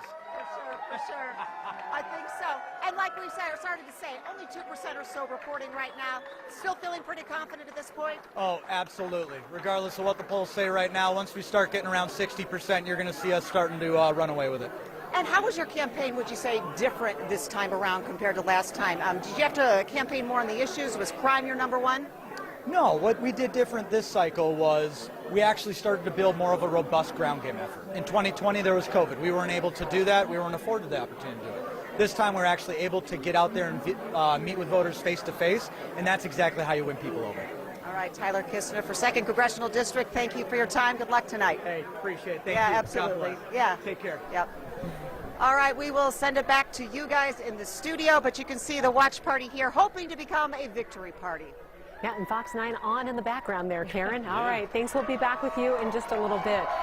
You know, the Republicans are trying to gain control of the U.S. House, and there are several seats that are very competitive. The 2nd Congressional District, one of them. So let's look at some of these very competitive U.S. House seats, starting with the 1st District in Minnesota. And do we have some numbers there? This is a rematch from a couple months ago when we had a special election. Brad Finstad running against Jeff Ettinger. So right now we have about 11% of precincts reporting, and you see Brad Finstad, who won that special election, winning with 58% of the vote so far. And on the national scale, I'll direct your attention down there to the corner of your screen. You can see how it's shaping up there as the night goes on as well. Again, U.S. District 2 here in Minnesota. We just heard from Tyler Kistner, 2% reporting in. Angie Craig with the lead there.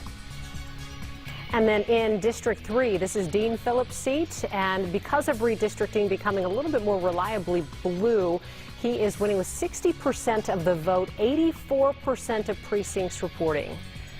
District 4 now. Betty McCullum has held this seat for 22 years. She is the incumbent here. Maylor Zhang with 45, and she's at 54. Just 2%, though, reporting at this moment. District 5, 88% reporting in. That's Minneapolis and the West Metro. Ilhan Omar, the projected winner there with 76% of the vote. And the 6th district, some redistricting there, grabbing this district, grabs some of Dean Phillips' district, so it grabs Chaska and Chan. He's winning with 71% of the vote, but just 3% precincts reporting, but still a reliably red seat. Now to District 7, this is in western Minnesota, a big swath there. Republican Michelle Fischbach is your incumbent. She's with 65% right now. Jill Abasane is trying to unseat her. She is the Democrat coming in at 30%. And heading up north and northeast Minnesota, reporting 3% in. Pete Stauber, the incumbent there, leading Jen Schultz.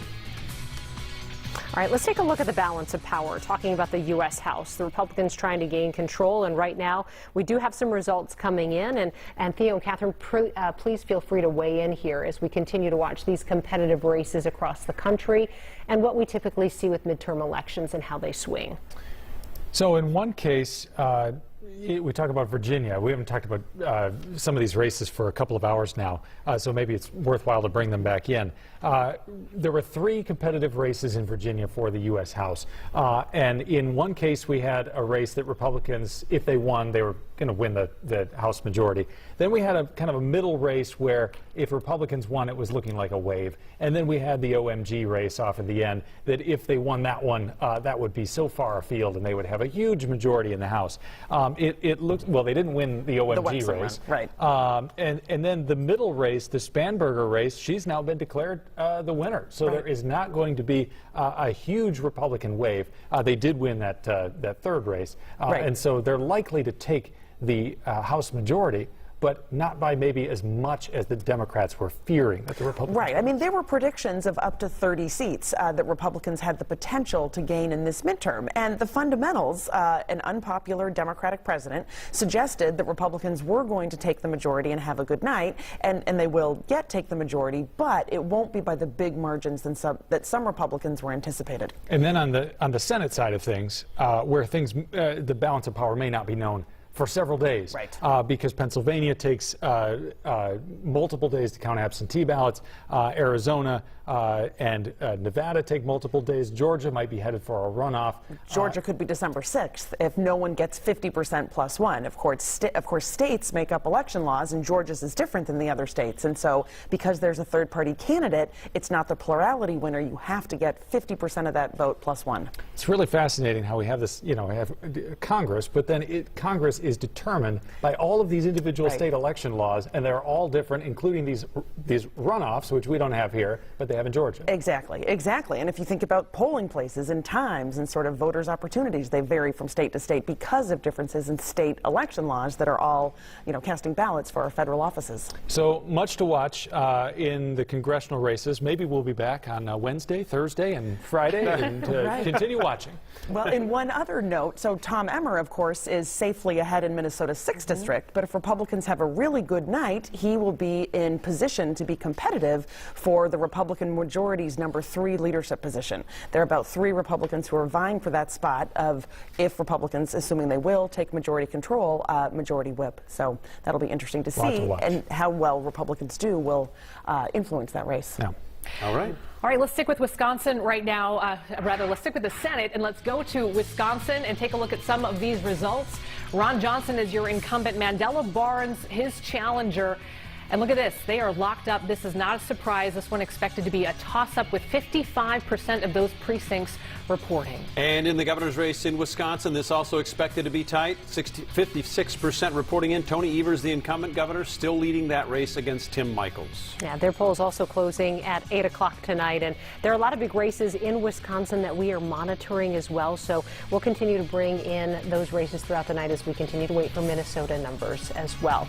So, we might need to bring in some coffee for tomorrow morning because it does feel a little bit slow when we've, I think, been spoiled in the past with numbers coming in a bit faster. It does. Do we have our Tim Watts standing by to maybe bring him in here for some analysis on what's happening over in Wisconsin? No, we don't right now. Okay. All right. We don't have Tim right now. We'll bring that back in later, but very interesting to watch what's happening. Yeah, the Wisconsin races are interesting because really both of those races have a national scope to them. Obviously, the Senate races, as Tim and Catherine just pointed out, important in the balance of power for the U.S. Senate, and it looks like Ron Johnson would hold on to his seat at least at this juncture. But the governor's race also, there was a lot of talk in Wisconsin about Wisconsin turning entirely red, with Tony Evers possibly losing to Tim Michels, the businessman from Wisconsin. That is a race with only 56% reporting in that we'll be watching for the foreseeable future. It'll be tight from both of those races throughout the evening. 36 governor's races on ballots tonight. So there are a number of governor's races across the country that we want to take a look at. And COVID is still going to be a campaign issue because these are the governors who had to govern during COVID. So let's take a look at Michigan. Michigan, if we can go there. Gretchen Whitmer, the incumbent. And right now, only 23% of the precincts recording. Most of Michigan is on Eastern time, so I guess I'm a little bit surprised by that. Right now, she does have 51% of the vote. Let's go to New York now. A closely watched race, 34% reporting right now. Kathy Hochul is the incumbent. She is the Democrat. Lee Zeldin, though, according to polls, had been closing in on her. So we'll see how this one shakes out as the night moves on. But right now, she has a very strong lead at 62.5%. And in Florida, this one was called early. Ron DeSantis, the incumbent Republican there, winning pretty easily there against Charlie Crist. Charlie Crist has the unique title of having lost as a Democrat, an independent, and a Republican in the state of Florida. That's the first time and only time that's ever happened in the state of Florida. Also, what's important here in this race, and I know that Theo and Catherine talked about this earlier, but Miami-Dade County, which generally speaking does not or has not gone to a Republican in the margins that it did tonight, says something about what's happening in the state of Florida. And in Texas, also an interesting race here. Greg Abbott, the incumbent, the Republican running against Democrat Beto O'Rourke. And right now, 58% of precincts reporting, so pretty good number. Greg Abbott is winning with 54% of the vote. All right, let's go to Georgia now, taking a look at some of those results. 71% reporting in. Stacey Abrams and Brian Kemp. He is the incumbent. This is a rematch of the 2018 gubernatorial race that was very close, but again, 71%, and Brian Kemp with just over 54% of the vote. Bring it back home to Minnesota. Take a look at how many have reported in. Now, 18% of precincts reporting in. Governor Tim Walz leading Scott Jensen at this juncture pretty handily. Some of those Hennepin County numbers are rolling in, which creates a larger margin. Outstate Minnesota yet to report in. All right, let's take a look at Attorney General here. This is expected to be very competitive tonight, and of course, we only have 18% of precincts reporting. Keith Ellison, whose office led the prosecution against Derek Chauvin, he has 63% of the vote that has been tallied so far, running against Republican Jim Schultz. Minnesota Secretary of State, another race that's expected to be close. Steve Simon, right now the incumbent, though, holding strong with 68%. We only have 18% of those precincts reporting. Kim Crockett, the Republican challenger. All right, Minnesota Auditor, you can see 18% reporting in there. Julie Blaha, the incumbent in this race, handily over Ryan Wilson, the Republican, at least at this point, with 18% reporting in. And then Hennepin County Attorney, or 2nd Congressional District, rather, you have Angie Craig, that incumbent, running against Tyler Kistner, a rematch from 2 years ago. And then you have a third-party candidate, Paula Overby, which adds sort of a wild card element to this race. She passed away before Election Day, but early voting had begun, and she will stay on the ballot, and any numbers she receives could really have an impact on who wins this race.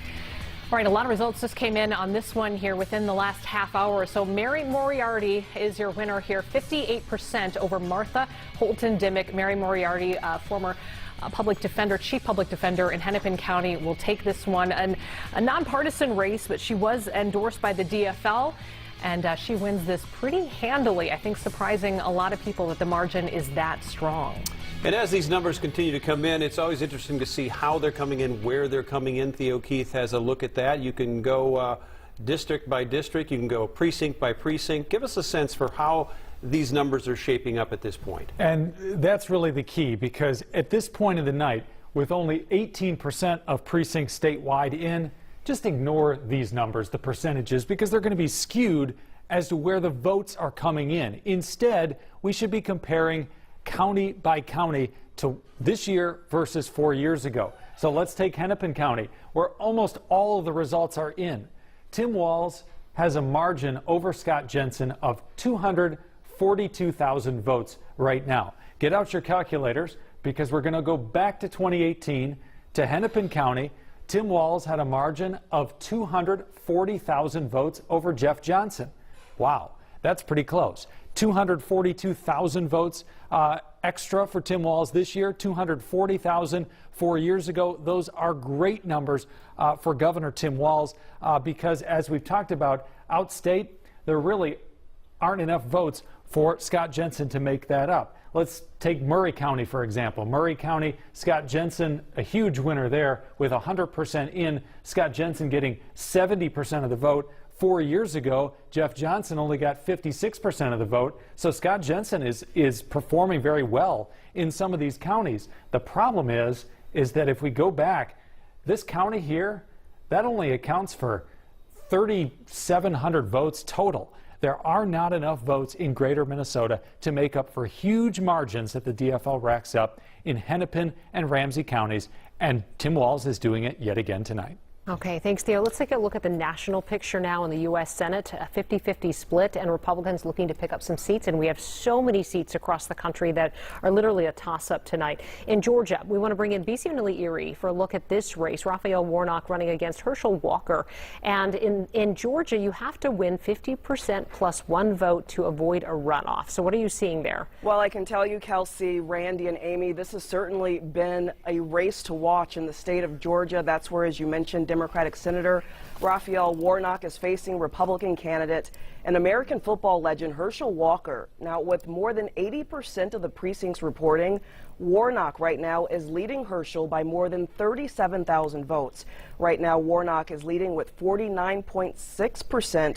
Herschel trails behind with 48.5% of the vote. Now, this was a record-breaking election in the state of Georgia. More than 2.5 million residents there cast ballots by mail or voting in person, and that's a record. We will continue to follow this as the votes come in, and right now analysts are predicting that this is highly possible that this could be a race that heads towards a runoff. We'll certainly keep you posted as those numbers continue to come in. Back to you. All right, BC, thank you. We understand that Mary Moriarty is giving a victory speech of sorts right now. New Hennepin County Attorney, that has just been called. Let's check in and see if we can listen in to Mary Moriarty. Yes. Tell me, I guess, what racial issues mean to you and why you feel like that you can make a difference in this. Yes.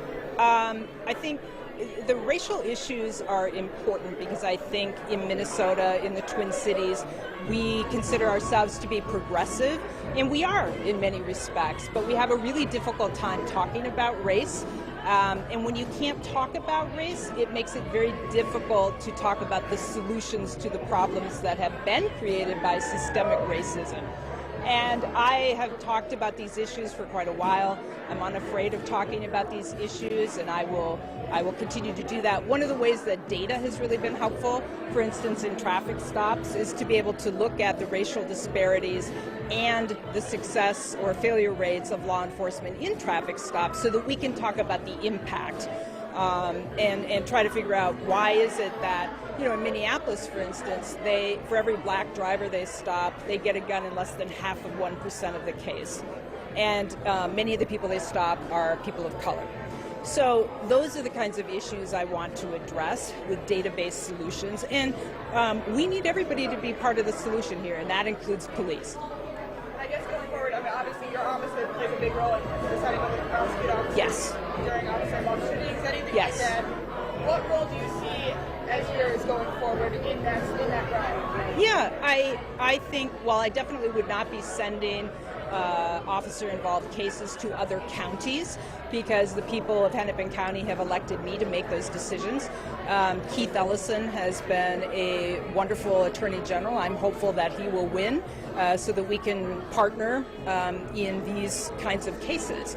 And I ran not to make particular people happy, by the way. I ran because I thought it was important to have somebody who was focusing on doing the right thing, basing decisions on data and research. And I know it's a job where I'm not going to make anybody happy, probably, but I'm not seeking any other political position. The decisions I make are going to be values-based and based on what I think are the right things to do. Another thing I want to ask you is, given that most of the mayors in Hennepin County, as well as the State's Police Association, endorse Martha, Yes. what do you think that your job is going to be in terms of A little monkey business going on there with the camera. So but if you've ever been in good. one of these situations, the photographers get moved around quite a bit by other photographers as everybody's trying to get in position. So we think a little bit of that was happening with the camera movement. We apologize for Live that. TV. Yeah. We did get a sneak peek at where Mary's head is with some of the stuff, the big issues that affect the city of Minneapolis and Hennepin County. And and she talked about crime and how she'd like to see it addressed as the Hennepin County Attorney as well. So you did get some insight from her. Yeah, so much more attention on that race than there would have been, after following the death of George Floyd, and just all of the focus it's been on sort of crime and police reform and public safety. We are starting to hear from some people. We're still waiting on so many numbers, but U.S. Senator Tina Smith is addressing the crowd at the DFL headquarters right now. Let's listen in. Democrats have been delivering. When you think about what we've accomplished, we delivered the reality of protecting veterans' health care in a way that we haven't done for generations. We passed the most significant climate action ever in the country of our history. We did that. For the first time in many, many years, we actually passed gun safety laws that are going to make our communities safer. And you know that as long as Democrats are in charge, that we will always protect your right to decide for yourselves what happens with your own body and your own life. That is what this is about. Now, we're going to have to wait a little bit for the results. Patience is a virtue. It is not my virtue. I am damn impatient to know exactly how this is all going to pan out. But I know that the work that we have all done, think of this, over 500,000 doors knocked on just in our GOTV effort. That is incredible. It's incredible. Nearly 100,000 apartment doors knocked on, which has never been done before. That's the kind of work that means that every vote counts, every voice matters, and every voice is powerful in Minnesota in this election. Thank you for making it happen. Thank you, all of you, for your incredible work. Let's go win! All right, that is Tina Smith at DFL headquarters tonight, trying to rally the troops there. Let's take a look, though, at some of the top races we want to keep revisiting here. We feel like these results have been coming in a little bit slow tonight. We are up to 22% reporting in this governor's race right now. This is the marquee contest here in Minnesota. Governor Tim Walz seeking re-election, 63% of the vote to Scott Jensen's 34%, as Keith has been showing us the different precincts that have been reporting, different counties, and where some of these votes are falling. We'll just keep watching this one throughout the night. Again, just 22% reporting. Much the same in the race for Minnesota Attorney General, with 22% reporting in. The incumbent Keith Ellison leading at this point. And let's take a look at the Secretary of State's office. Steve Simon had a big job today running the election. He's also running for re-election. Right now, with 22% of those precincts reporting, he has 65% of the vote. The GOP trying to pick up this seat, take it away from Julie Blaha, the incumbent. It's expected to be tied, 22% reporting, and Julie Blaha right now at 58%. Minnesota's congressional district 2, that's of course the race between Angie Craig, Tyler Kistner, 53% to 43% reporting in, only 7% down there in the 2nd district. That's the South Metro. Okay, but to a race that has been called now for Hennepin County Attorney Mary Moriarty, the former public defender, winning this race with 58% of the vote.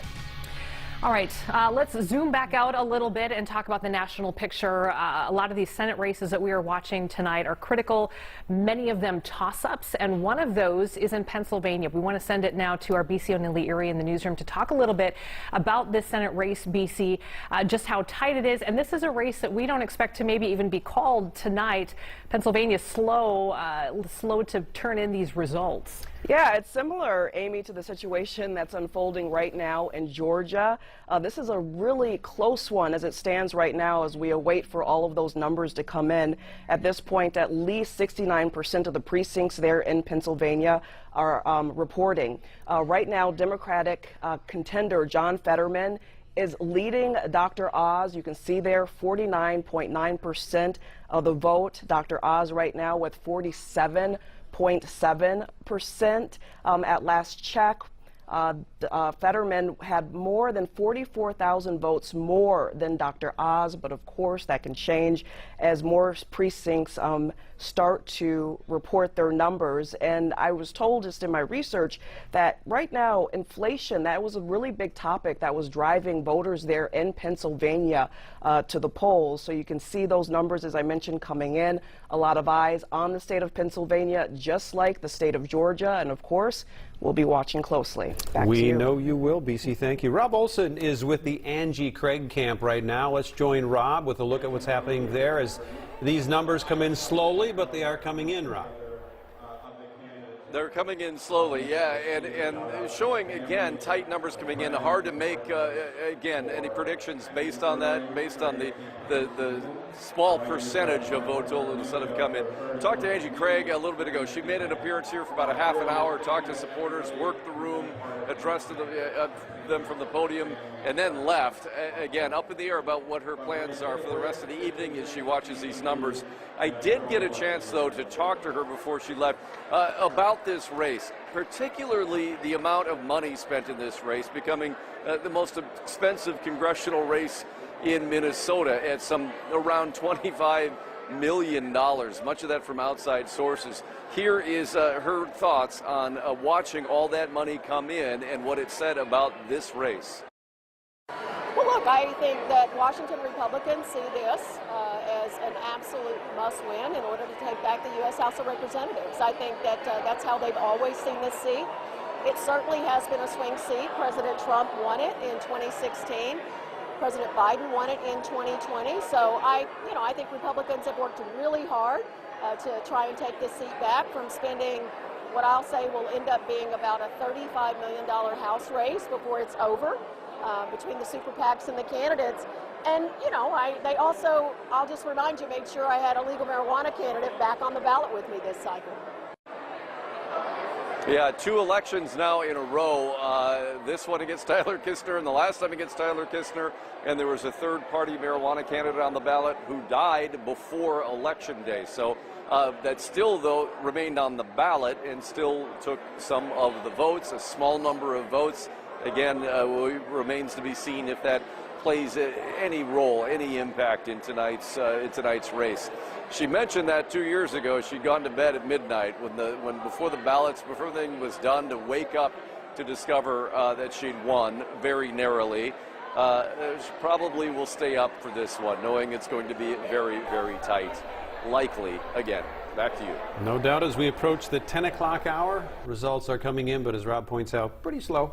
Pretty slow. Trickling in right now. And historically, there have been some places across the state, St. Louis County, Ramsey County, that have been a little bit slow. But here we are 2 hours after the polls have closed, and we've only called one really competitive race. So let's bring in Theo Keith for a look at what we're seeing as far as you've been on the board, actually looking county by county. Is there any pattern here? Do we know, are there extra security protocols perhaps or maybe volunteers, a shortage of volunteers? Yeah, we can go over to the Storyteller and talk about the county by county breakdown, and some of the counties are in significant numbers. Some have barely reported or not reported anything. But the thing that I want to talk about here is I've been out there. I've been with these campaigns and these candidates before, most notably with Amy Klobuchar in Iowa in 2020 when there were no results on caucus night. And the frustration, you run this multi-million-dollar campaign, your staff and your volunteers dedicate just hundreds and hundreds of hours to this effort. You get there and you expect a payoff. Either the campaign ends for you and that's sad, or you're moving on and you've been elected, or in that case, you're moving on and you have a chance to become the next president. To not get results or to get results very slowly is very frustrating. I can tell you, I was just texting with Paul Bloom, who's at the Republicans Watch Party with Scott Jensen. Scott Jensen was out talking to reporters earlier. Some of his staff was out working the crowd as well. And they've all retreated back into the war room at this point. It's time to get serious about the results. Yeah, no, this is unusual for Ramsey County in particular. I mean, usually we would know by now. Some of the northern counties in Minnesota have been traditionally a little bit slower, but this is a slower night than usual, and I think, people at home who want to know the results are frustrated too. Why don't we go ahead and just quickly walk over there and show the differences in some of these counties, because Hennepin County is 98% in at this point, and so you're saying, well, wow, why aren't the rest of the counties in? See, here's Hennepin, 97% in. Ramsey County, on the other hand, 3% in. You wonder why we only have about 20% of the precincts in overall statewide. Well, it's because of that. Anoka County, just 2% in. Dakota County, 0. Not a single precinct has been reported in Dakota County yet. So what are we waiting on? Well, in large part, where all the precincts are, Anoka, Ramsey, and Dakota counties. And then, of course, a whole bunch of small rural counties as well haven't reported. But you want to know why so few precincts, the percentage of precincts reporting is so low. It's because the populous counties, and other than Hennepin County and Washington County, the other counties in the metro haven't reported yet. All right, Theo. Well, I want to ask Steve Simon what's going on again when we Well, we did. I know. Kelsey asked him earlier, and he said, it's all Nothing's fine. happened since then, right? All right. Okay, let's check our boards again here. It sounds like we might have some results here for Texas governor. This is Greg Abbott as declared the winner here, it looks like. The Republican, 55, just over 55%, 63% of those precincts reporting. And I believe, producers, you'll have to help me here if this is a projection or if it has been called for Greg Abbott. It is a projected winner here for Greg Abbott. So we want to be clear, this is a projection at this point, but just over 55% for him. Texas governor, of course, immigration in a lot of the conversations and the policies there along the border, and Beto O'Rourke trying, oh, and now we hear that it is official, that it has been called for the incumbent Greg Abbott in Texas. All right, well, let's look at our own governor race. You heard Theo Keith kind of breaking it down for us a minute ago. We have moved from 22% reporting in now to 30% reporting in. And Tim Walz still leading Scott Jensen by just about 20 percentage points. All right, let's take a look at this Attorney General's race, which is expected to be competitive. The incumbent, Keith Ellison, running for re-election. 56% of the vote right now compared to Republican Jim Schultz. Secretary of State's office, of course, oversees the integrity of our voting system. Right now, Steve Simon, the incumbent, holding this strong lead, 61%, 30% reporting. Kim Crockett, his challenger. In the race for Minnesota Auditor, 30% reporting in. Julie Blaha also leading that race against Republican Ryan Wilson. And let's take a look at that second congressional district. This is being watched nationwide. And right now, with 33% of the precincts reporting, Tyler Kistner jumps to a 51% lead. Angie Craig with 46% of the vote.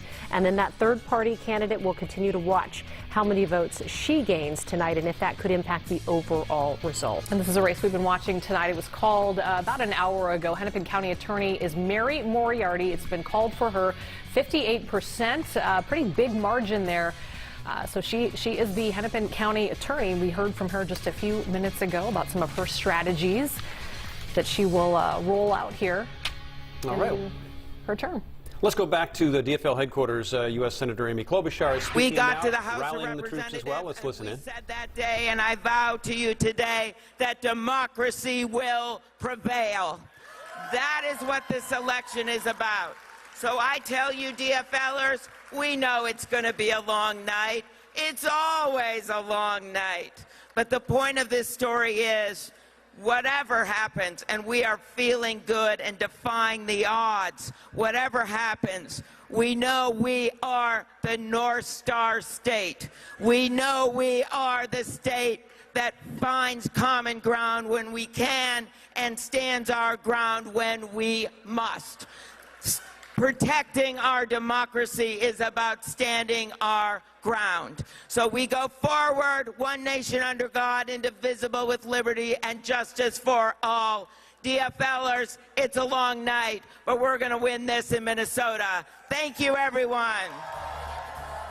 U.S. Senator Amy Klobuchar addressing the DFL crowd there. You get the sense that maybe the crowd is getting a little bit restless. They're trying to keep people there because the results are coming in slowly, and so they're trying to bring up the energy. It's almost like she's run for president before. She's not bad at that.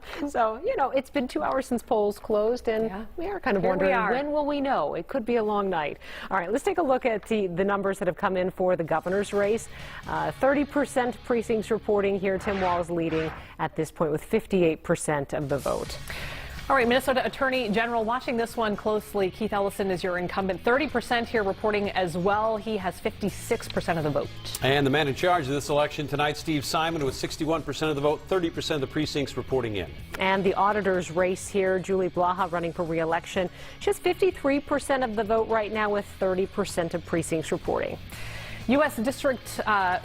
House District 1 in southern Minnesota. It's Brad Finstead with 60% there. Jeff Ettinger, 36. This is just 29%, though, of those races reporting. And District 2, there it is again, with 33% reporting in. Tyler Kistner has jumped over Angie Craig. Again, about 2/3 of the precincts yet to report in.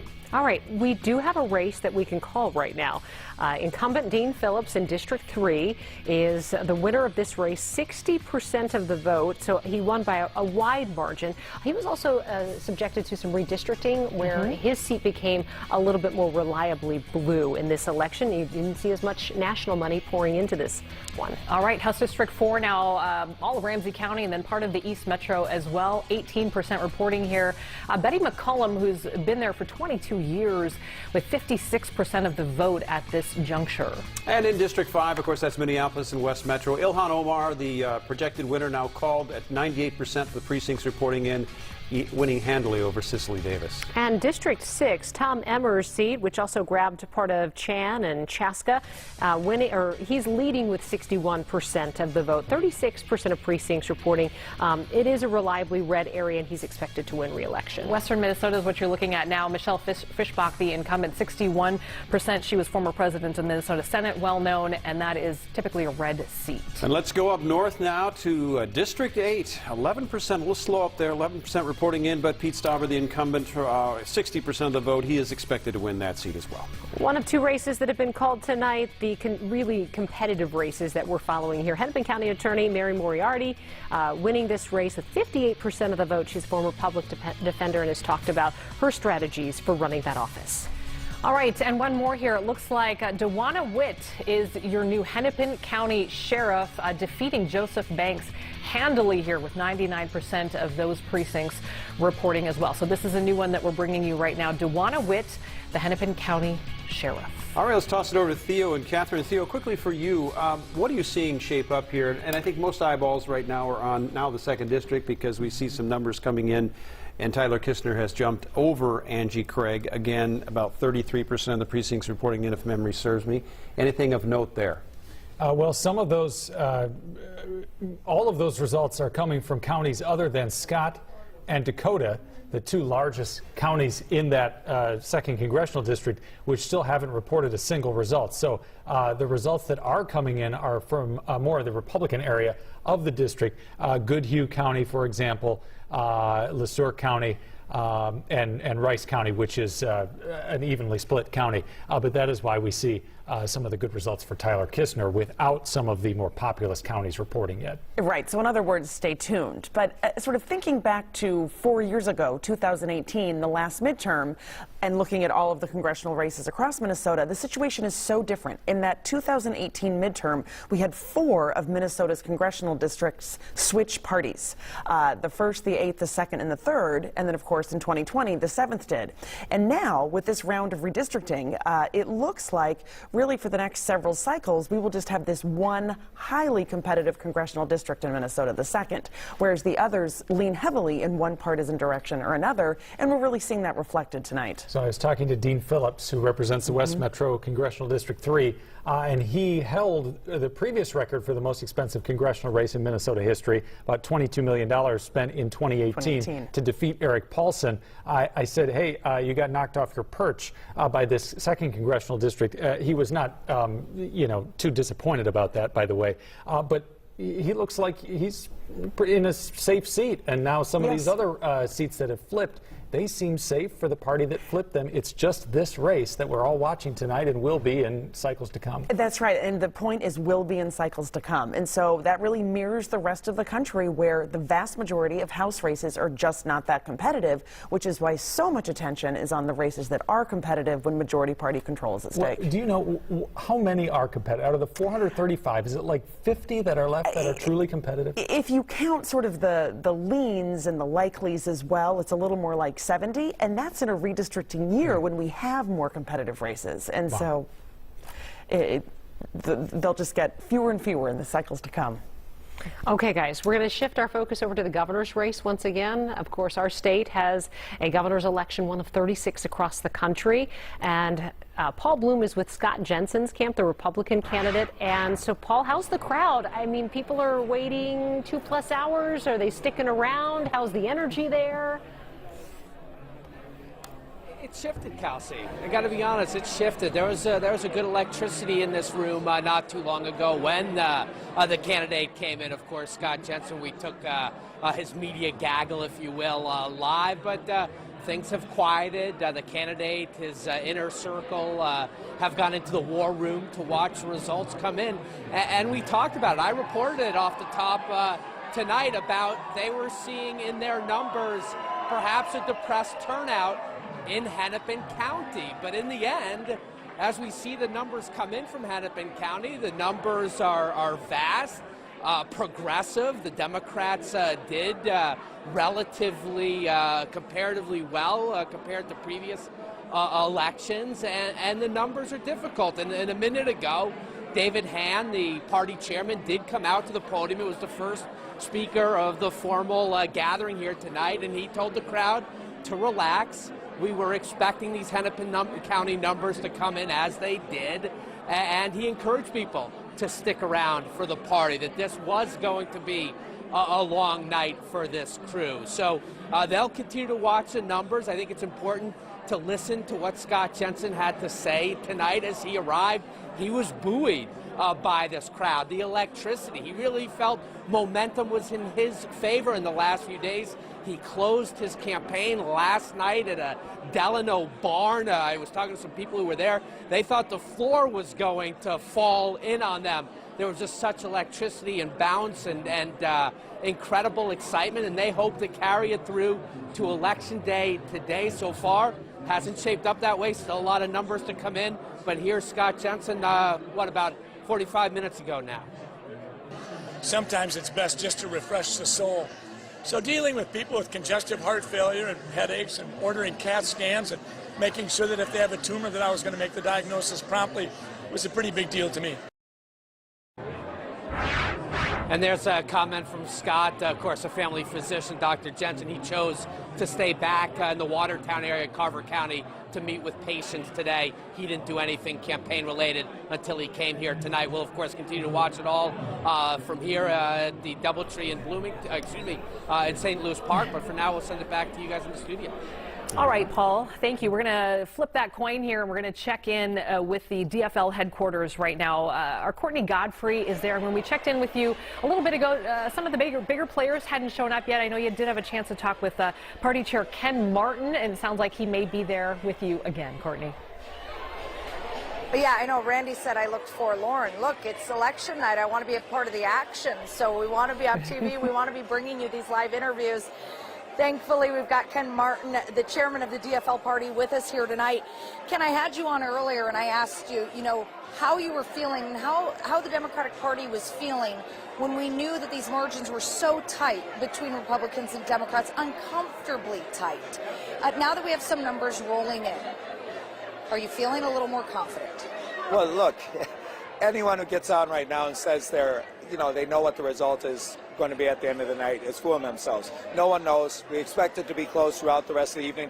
The early results that have been coming in certainly are encouraging for DFLers, right? Certainly what we've seen around the country so far would suggest that it's not going to be this massive red wave that the Republicans have been suggesting. And certainly here in Minnesota, it doesn't appear that that's the case. In fact, we've already seen some flips in the state Senate that should help us potentially take the state Senate back. We're seeing really good numbers coming out of places that we should be doing worse in. So I think right now we feel cautiously optimistic that we're going to win the seats we need to win control of the legislature and to win up and down the ballot by the end of the night. And talk to me about that. The balance of power is at stake tonight in the Minnesota Senate, in the Minnesota House. You have won some key races just called recently, or at least your people are calling it. that makes you feel confident that you will keep control, or that you will keep control of the House? Yeah, we feel great about the House. We're winning the seats we needed to there. Of course, we have the House majority, but the Senate majority is in Republican hands, as you know. We're one of only 2 states in the country with a divided legislature, and we just have to win a few seats back to flip the Senate. Right now, we've already picked up 1 in Senate District 45 with Kelly Morrison. That was a hard-fought victory in a seat that's been Republican for years. We feel really confident that we've got a great path to the majority, and we're seeing great results so far tonight. I would be remiss, Ken, to have you here and not ask about the big issues that people were voting on: crime, abortion.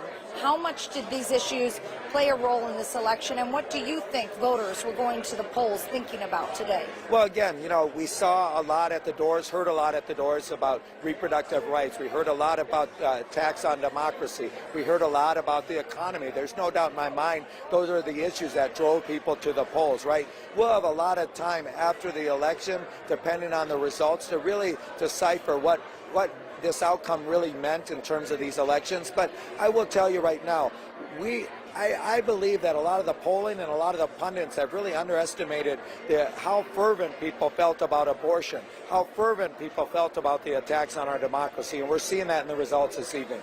Voters were showing up with crime a hot topic this election season, and the GOP used that against the DFL, saying that the DFL let crime run rampant in the state of Minnesota, especially in the Twin Cities. If the governor wins tonight, if Keith Ellison wins tonight, how can you assure the voters at home who voted for a safer Minnesota that the DFL is the party that will keep them safe? Well, as I said earlier, look, the reality is there's only one party on the record defunding the police in this state, and it's the Republicans who walked away from Governor Walz's public safety bill, who walked away from the House DFL's public safety bill, who refused to fund Keith Ellison's request to actually expand his criminal division in the Attorney General's office. There's only one party, and it's the Republican Party, who's actually walked away from doing what's right by Minnesotans and actually investing in our police departments and giving them the tools to bring down violent crime. All right, there you have it. Chairman of the DFL party here in Minnesota, Ken Martin, feeling confident tonight as we slowly get those results back in, and tonight it was slow. We'll bring it back to us here at DFL headquarters as soon as we see the governor in attendance. We're still waiting for him to show up. We're also still waiting to get a glimpse of Keith Ellison, 2 key players that we are waiting to hear from tonight. Yeah, to your point, Courtney, slow in relative to recent history, but, you know, we've all been there on these nights where it takes some time. Theo, you're looking at those numbers, and Courtney mentioned some of those with the DFL chair, Ken Martin there, but specifically we've got more coming in now. I think you said Anoka and maybe Ramsey County are producing numbers now? Yeah, and we would have had race calls by this point, more than likely, if not for some of these slow results being reported.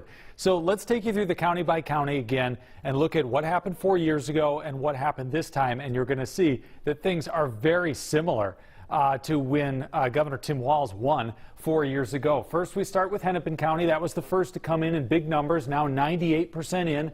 Tim Walz has a margin here of 244,000 votes. That is very similar to what it was 4 years ago, 240,000 votes. That's great news for Governor Tim Walz because he's racking up the huge margins that he needs to in Hennepin County. Next, we look to some of the suburban counties for Scott Jensen. Could he potentially flip Anoka County, which went blue slightly for Governor Tim Walz? The answer is yes, but look at this margin. He's only picked up about 1,000 votes in Anoka County. Scott Jensen would have needed to do much, much better. Same with Scott County. Again, the Republican Jeff Johnson got about 51% of the vote in Scott County 4 years ago. Scott Jensen getting 52% of the vote. Very, very similar. So up and down the board, the results that have been sent in so far lead me to believe that this result maybe not is going to get as wide of a margin for Tim Walz as it did 4 years ago when it was an 11-point win. But he seems to be approaching those numbers, especially in the metro counties. Hennepin, Anoka, Scott County, very similar to 3 years ago. The 2 counties that we're still waiting on, Ramsey County, only 17% of precincts are in. Dakota County, I'll press on it, but There's 0% of precincts in.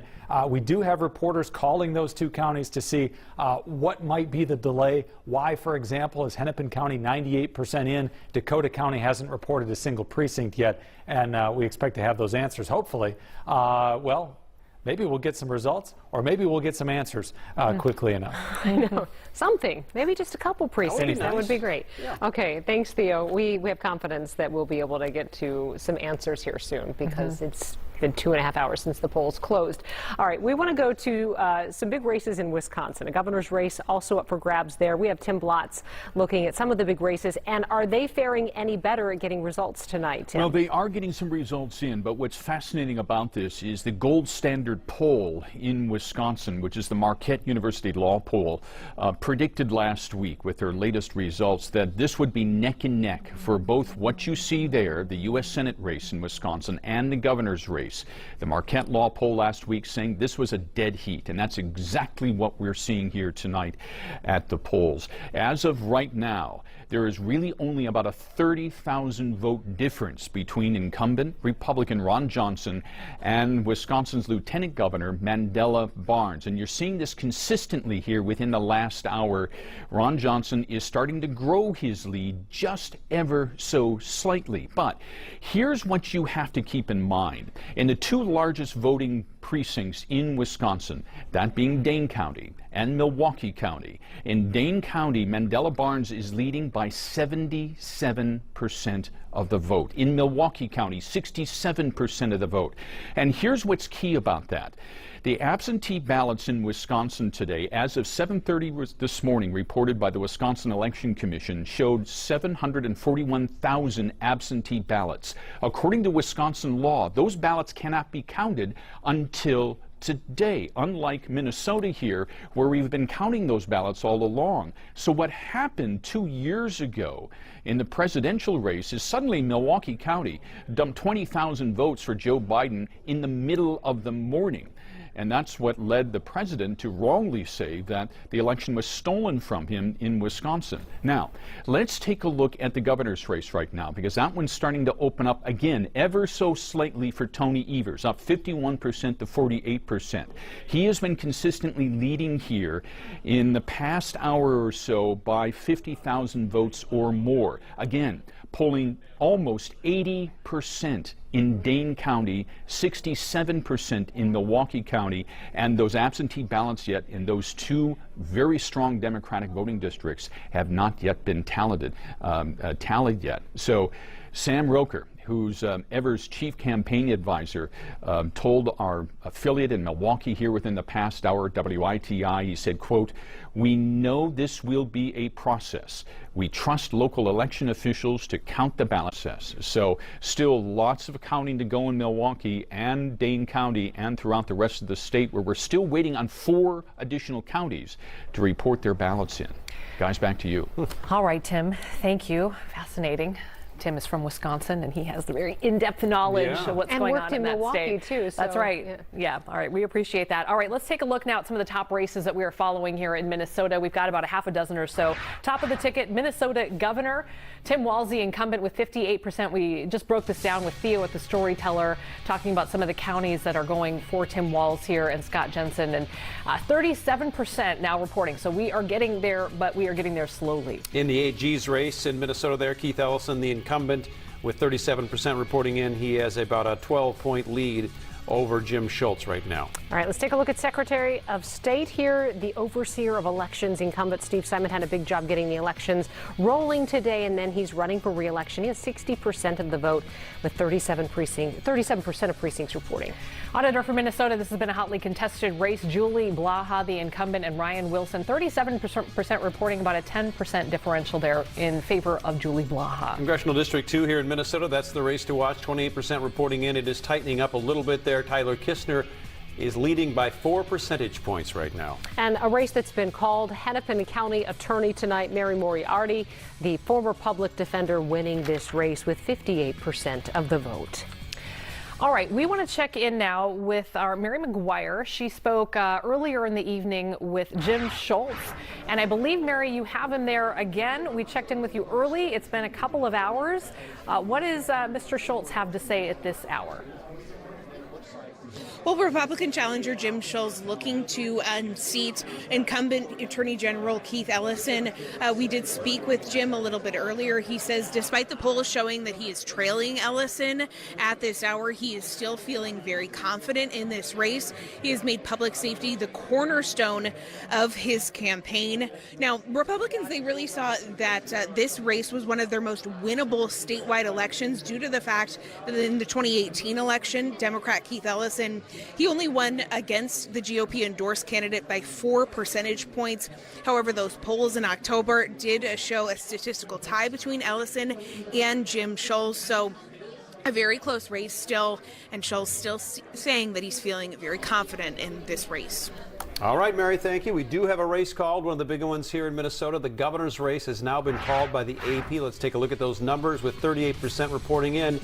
Governor Tim Walz, the incumbent, is now the projected winner, called by the AP at 57% to 40%. That, of course, will tighten up throughout the night. But right now, Tim Walz, the winner in the governor's race here in Minnesota. And as Theo Keith was looking at that patchwork of counties that had reported just a few moments ago and looking at the margins and what Scott Jensen would have to make up.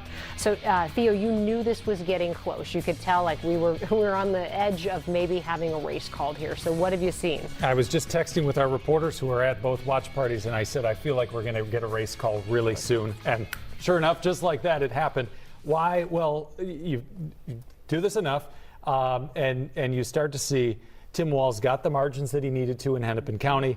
Okay, now Scott Jensen needs to get really good margins in the suburbs. Anoka County, he didn't do much better than Jeff Johnson did. Scott County, he didn't do much better than Jeff Johnson did. Washington County went for Walz just like it went for Walz 4 years ago. And so you start to tick off these counties one by one.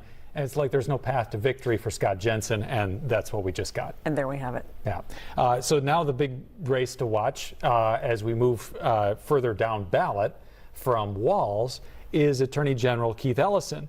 If, you know, Walz's margin looks like it's going to be more similar to what it was 4 years ago than what maybe some were predicting, that it was going to be only 2, 3, 4, 5 points. It might be high single digits, and that helps Keith Ellison down ballot. Oh, it dramatically helps Ellison and Blaha and Simon, who now has a big lead. And so in some ways, this is surprising because although Walz won by over 11 points in 2018 was a year that really, really favored Democrats. And this is a Republican year. And so I think it shows that, you know, incumbency matters and candidate quality matters, and the type of campaign one runs matters. I will tell you that this is exceeding the Walz campaign's expectations. They thought they were in for a 5-point race in their internal polling.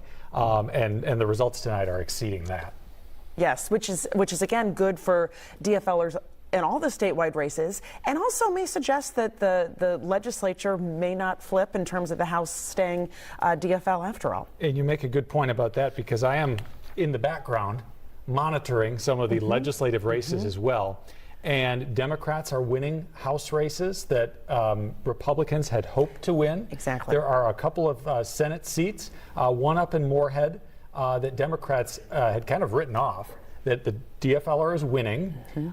In the West Metro, the Democrats are going to flip a Senate seat in the Lake Minnetonka area.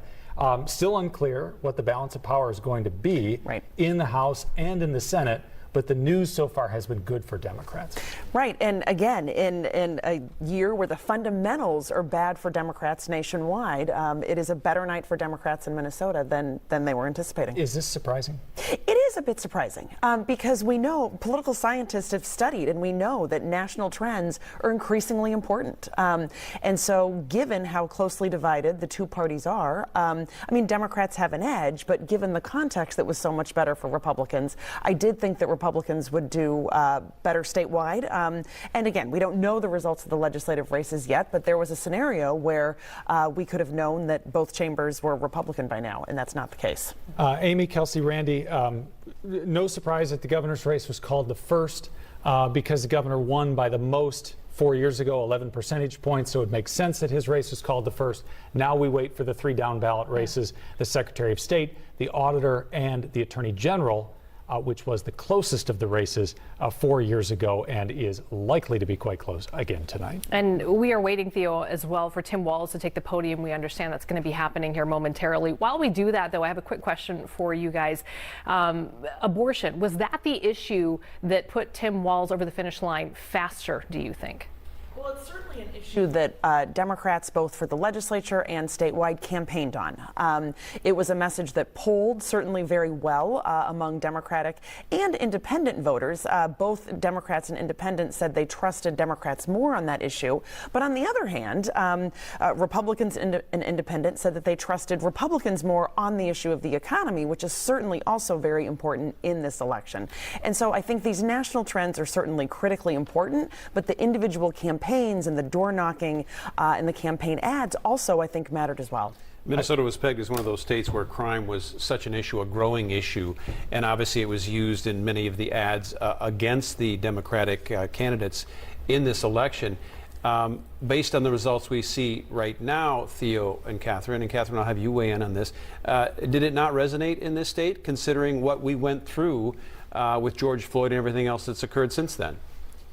I think it's too early to say that it didn't resonate, because certainly it was showing up on polls as being, a top 4 issue and a top issue for some voters. But I think the entire mix of issues, sort of combined with incumbency status, suggested that there was a lot on voters' minds. And at the end of the day, that partisan identity is a very strong predictor of vote choice. We heard something from voters today. We interviewed a lot of voters at the polls today, and we heard something that I wasn't fully expecting. And that is, a lot of voters said that they came out and it was important for them to vote to protect democracy.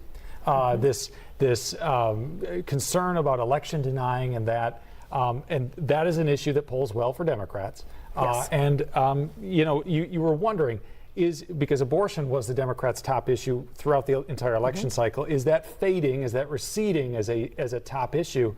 But maybe voters surprised us with bringing another issue to the forefront. Well, with concerns about democracy. And I think at the end of the night, or tomorrow, when we know the final results for the Secretary of State's race, that may be a way to really evaluate the significance of that issue, because it's an issue where in that race there was a sharp contrast between the two candidates in terms of the legitimacy of the 2020 elections and approach to elections more generally. Randy, perhaps we might want to hold off on whether crime is the most important issue or not, or maybe not an important issue tonight, because of course you still have that Attorney General's race that really hinged on crime. And if Jim Schultz is able to pull off the win in that Attorney General's race, that will have been run on a crime platform against Keith Ellison. So we'll have to wait on that. Crime was an issue, but in the governor's race, it wasn't the issue, obviously, by the results. That's a good point, Theo. Appreciate that. Yep. Well, you're both so wonderful at looking at all of the data, diving really deep into it the next day when we can look at all of the counties and the results and really kind of to see what sort of patterns start to form. And it will be interesting to hear from voters after the results are all tallied too. Now, Governor Walz is expected to address a crowd of supporters here in a little bit. We're waiting for that. It could happen at any moment, and we will break in and bring that to you. We've also heard, and he has been very quiet today, that he might be a little hoarse. I heard he didn't have a voice at all. So. He was hoarse yesterday before the 6 campaign events that he did. Right. And that was 36 hours ago. So, yeah, I'm sure he's lost his voice by now. So we'll see how that goes. And I know people are, it's 10:35 at night, too, and they want to keep the energy up in that room. So we expect him to be coming out very soon. Now, U.S. Senate, where we have so many competitive races and the Republicans are trying to gain control, we do have a race that's been called in Ohio that was considered a toss-up, perhaps. You have J.D. Vance, the author. He has been declared the winner in this race, the Republican running against Democrat Tim Ryan. All right, a couple of other races we're watching very closely on the national scale, Pennsylvania and Georgia. We want to check in now with our BC O'Neilly Erie in the newsroom. BC, what are we seeing at this hour in those two states? Well, we've been watching the numbers come in all evening, you guys, and 2 very close U.S. Senate races both in Pennsylvania and also in Georgia. I want you to take a look at the numbers right now in Pennsylvania. Georgia. Incumbent Raphael Warnock right now 49% of the vote, and you can see his challenger, Republican and American football legend Herschel Walker, also with 49% of the vote. I am told that this is, as you can see, a very tight race with fewer than 4,000 votes right now separating them. It was really predicted early on in this race that this could head towards a runoff, and right now it's certainly looking that way. Again, a very tight race there in Georgia for the U.S. Senate seat currently held by Raphael Warnock. We want to head over now to Pennsylvania, where Democrat John Fetterman is leading Dr. Oz right now. You can see 49.4%. Dr. Oz holding in there with 48.3% of the vote. Fetterman, I'm told, is right now ahead with fewer than 38,000 votes.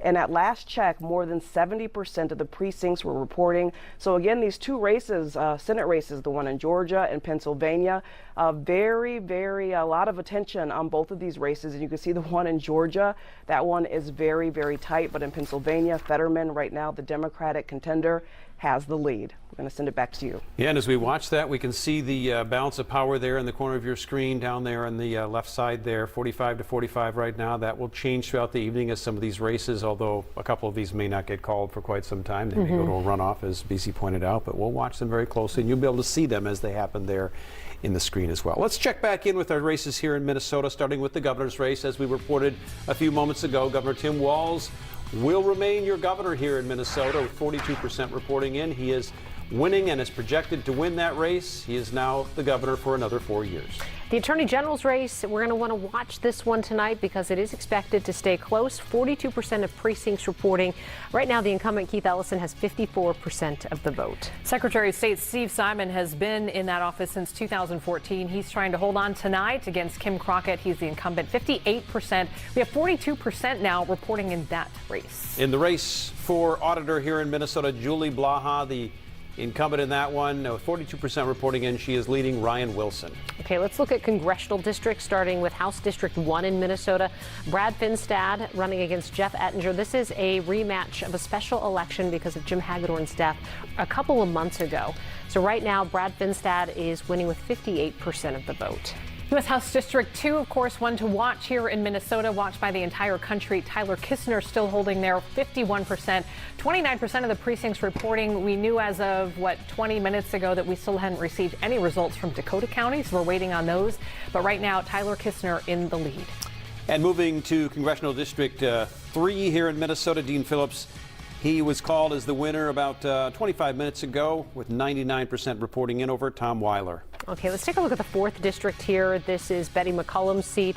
She is expected to win tonight. 64% of the vote. She's leading right now with 35% of precincts reporting. Also a very safe blue seat here for Ilhan Omar. She will return to Congress. She has been called in this race, winning 74% of the vote. And in District 6, the North and West Metro St. Cloud area, Tom Emmer, 60% of the vote, not projected as the winner just yet, but wasn't considered a seat in jeopardy with 55% reporting in. All right, let's take a look at the 7th Congressional District, Western Minnesota. This had been a blue seat. Michelle Fischbach flipped this seat. She is the incumbent, winning with 64% of the vote right now. U.S. House District 8 has seen some redistricting. Pete Stauber, the incumbent here, holding strong with 62% of the vote. However, just 19% of the vote reporting. Historically blue, but has been trending red in recent years. And another called race here for Hennepin County Attorney Mary Moriarty with 58% of the vote over Martha Holton Dimmick in that race, 99% reporting in that race over. And another race that's been called, DeWanna Witt, the declared winner for Hennepin County Sheriff. This has been in office without leadership for really the last year because Sheriff Dave Hutchinson had that DWI crash last December. He's been on medical leave. All right, let's check in with Theo Keith. He is back in the Cove. And Theo, what are we looking at here as far as how the governor's race shook out? Yeah, let's look at how this race was won, right? So Hennepin County, this time around, Governor Tim Walz won by an enormous margin, 250,000 votes. It's actually better than what he did in 2018. Okay, so Scott Jensen says that's not good news, but I can still pull this off if I do really, really well in suburban counties. Well, okay, let's go up to Anoka County. He won there by about 1,000 votes. That's not going to get the job done. In fact, 4 years ago, it was also within 1,000 votes. So Jensen barely did better than Republican Jeff Johnson did 4 years ago. Okay, well, how about Scott County? Well, Scott Jensen gets 52% of the vote in Scott County. 4 years ago in Scott County, Jeff Johnson got 52% of the vote. You can see how each of these counties is shaking out very similarly to how it did 4 years ago, and that was why it was really becoming inevitable that this race was going to be called for Governor Tim Walz. Next, we turn our attention down ballot to the Attorney General's race. This was the closest of the 4 statewide races 4 years ago when Keith Ellison won by just 4 percentage points over the Republican. So we go back this year to the Attorney General's race. We start looking at the same counties. Hennepin County, 205,000 vote margin lead for Keith Ellison. 4 years ago in Hennepin County, Ellison won by about 200,000 votes. That's really good. Now, why hasn't this race been called yet? Well, it's ever so slightly closer. We want to talk about Anoka County. Well, here, the Republican Jim Schultz is leading, getting about 16,000 of the votes back. 4 years ago, we look at Anoka County, and the Republican Doug Wardlow didn't do quite as well. So the people who call these races at the AP clearly looking for a little bit more evidence on Keith Ellison's side before calling this race for him. It is just too close to call as of this point. All right, Theo, let's take a look at some of those national races. Let's go down to Georgia. The race for governor in the state of Georgia, Stacey Abrams, although this race has not been called, Stacey Abrams has conceded tonight in this race, and you can see the numbers there with 86% reporting in. Brian Kemp, the incumbent governor there, the Republican, essentially will win his seat. If Stacey Abrams is conceding, we can assume that race is over, although the check mark does not exist there just yet.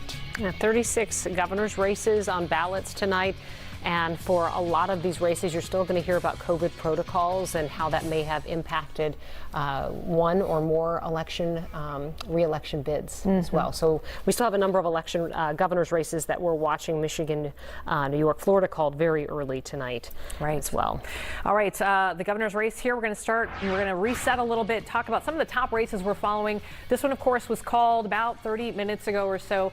You're going to see these results shift, but Tim Walz has been called as the governor of Minnesota again with another term. He is the incumbent, defeating Scott Jensen, the challenger, who many thought would maybe come in a little bit closer there, but it looks like 57% is going to take it for Tim Walz. And if there's down ballot voting, that bodes well for Attorney General Keith Ellison, the incumbent there right now with 47% reporting in. He holds a 10 percentage point lead over Jim Schultz. Those numbers are being scrutinized a little bit closer because, as Theo just pointed out, Jim Schultz is doing a little bit better outside of Hennepin County, so we'll watch that one.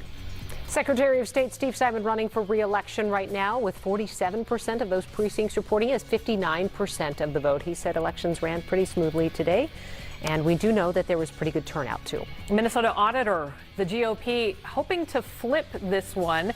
Julie Blaha, the incumbent, though, holding strong here against Ryan Wilson. I'd be curious to ask Theo about this one and also the AG's race to see what they have to say, because this one I think people thought would be a little bit closer.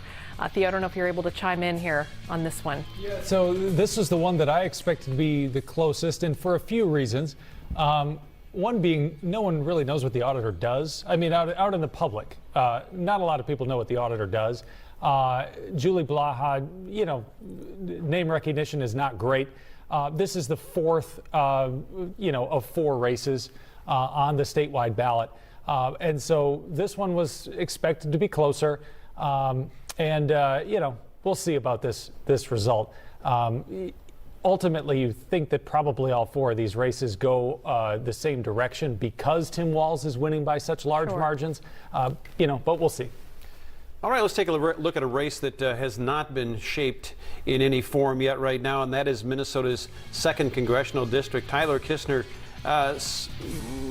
sort of widening his margin by 1 percentage point since last time we checked this, with 30% reporting in. He now has a 5% lead over Angie Craig in that race, but again, there's a lot of votes yet to be tabulated. That's the South Metro, by the way. And still no Dakota County in that race at all. And one of the races that's been called tonight, Hennepin County Attorney, you have the former public defender Mary Moriarty winning with 58% of the vote. All right, let's take a look at some of the House races that we're following here in Minnesota. The DFL controls the Minnesota House, but not by much. So these are some of the most competitive races we're following, with 36% reporting in District 3A. This is the Ely area. Roger Scraba now in the lead with 54%. Let's go up to Two Harbors up there in northeast Minnesota. You've got District 3B, Mary Murphy, the DFL incumbent, versus Natalie Zalesnikar there, the GOP challenger. Right now, Mary Murphy, the incumbent, leading by 10 percentage points. And because of redistricting, in the 7th or 7A district, you have two incumbents now running against one another.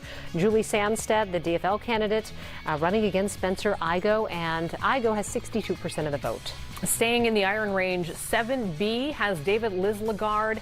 And Matt Norrie, we don't have any results to show you on this one just yet. An open seat in District 11A as well. Jeff Dotsett, the GOP, versus Pete Radosevich up there in Moose Lake, Cloquet, and you can see right now nothing, really. No results, some precincts, but no results. All right, the St. Cloud area, District 14B. You have Dan Wolgamott, the DFL candidate incumbent, running against Aaron Henning, and right now Wolgamott is leading with 53%. North Mankato and St. Peter area, Jeff Brand is leading Susan Auckland here by a couple of percentage points. 80% of those precincts, though, reporting it looks like about 400 votes separate them. And in 23B, that's the Austin area, Patricia Mueller, the incumbent, leading handily over her challenger, Thomas Steen. Okay, let's take a look at the Blaine area, District 32B. Donald Raleigh, 49% of the vote. This race has been called, though, for Democrat Matt Norris. District 33B, 77% reporting here. This is an open seat. Josiah Hill in the lead over Mark Bishofsky by 53% for Hill. And in 35A, that's Coon Rapids Anoka. Zach Stevenson, now the declared winner, the incumbent Democrat. District 45A, this is the Orono and Mound area. This race has been called for Republican Andrew Myers. Chanhassen, we'll see how you're doing tonight. Well, we don't. No, we won't. We don't have any results to show you in the Chanhassen area. We'll bring those to you shortly. And in 54A, that is the Shakopee area. 87% reporting in. That's pretty good. Brad Tapke now leading by about 9 percentage points over the incumbent Eric Mortensen. And this open seat in District 57B, Lakeville, still waiting on numbers. We don't have anything to report over there in Lakeville tonight. All right, we have a race called. We want to check in here. Betty McCollum, this is House District 4. We believe that she has been called the winner here. Yes, she has. 78% of those precincts reporting, and Betty McCollum will go back 22 years she's been at this. 68% of the vote against her challenger, Maylor Zhang. This is all of Ramsey County and also part of that East Metro area. So a lot of people didn't really think that this one was going to be much of a competition here. So Betty McCollum holds on. Let's jump over to the state of Michigan right now. The incumbent governor there, much has been said about this race. Gretchen Whitmer, Fox News is declaring Gretchen Whitmer the winner tonight against her challenger, Tudor Dixon. Right now, only 40% reporting in, but Fox News has projected Gretchen Whitmer will win her seat as governor back. We're going to stay with governor's races here. We were just talking about how we were waiting on some of these big races, but here's another one that's been called for Kathy Hochul, the incumbent in New York. A lot of eyes on this one. Let's talk a little bit about some of these governor's races. Catherine, some of your thoughts here. I think a lot of people had been watching the Lee Zeldin, Kathy Hochul race saying, wow, this is going to be very, very close. And now it's been called for her. What are your thoughts on some of these races that, you know, we anticipated sort of a big red wave and maybe we're not seeing so much of one? We're definitely not seeing the national red wave to the extent that we expected, which again is surprising given that the people are concerned about the economy and President Biden is unpopular and elections have become nationalized. That said, I think what's going on is that partisans on both sides were really mobilized to turn out. That's what it's looking like. People tend to vote their partisan identification, and in midterm elections, the party in the White House, the turnout tends to be lower, but I suspect that that's not what's happening this year, that both Republicans and Democrats are turning out in big numbers, and for Democrats, bigger than expected, which has sort of prevented the Republican wave that many, myself included, anticipated. But as we look at that U.S. House balance of power there in the corner of our screen, we do see a sizable Republican lead right now. Is that shaping up more closer to what the political analysts and pundits that watch this thing thought it might? I mean, Republicans are clearly on the path to take majority party control of the House, but it's not the 20-point, 30-point margin that I think many anticipated and that certainly seemed possible because so many of the competitive races were races that Democrats were defending as opposed to Republicans defending them. All right, U.S. Senate, let's take a look at the balance of power there. I mean, it's 50-50 split. So some of these races, like in Nevada, we're not going to know for a while. And in Pennsylvania, we may be waiting. But what are you seeing there? Well, we're seeing again, a very close contest in Georgia. Walker has an edge right now, but it's still too close to call, and we don't know if it will go to that December 6th runoff. We're seeing Wisconsin too close to call, but with an edge for the incumbent. Pennsylvania too close to call, but an edge for the Democratic candidate, Fetterman. So that would be a flip if it stays that way. And Arizona too close to call, but a slight edge for Mark Kelly. And so it's very possible that the Senate could remain 50-50, or depending on the outcome of some of these races, be 51-49. I have a quick follow-up question for you, Catherine. How important was the unaffiliated voter in all of this, right? Both parties securely had, their hardcore voters, but that sort of independent voter in this, how important did that end up being, as far as we know? Right. Independent voters or unaffiliated voters are less likely to show up in midterm elections than they are presidential election years. But of course, in very close races, sort of every vote matters. So the extent to which candidates were able to mobilize those voters to vote and persuade them to vote for them, and to the extent that these voters are concerned about the economy or abortion or crime, they definitely matter. But really, in a midterm election, the key is to turn out the partisan base, because people tend to vote party line. All right, thank you so much. Well, let's go over to Republican headquarters right now. Paul Bloom has been there. He's been with the Jensen campaign, but he has gathered some other people around him who are there watching this election tonight. One of those individuals, former Hennepin County Sheriff Rich Stanek, who also has run for public office on a couple occasions. Paul, you're there. I mean, they're watching this as Republicans. What are you seeing? Well, Randy, good evening to you. I did check in with Team Jensen. No comment. I had asked about the AP calling the race. I asked if they had conceded. No response to my text messaging.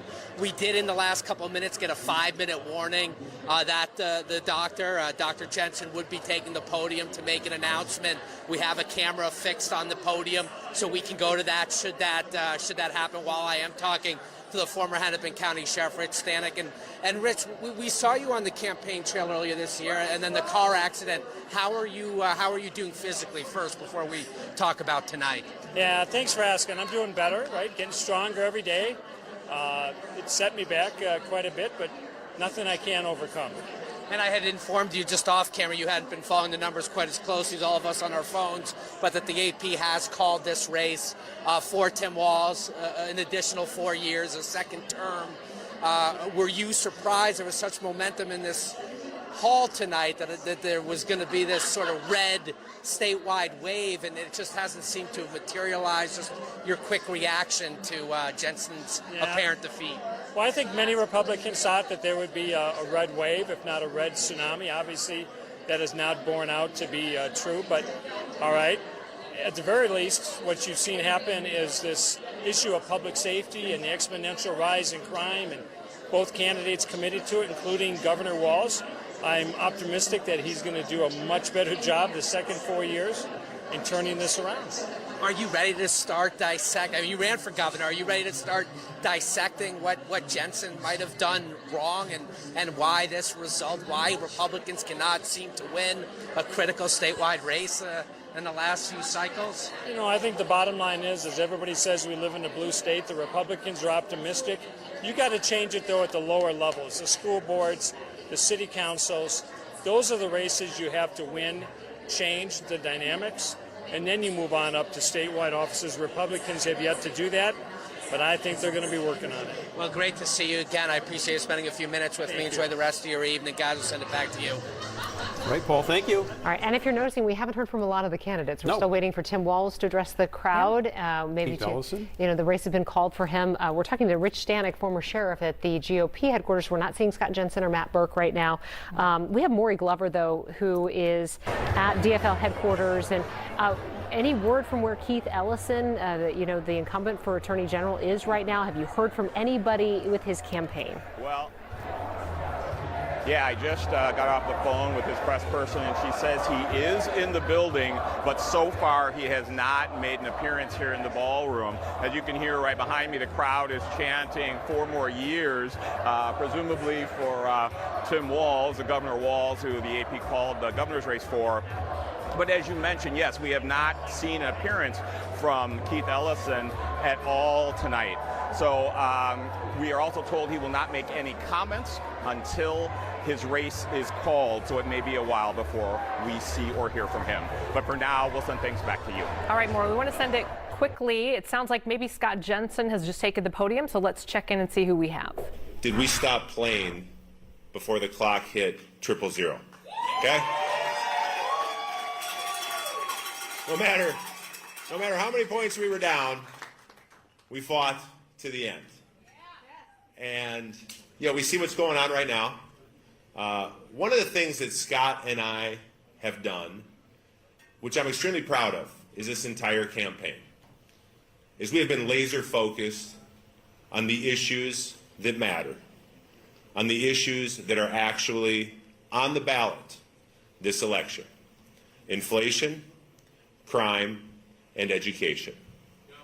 And we have spent a lot of time in areas that Republicans have not gone to in a long while, that they gave up on, quite frankly, which are the same places that are disproportionately affected by these issues. In the urban areas, inflation hurts those residents more than those in the suburbs. Crime. We know we have a crime epidemic in our cities. Not just in our cities, in our entire state, but in our cities. And with education in the urban areas, our kids are trapped in schools that are not getting the job done. And so it is disappointing to see the numbers come in from Hennepin County, and those numbers to be pretty much identical to what they were in 2018, when things were actually better in our state with those 3 core issues. So I don't know what's going to happen. You don't know what's going to happen. The media doesn't know what's going to happen, except for one thing. We're staying in this game. We're going to continue to fight.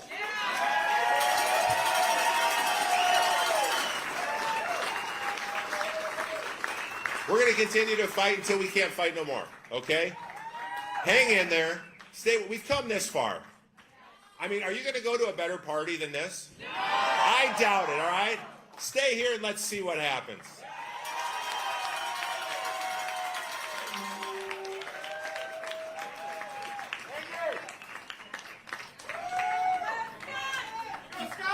You've heard me say many times that we are in the position we're in for such a time as this, and that hasn't changed one iota. For a moment, imagine if we hadn't collected our energy together. Imagine if we had said crime isn't a big deal, and that it's okay to have people say that police are a cancer and they should be dismantled and defunded, and there wasn't a voice that pushed against it. Imagine if we said that when you're in the face of inflation, it's okay to do things that will raise energy costs and make it more costly for refineries to get gas in our tanks. Imagine if we didn't have a voice saying that what we're doing to our kids is wrong. When we tell parents that they don't get to decide what vaccinations their kids get or don't get. Imagine if there wasn't a voice pushing back against it. Imagine if there wasn't a voice pushing back against our kids being told that what you do or what you accomplish isn't related to your effort, but instead it's related to the externals about you. But we haven't been willing to let Minnesota imagine such a thing, because that would be a travesty. So everybody in this room has come alongside of Matt Burke and Scott Jensen and our entire team and said, We're not going to imagine such a world because we're going to demand that we help shape the conversation. And folks, we have done that. We have shaped the conversation for nearly 2 years. We have said inflation can be fought against. We have said education can be done so much better. We have said that crime is out of control, that when you don't even track carjackings prior to Tim Walz coming on board, and now we have 780 carjackings in 2021, we cannot imagine a countering voice not being present. That's what we together tonight are. We're a collective voice that has helped shape the conversation. But I will say this, the irony is deafening. The irony that where Matt and I spent so much time in the urban areas trying to elevate the message of what's happening, that when you do the things that were done, when you lock kids out of school, the groups that you're hurting the most are so often those who live in densely urban populations. We know what we stand for. We know that we have a moral compass that we share with you. Clearly, Hennepin County and Ramsey County numbers have been disappointed. But you see the numbers closing in slowly, and we don't know what's yet to come. But I want to just say this.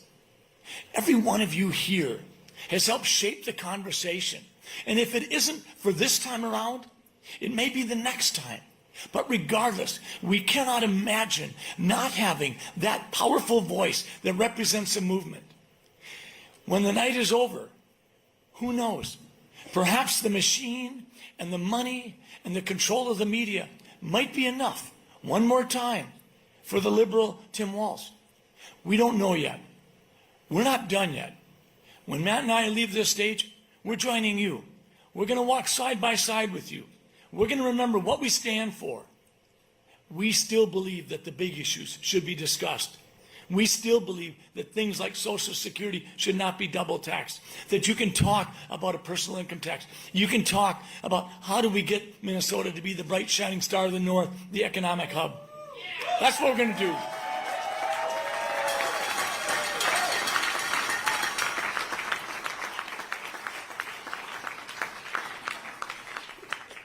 Someone asked me if I was going to say that this has been one of the most draining experiences of my life. Absolutely not. The last 2 years have been one of the most exhilarating times in my life. I have seen my family come close to me. I have had a chance to watch my wife demonstrate increasing skills across the board. She once thought that she was an introvert. She's not.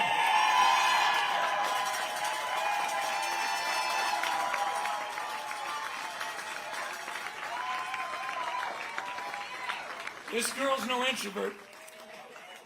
We've been together 44 years and she still rocks my world. Folks, we're in this together.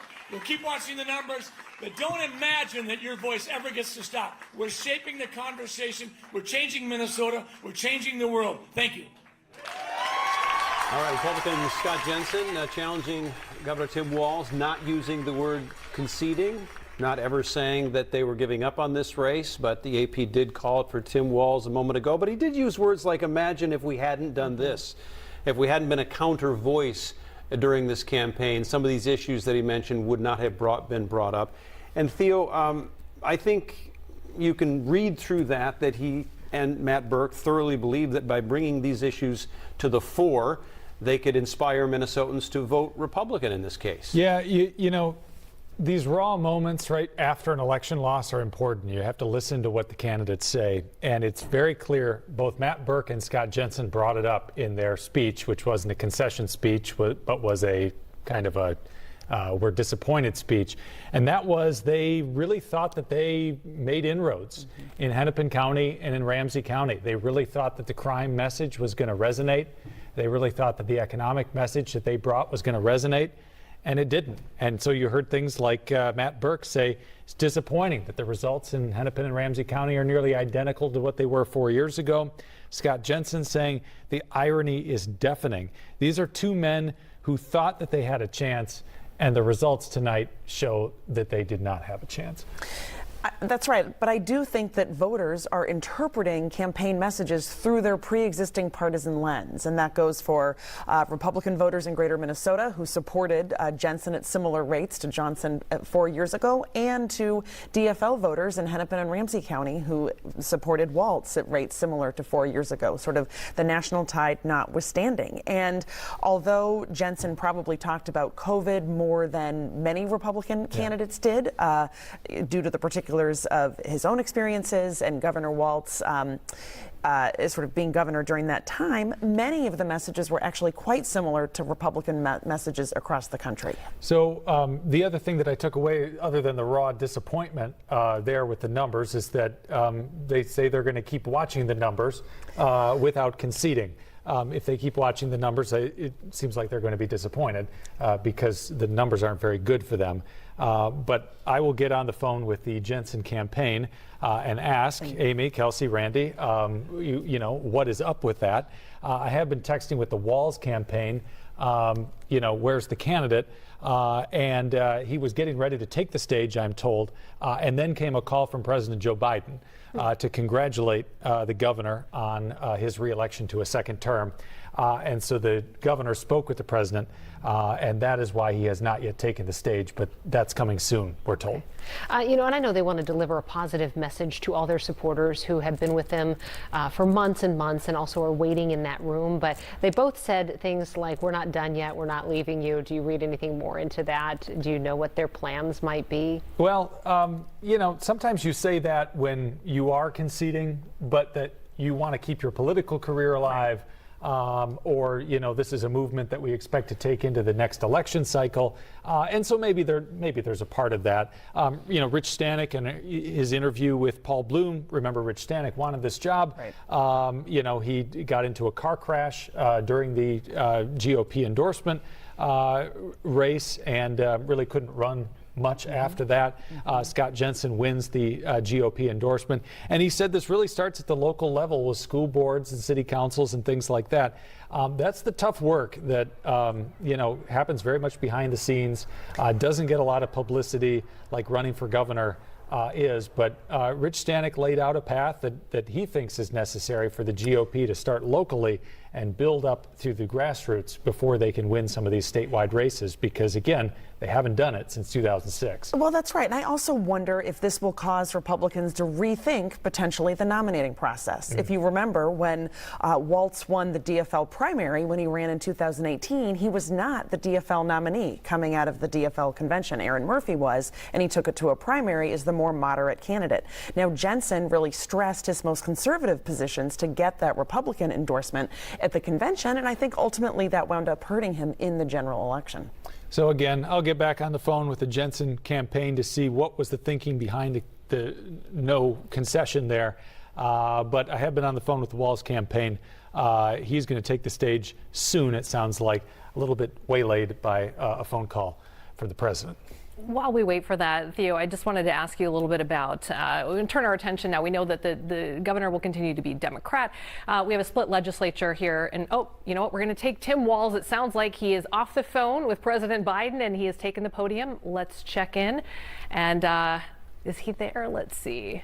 So we know he's moving in that direction. Oh, he is. Oh, he's walking. He's probably going to be shaking a lot of hands on his way in. We're told that he does not have much of a voice left. That, Theo, you were saying he lost it a couple of days ago. Yeah. So we'll see how this goes. And I was in this room 4 years ago, and they make this gauntlet. So they turn from the back of the room, and then they make this turn up the left side of the room, and they see some of their most important volunteers there, and they all line up through this tunnel here, basically.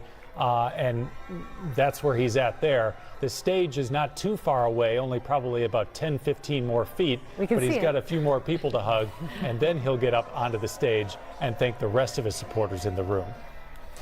You know, this is interesting to me as well. He's going to do this for a couple minutes or so, and I'll certainly stop talking when he starts talking, Theo. But it does sort of put a hard stamp on this concept in Minnesota, true or not, that a Republican can't get elected if he can't do at least fairly well in Hennepin and Ramsey counties. Outstate Minnesota typically is, as we saw on your map, all red.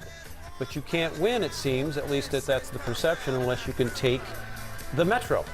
the math is really difficult for Republicans because of the population base there. You have to do either some combination of winning, really you have to do this in conjunction. You have to win the suburbs huge, and you have to win the rural areas huge, and even then it might not be enough to get past a big DFL margin in the core cities, and that is what Tim Walz did again. And reminder, Hennepin County is not just Minneapolis, and he ran up the score not just in Minneapolis but in the surrounding suburbs as well.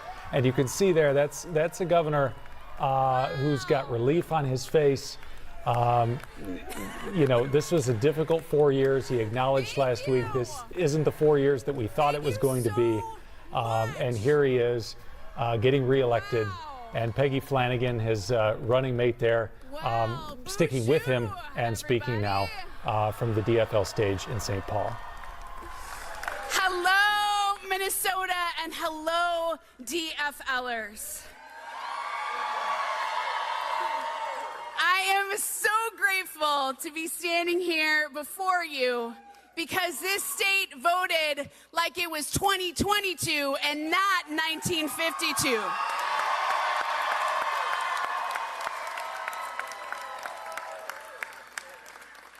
So some of you know that Governor Walz lost his voice yesterday. It's back a little. He lost his voice at our final campaign stop, and he asked everyone to be his voice today. Yeah. And boy, you all delivered. And now he can be our voice for the next 4 years.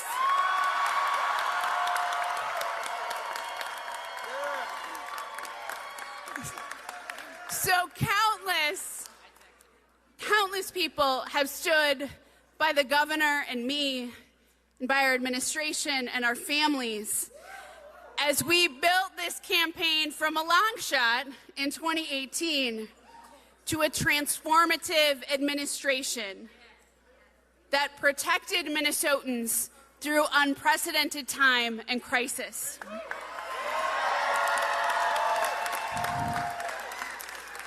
Thank you so much to our supporters here and everywhere tonight. Thank you. Thank you to our staff. Thank you to our partners. Thank you to community leaders and to tribal leaders. Thank you to our campaign and coordinated team for your tireless dedication. Thank you to Team LG. Thank you, Sandy Johnson. And thank you to my daughter, Siobhan, who should be home in bed tonight. My girl, you had nothing to worry about. And thank you so much to my husband, the best second gentleman in the country, Tom Weber.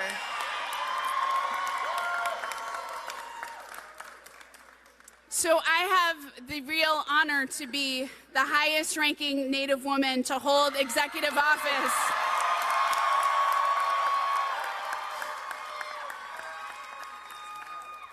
in the history of the United States. And as we stand here tonight on the ancestral homelands of the Dakota and Anishinaabe people, we stand here, and I stand here on the shoulders of Native ancestors who surround us, who are in this room, who are holding us tight. Minnesota has voted for compassion tonight. Minnesota has voted for kindness. And Minnesota has voted to continue to make our state a welcoming place for all. Minnesotans have signaled that we need to move forward as one Minnesota together. And this matters because tomorrow there will be a mom in this state who will get a call that their kid got sick at school and needs to come home. But that mom was depending on the lunch that their child gets at school because she doesn't have enough food at home to make sure that child gets a meal. So this is the state that's going to reach out their hand to help and increase the kind of community support and assistance programs for working poor people in Minnesota. The same programs that my mom used when she raised me that helped lift our family out of poverty, because that's who we are and what we do. Tomorrow, someone in this state will need to figure out whether they have to take time off to care for an aging parent. And with paid family leave, with paid family and medical leave for all, we're going to make that decision easier for folks in Minnesota.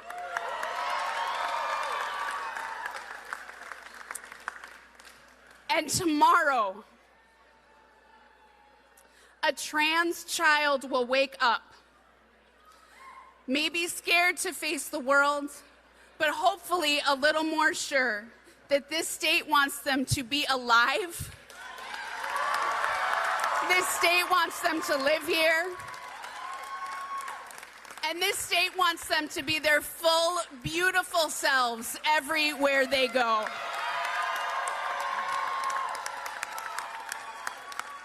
And tomorrow, someone will make a healthcare decision about their own body. And they will know that Minnesota is an island of decency in the Midwest that is protecting their access to abortion.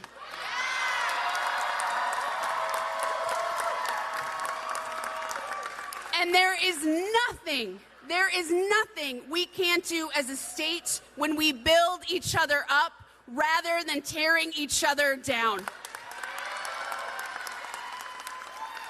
And we have a champion of that sentiment in our governor, Tim Walz. I have long said that one of the best parts of being lieutenant governor is that I get to be the opening act for the governor of the state of Minnesota. And I get to be the opening act for one of the best human beings I know. So for one more time on the campaign trail, I'd like to welcome my friend and our governor, Tim Walz.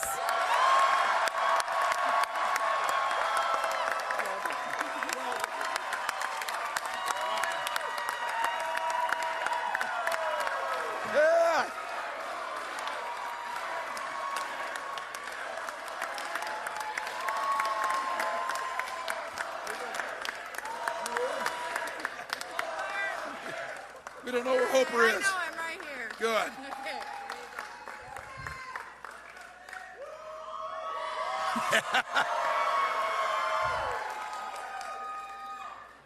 Well, Minnesota, democracy is live and well in this state. Well done.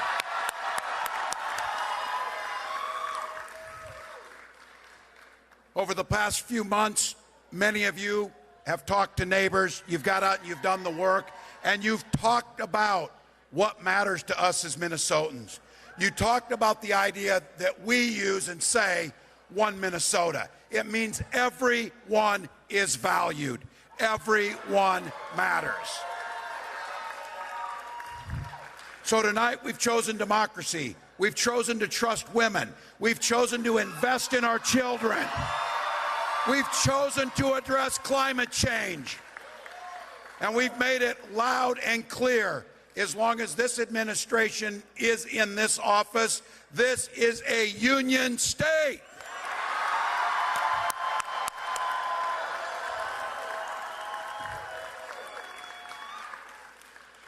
As Lieutenant Governor said, we do so much better when we find our common ground. We know that there's been a lot of division. We know these last few years have been challenging. They've been challenging on COVID. They've been challenging in our political discourse. But Minnesotans made a conscious choice tonight to choose a positive future, to choose one where our better days lie ahead, to choose one that rejects the negative, divisive politics and chooses the whole path of each and every one of us to be the best we possibly can. None of us do this alone. None of us live in communities on an island.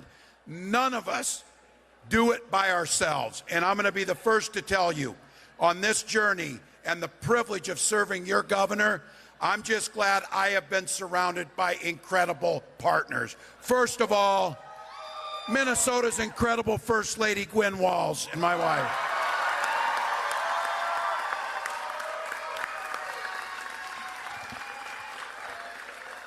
And we're just unabashedly pretty proud of two really great kids, Hope and Gus.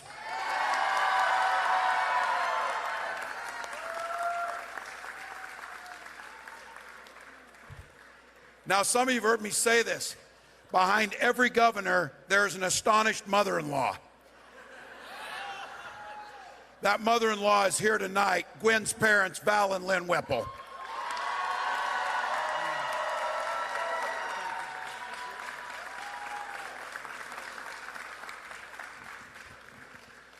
And I've got a pretty special treat, someone pretty obviously important in my life. When I was a teenager and my little brother was 8, my dad died of cancer. My mom, Darlene, was a stay-at-home mom.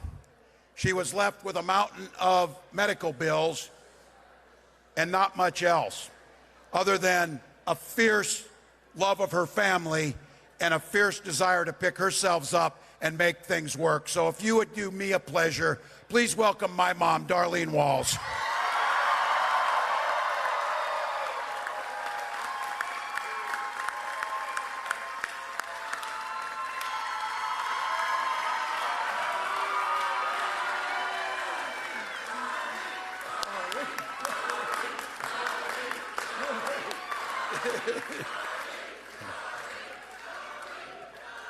Well, you're all so great. Give me just a time of personal privilege, though, as again, we don't do this alone.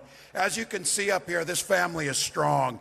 Gwen has 3 sisters. I've got an incredible sister-in-law. We've got all of these nieces and nephews up here. Please give a thanks to these folks who have been with us every step of the way.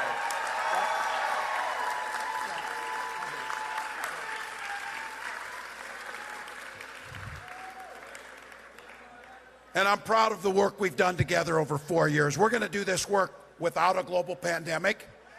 And I have to tell you, there's ballots still out, and there's constitutional offices still being counted, and there's House and Senate races. But I just want to be very clear. There is no red wave, and we are coming. We are coming.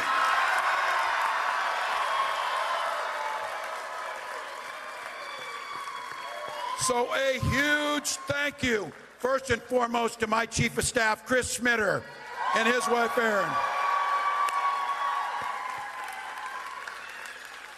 To the entire staff, and to those, I see some of them out here, former and current, to our commissioners, who are the most incredible public servants, all of them.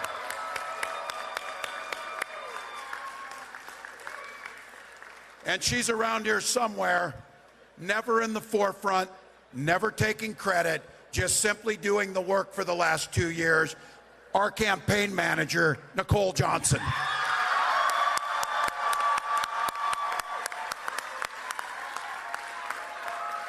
Yay. There's a whole team of folks that made this happen, and we'll get together to thank them. I'm also going to thank all those elected officials. I saw Senator Marty. I see a lot of folks out here. All these elected officials, all of the community leaders, all of the business leaders, and all of our labor friends who are here. Thank you.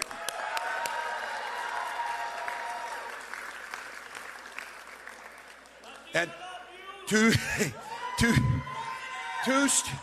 special ones for all of this.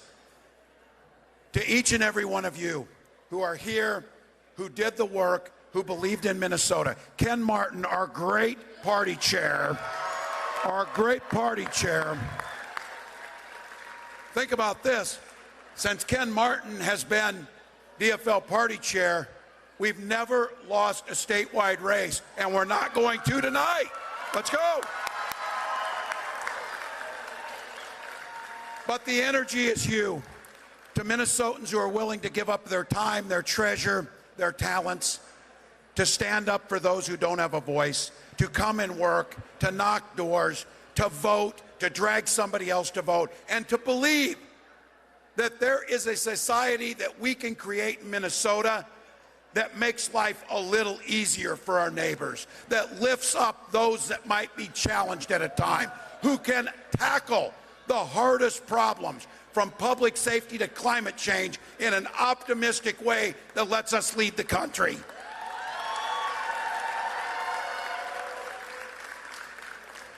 Now, in America, when elections are over, the thing that separates us and the way we govern is we put aside the rhetoric and the heated discussions during the campaign, and we find common ground.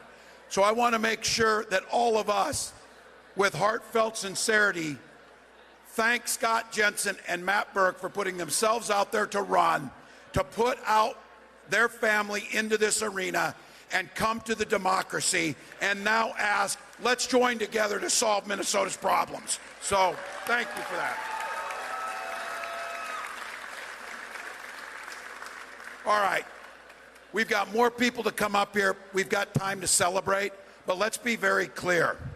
Minnesotans have made it clear.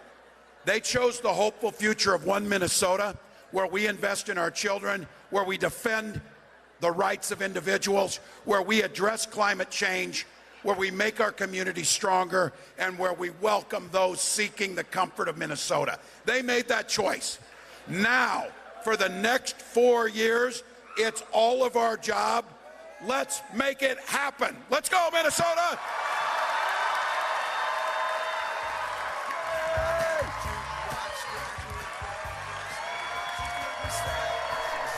All right, Governor Walz there addressing the supporters there at DFL headquarters tonight, along with Lieutenant Governor Peggy Flanagan. He's up there with his family right now. You can see his son Gus with a picture of his dog Scout there.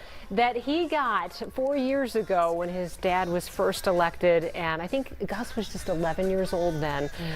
So very his daughter excited voted today. His daughter voted. I mean, they've grown up a lot in the last 4 years. And also, the sign language interpreter, Nick Zapko, who we saw through so many COVID every day press conferences. I mean, we felt like we knew her personally to see her up there again tonight. But obviously, you can tell he's not hiding any enthusiasm. He's just very excited, and his voice even came back a little bit tonight for this.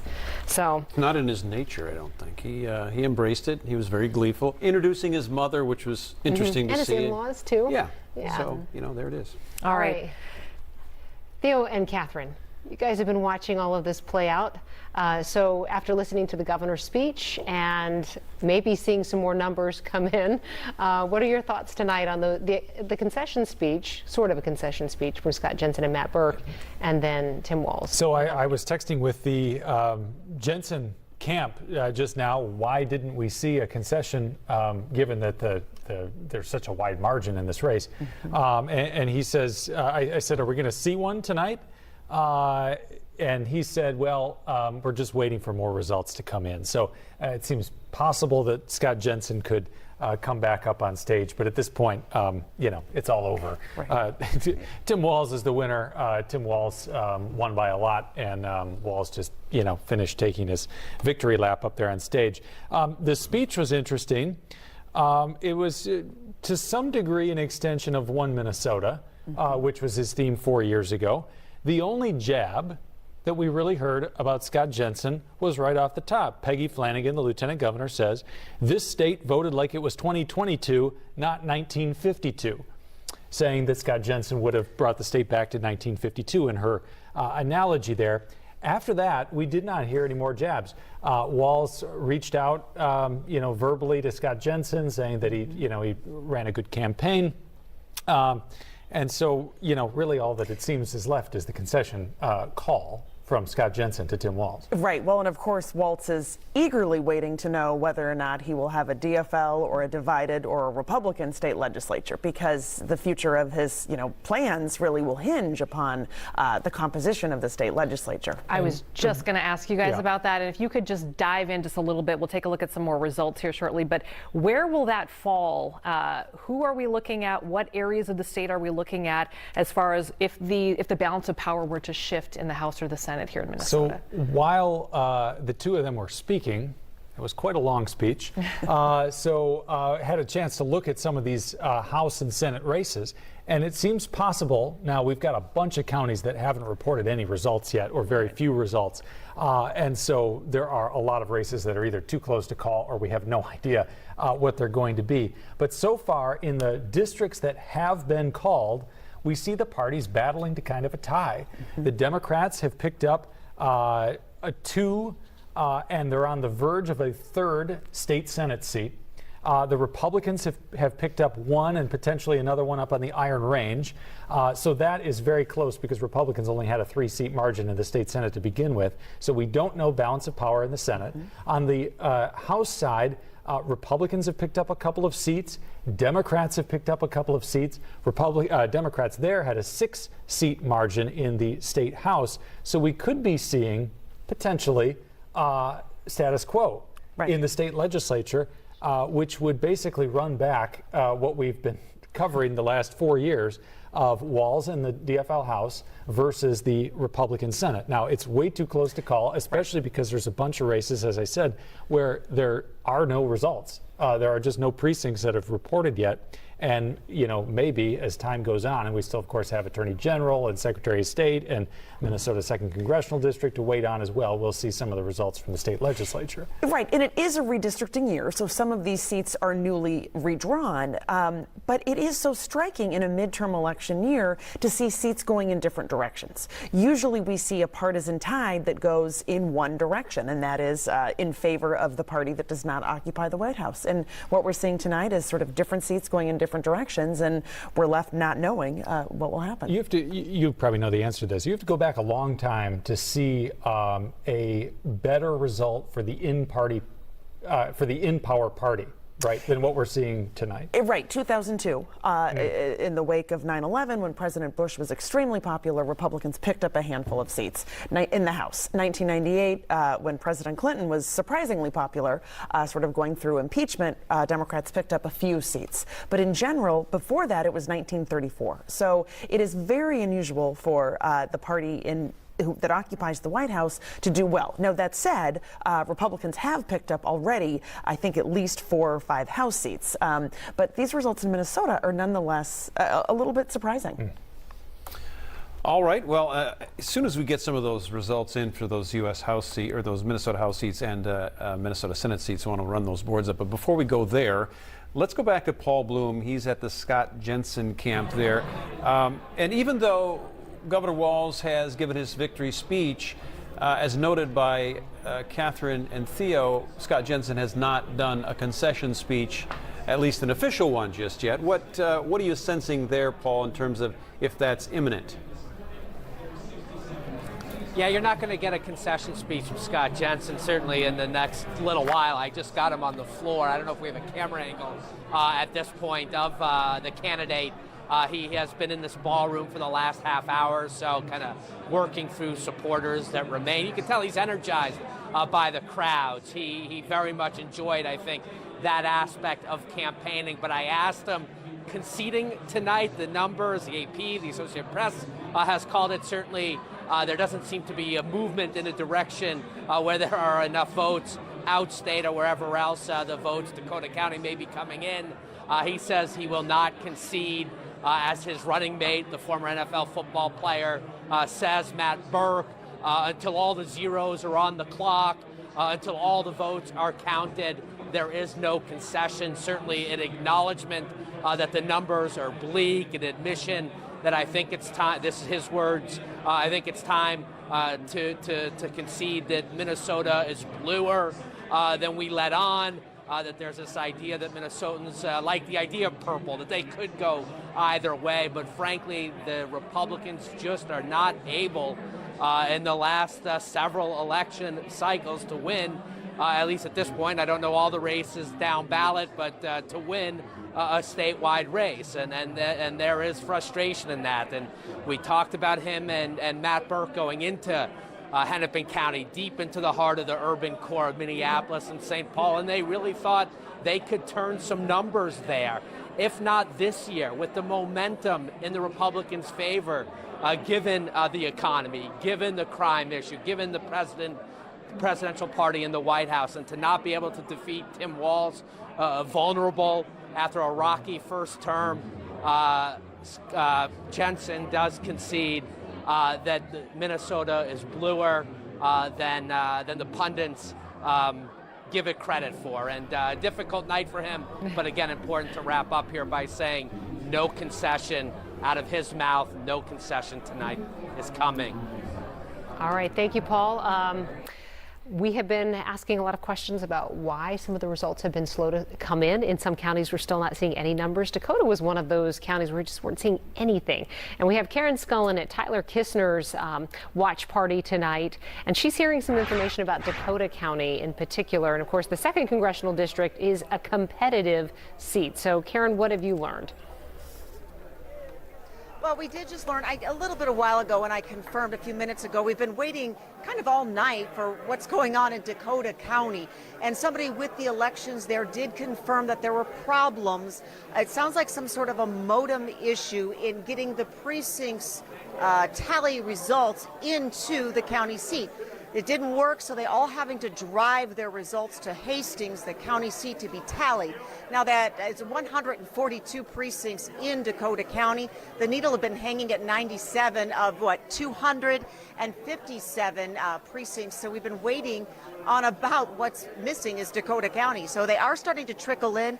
That needle did move from 97 to 108, and right now Tyler Kistner is ahead, so it's good news for the Kistner campaign, who has been kind of watching and waiting, but very delayed results coming in from Dakota County. I am told that we should get some more information. I'm awaiting an email to kind of put things more in context, but it does sound like some sort of a technical glitch at this point, or technical issue at this point, as they await results, and obviously this impacting the 2nd congressional race between Tyler Kistner and Angie Craig. I haven't seen Kistner in some time. We are kind of waiting for results. I think they're excited to make this into a victory party, but we're not there yet, as we do await some results here in Dakota County. So we will keep you posted. Back to you guys. All right, Karen, thank you. We want to check in now with Angie Craig's watch party on the other side of things here. Rob Olson is there right now. And Rob, not a lot going on behind you there as you're also waiting for these results to come in. How are folks doing as they wait patiently? Well, they are waiting patiently. That's exactly what they're doing. The crowd, obviously, as you can see, has thinned out considerably over the last hour and a half. As these results just painstakingly come in. I just saw the results tick up from 37% to 42%. And I mean, it's very, very slow. As Karen was just talking about some of these issues about getting numbers in. Loon's Landing is where we are in Savage, hosting the event tonight. They originally planned to host until 11, and then seeing the pace of these results said, okay, we're going to stay open until midnight. So essentially, if there's no result known by midnight, which at this point it's safe to say that there won't be, then this party will be done, and we'll be waiting overnight to find out what happens. Angie Craig earlier, when she addressed the crowd, talked about how 2 years ago she went to bed at midnight. She was exhausted, went to bed, said, don't wake me up. I will find out when I wake up in the morning. Had gone to bed trailing and woke up leading and winning by just over 2 percentage points. Again, now trailing so far with the precincts that are in, but coming in very, very slowly. And so this is one where we will not hear from Angie Craig now until tomorrow morning, because she is at this point has no plans to come back to address the supporters who remain. Back to you. All right, Rob, let's take a look at one of those other statewide races. Steve Simon in the race there. I think he's taking the podium. At least he's in the room now where Maury Glover is. Yes, in fact, he is speaking. Let's listen in. And he didn't just emigrate to this country. He fled. He fled discrimination. He fled persecution. The year before he left for America, the year before, Jews in the Russian Empire lost the right to vote. So he fled, and he came here, not just to the U.S., but to northern Minnesota, to the Iron Range. Let's hear it for the Iron Range. And he found a new life. He found a place where he could have a say, a voice, a vote. And that's why I'm here today. So I want to thank Minnesotans today for their vote of confidence, not just in me, but in our entire democracy in Minnesota.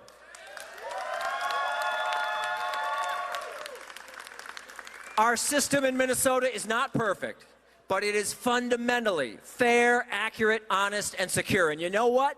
People in Minnesota know it, right? So tonight, Minnesotans said yes to the rule of law and no to the rule of rumor. I got to say thank you to some special people, some of whom are standing behind me. I want to say thank you to everyone who helped me on my campaign, to Tom Melton, my campaign manager. Give it up for Tom. All right, you're listening to Steve Simon, the Secretary of State. He's had a busy day running the elections, also running for re-election, and he is the projected winner, and you can see him with his family on the stage at the DFL watch party tonight, accepting. So we want to go over some of the big races in Minnesota as we continue to wait, though, for a lot of numbers. The governor's race, that has been called for Tim Walz. You heard him a little bit ago taking the stage at DFL headquarters for their watch party. And along with Lieutenant Governor Peggy Flanagan. All right, we are keeping an eye on the Minnesota Attorney General race. This one tightening up a little bit here, 77% reporting now, so a lot more reporting than when we last checked in. Keith Ellison, the incumbent, about 4 percentage points over Jim Schultz at this point. All right, let's move on to Secretary of State. You just heard from Steve Simon there with 77% reporting in. He is up handily on Kim Crockett. All right, and Theo Keith just alerted us to the tightening of this race, the auditor's race. Julie Blaha, the incumbent running for re-election. Right now you see 49% of the vote in her favor. All right, let's check in with House District 1 here in Minnesota. Brad Finstead and Jeff Ettinger. 75% reporting. Of course, this is formerly Jim Hagedorn's seat, so Brad Finstead in pretty good shape here. In House District number 2, that's the one that we're watching very closely. 89% reporting in. That number is rising. Angie Craig has taken the lead over Tyler Kistner now.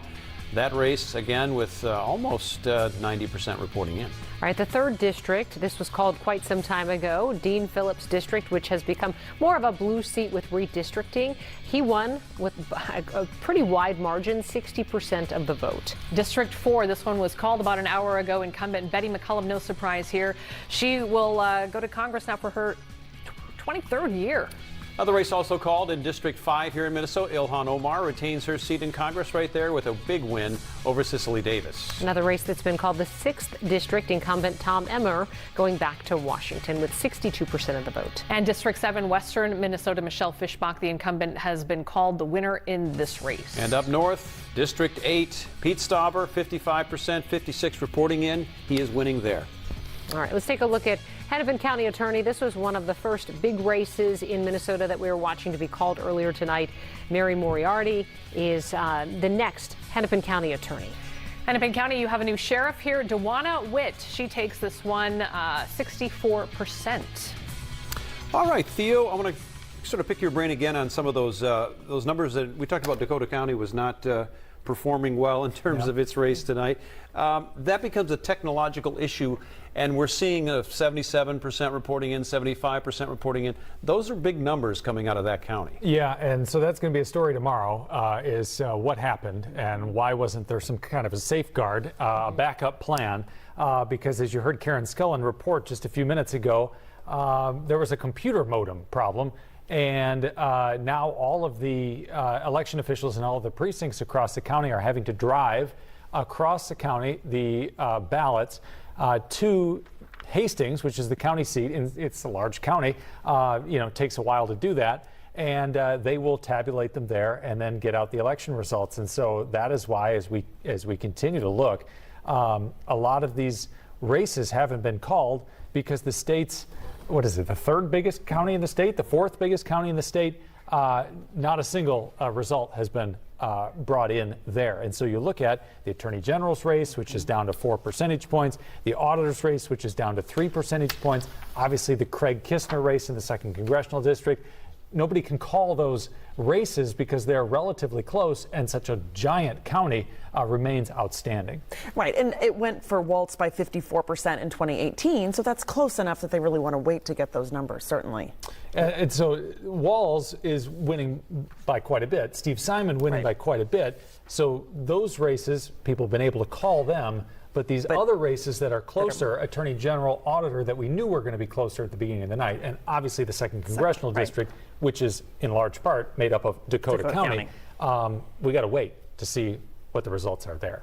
All right, Theo and Catherine, we want to bring you in on a Minnesota Senate seat that is extremely close right now. And the Senate is controlled by the GOP, of course, but by a very slim margin. District 35. It's been called, though, but look how close it is. So Jim Abler, the incumbent, is the projected winner, but Carrie Rayrauer right there, just, wow. Less than 200 votes separating the two. So I'm going to have to do the math on this, but that looks like it's just outside the automatic recount zone, but I'll have to do the math to make sure. That is a big hold for Republicans up in Anoka. That seat got a lot more Democratic. Jim Abler was in a tough re-election race. That could be the deciding factor for Republicans to keep control of the state Senate. There are a lot of races, though, that simply haven't had results, haven't been called, and so we can't make a call on the balance of power in the Senate yet. Yeah, we still are waiting for a lot of these results to come in on the Minnesota Senate and Minnesota House side to see if indeed there is a shift in the balance of power here. So we'll continue to sort of watch the number of precincts that are coming in. We are crawling up on midnight here, folks. So way longer than any of us thought that we would actually be here. Catherine Pearson has to be part of our morning show here in just a couple of hours. We're going to set up a cot for her so she can just crash with a sleeping bag. We're going to send you to Dakota County. Find the balance. Rattle some chains. That's what you should do. Listen, we do have some information over across the border. Our friends in Wisconsin, the governor's race there, also very, very tight. Take a look at that. Those numbers are incredibly tight in a state that was expected to be tight for the race for governor. 85% of precincts reporting in. Big numbers coming out of Dane County and, of course, Milwaukee. Those are where this race is won or lost, and this is what we're seeing at this point. All right, let's take a look at that U.S. Senate seat in Wisconsin. Also pretty close one. 84% of the precincts reporting. Incumbent Ron Johnson running against Lieutenant Governor Mandela Barnes. And right now, Johnson has 51.6% of the vote. On the bottom of your screen there on the left-hand corner, you can see we're also following the balance of power here in the House and the Senate very closely. Catherine Pearson, this is your area of expertise. Tell us about, we've all been sort of knee-deep in these local races, and I know you have too, but is there anything happening right now in any of these states? You know what? I think we might be going to Theo instead. Theo, can you bring us up to date on what we're seeing here with the Minnesota Attorney General's race that is tightened up, it looks like? Yeah, and so I just wanted to explain again the Dakota County effect here and why we aren't seeing this race called. So this race, the margin between Keith Ellison and Jim Schultz is, let's do the math here, 74,000 votes separate Ellison and Schultz. We look back to 2018 and we click on specifically Dakota County. There were 190,000 votes in Dakota County, Dakota County alone. That's why this race hasn't been called yet, because Dakota County could, if it went extremely heavily for Jim Schultz, could put him into the lead, or at least much closer to the lead. And so that's why we're seeing this Dakota County effect on these races like Attorney General, which are relatively close, and Dakota County, which accounts for probably 200,000 votes in this election, could be the determining factor. One other race that I wanted to point out, and this is District 2, Congressional District 2. We see here that Tyler Kistner leads Angie Craig at this point, but look here, only 42% of precincts reporting. That's because this congressional district is largely made up of Dakota County. And so we're not going to see a race call in this race until all of those Dakota County results are in. And as we hear, people are literally driving them across the county to Hastings, the county seat, where they can be counted up. And is that a quick process then, Theo? I mean, once they get to the county seat, I mean, yeah, Dakota County's fairly big, but you can drive to Hastings within a half hour from most places in that county. Then what happens? Do they have the technology there then to send them right back? Well, what Karen was explaining and what we didn't quite get, and we'll have to get clarification on, is what they're driving across the county. If they were able to do the tabulation in the polling places, that means that they're going to get a readout. This is really kind of inside baseball, in the weeds stuff. But it's important. But it is important. So what happens is you feed the ballots into the tabulators, which is basically a giant box, essentially. And then there's a readout that comes out on basically a receipt like you get at the grocery store. And that is the information that they then report to the county elections officials. I'm told that we're getting some newly updated numbers. And sure enough, I think we know where this comes from. 89% of precincts are in now in this congressional district 2. Angie Craig has taken the lead over Tyler Kistner. Where is that? Well, we're going to go back to the statewide map and we're going to find out. Yep, there we go. All of a sudden, 84% of precincts are reporting in Dakota County. And so just like that, we have the vast majority of results, even in this county that had to drive the results across the county to get them to county elections officials. And I just want to look here. Dakota County went pretty heavily for Keith Ellison. In fact, it's pretty similar to the statewide margin. If we zoom out statewide, Keith Ellison has about 52% of the vote. In Dakota County specifically, he's going to get about 52.7% of the vote. And so this was the last big county that Jim Schultz could have gotten to overcome the margin of Keith Ellison.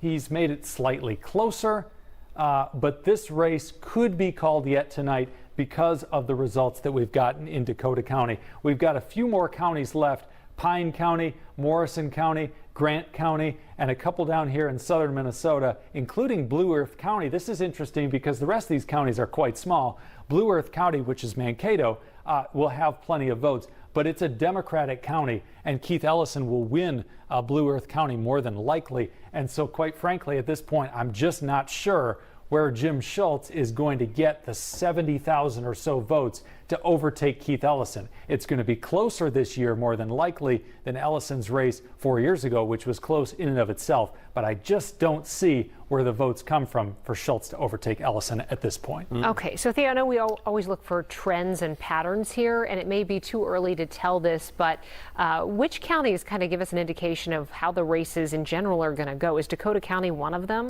Well, that is one of them. We're looking statewide at a few factors. First of all, could the Democrats, which racked up huge margins in Hennepin and Ramsey County, really fueling their success? Remember, Governor Walz actually lost in aggregate the other 85 counties in the state, but because he ran up big margins in Ramsey and Hennepin County, he was able to win big time 4 years ago. This time around, very similar margins there. And so then we started looking at places like Anoka County and like Dakota County. But in each of these counties, the Republicans didn't do significantly better than what they did 4 years ago, which is what they would have needed to do if they didn't cut into the Democrats' margins in Hennepin or in Ramsey County. And then once you get outside the metro, there's simply not enough votes for Republicans. Even in all this red area here, there's just not enough votes there for them to overtake big margins in the metro.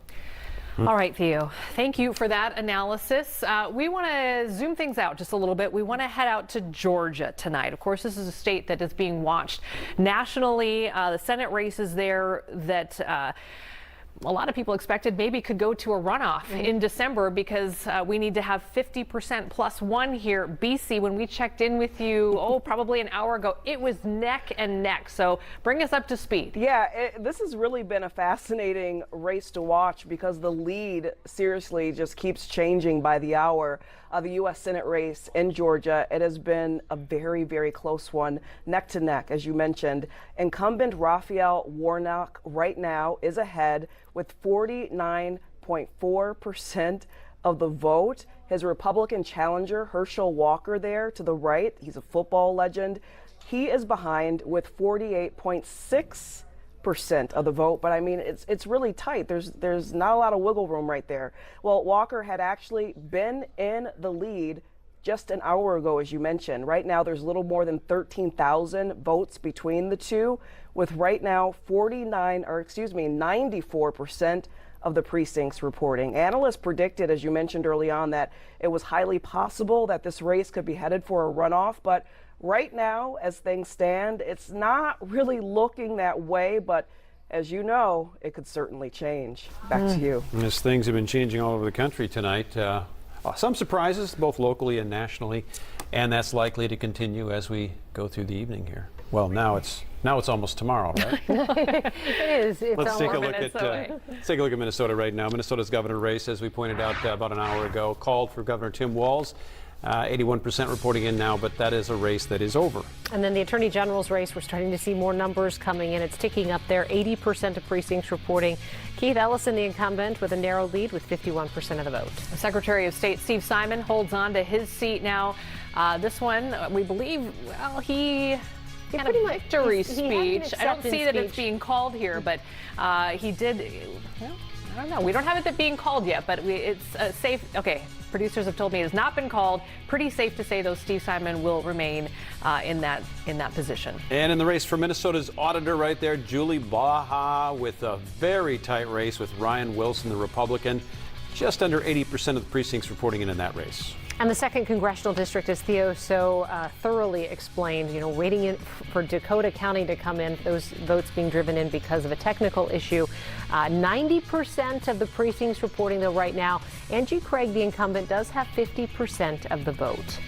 And Hennepin County Attorney went to Mary Moriarty pretty early on in the night, one of the first races that we called here. That margin, though, I think bigger than a lot of people anticipated. All right, Theo, I'm going to pick your brain one more time on this one. Again, these are races that are getting very close to the 80-90% precincts reporting in. We now know that we believe Dakota County is reporting some numbers in. That is the difference. That was what most of those candidates were waiting for if you're looking at some of those statewide races. And we're starting to get down to the meat in terms of who's going to win and who's going to lose based on those numbers. Yeah, not all of Dakota is in, only 84%. So we're still waiting on some results. Same with, other metro counties. Hennepin is all in, Anoka is all in, but Ramsey only 92%, Washington only 93%. So there is a little bit of vote left in the Twin Cities metro. Again, I don't know what's going on in Blue Earth County and Mankato. Not a single result's been reported there. And there are 5 other counties. 6 other counties in the state that haven't reported a result yet. So again, the people who call these races, they want to be pretty darn sure before they call the race. And so that big glut of votes in Dakota County that came in probably made them just pause for a second and kind of reassess their algorithms before calling some of these other races. Okay, we're going to go out to Angie Craig's watch party right now. We have Rob Olson out there, and we're told that the crowd is pretty excited at this point. So, Rob, tell us what you're hearing over there.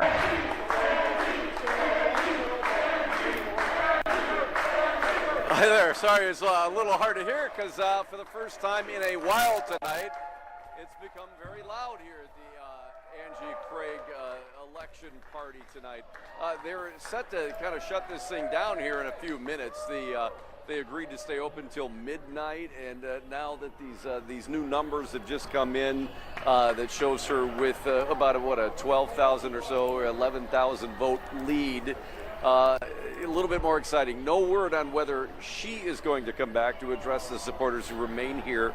I would say that is unlikely because I think she wanted to wait to have something more definitive before she addressed them, and it is getting to be a smaller crowd here as we're getting towards midnight. But certainly that pumped up the energy in this room more than we've seen it in a while because it has been so slow waiting for numbers to come in. But again, a boost here of optimism and enthusiasm from the crowd here in Savage. Back to you. All right, Rob, thank you. We have some news to bring you right now in the hard-fought race in Pennsylvania. Let's bring you up to speed. Fox News is now projecting that John Fetterman will defeat Mehmet Oz in this race. Very, very tight race. I want to send it over to Catherine Pearson to get your thoughts on this race in particular. This was one maybe a lot of people thought we wouldn't get anywhere near results because Pennsylvania is historically so slow in getting those results. What are your thoughts as we look at John Fetterman as a projected winner here?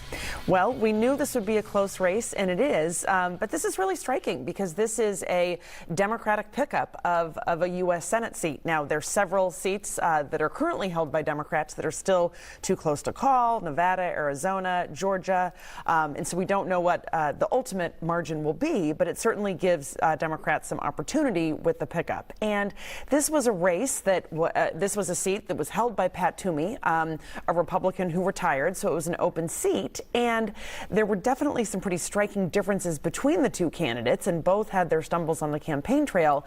But Dr. Oz was someone who was heavily endorsed by former President Trump and was really his choice of a candidate. And he turned out to be a less effective candidate than perhaps another Republican might have been in this year that was generally good for Republicans. And who can forget about John Fetterman? He had a stroke this past spring, so he came back on the campaign trail with his wife at his side, and he had his own troubles in the single debate that these two had, and of course on the campaign trail, forming his sentences, forming some words at times, and many thought that that would be sort of the end of him as a candidate in this race. And so there was a lot of talk, as you know, about whether or not he could actually do the job.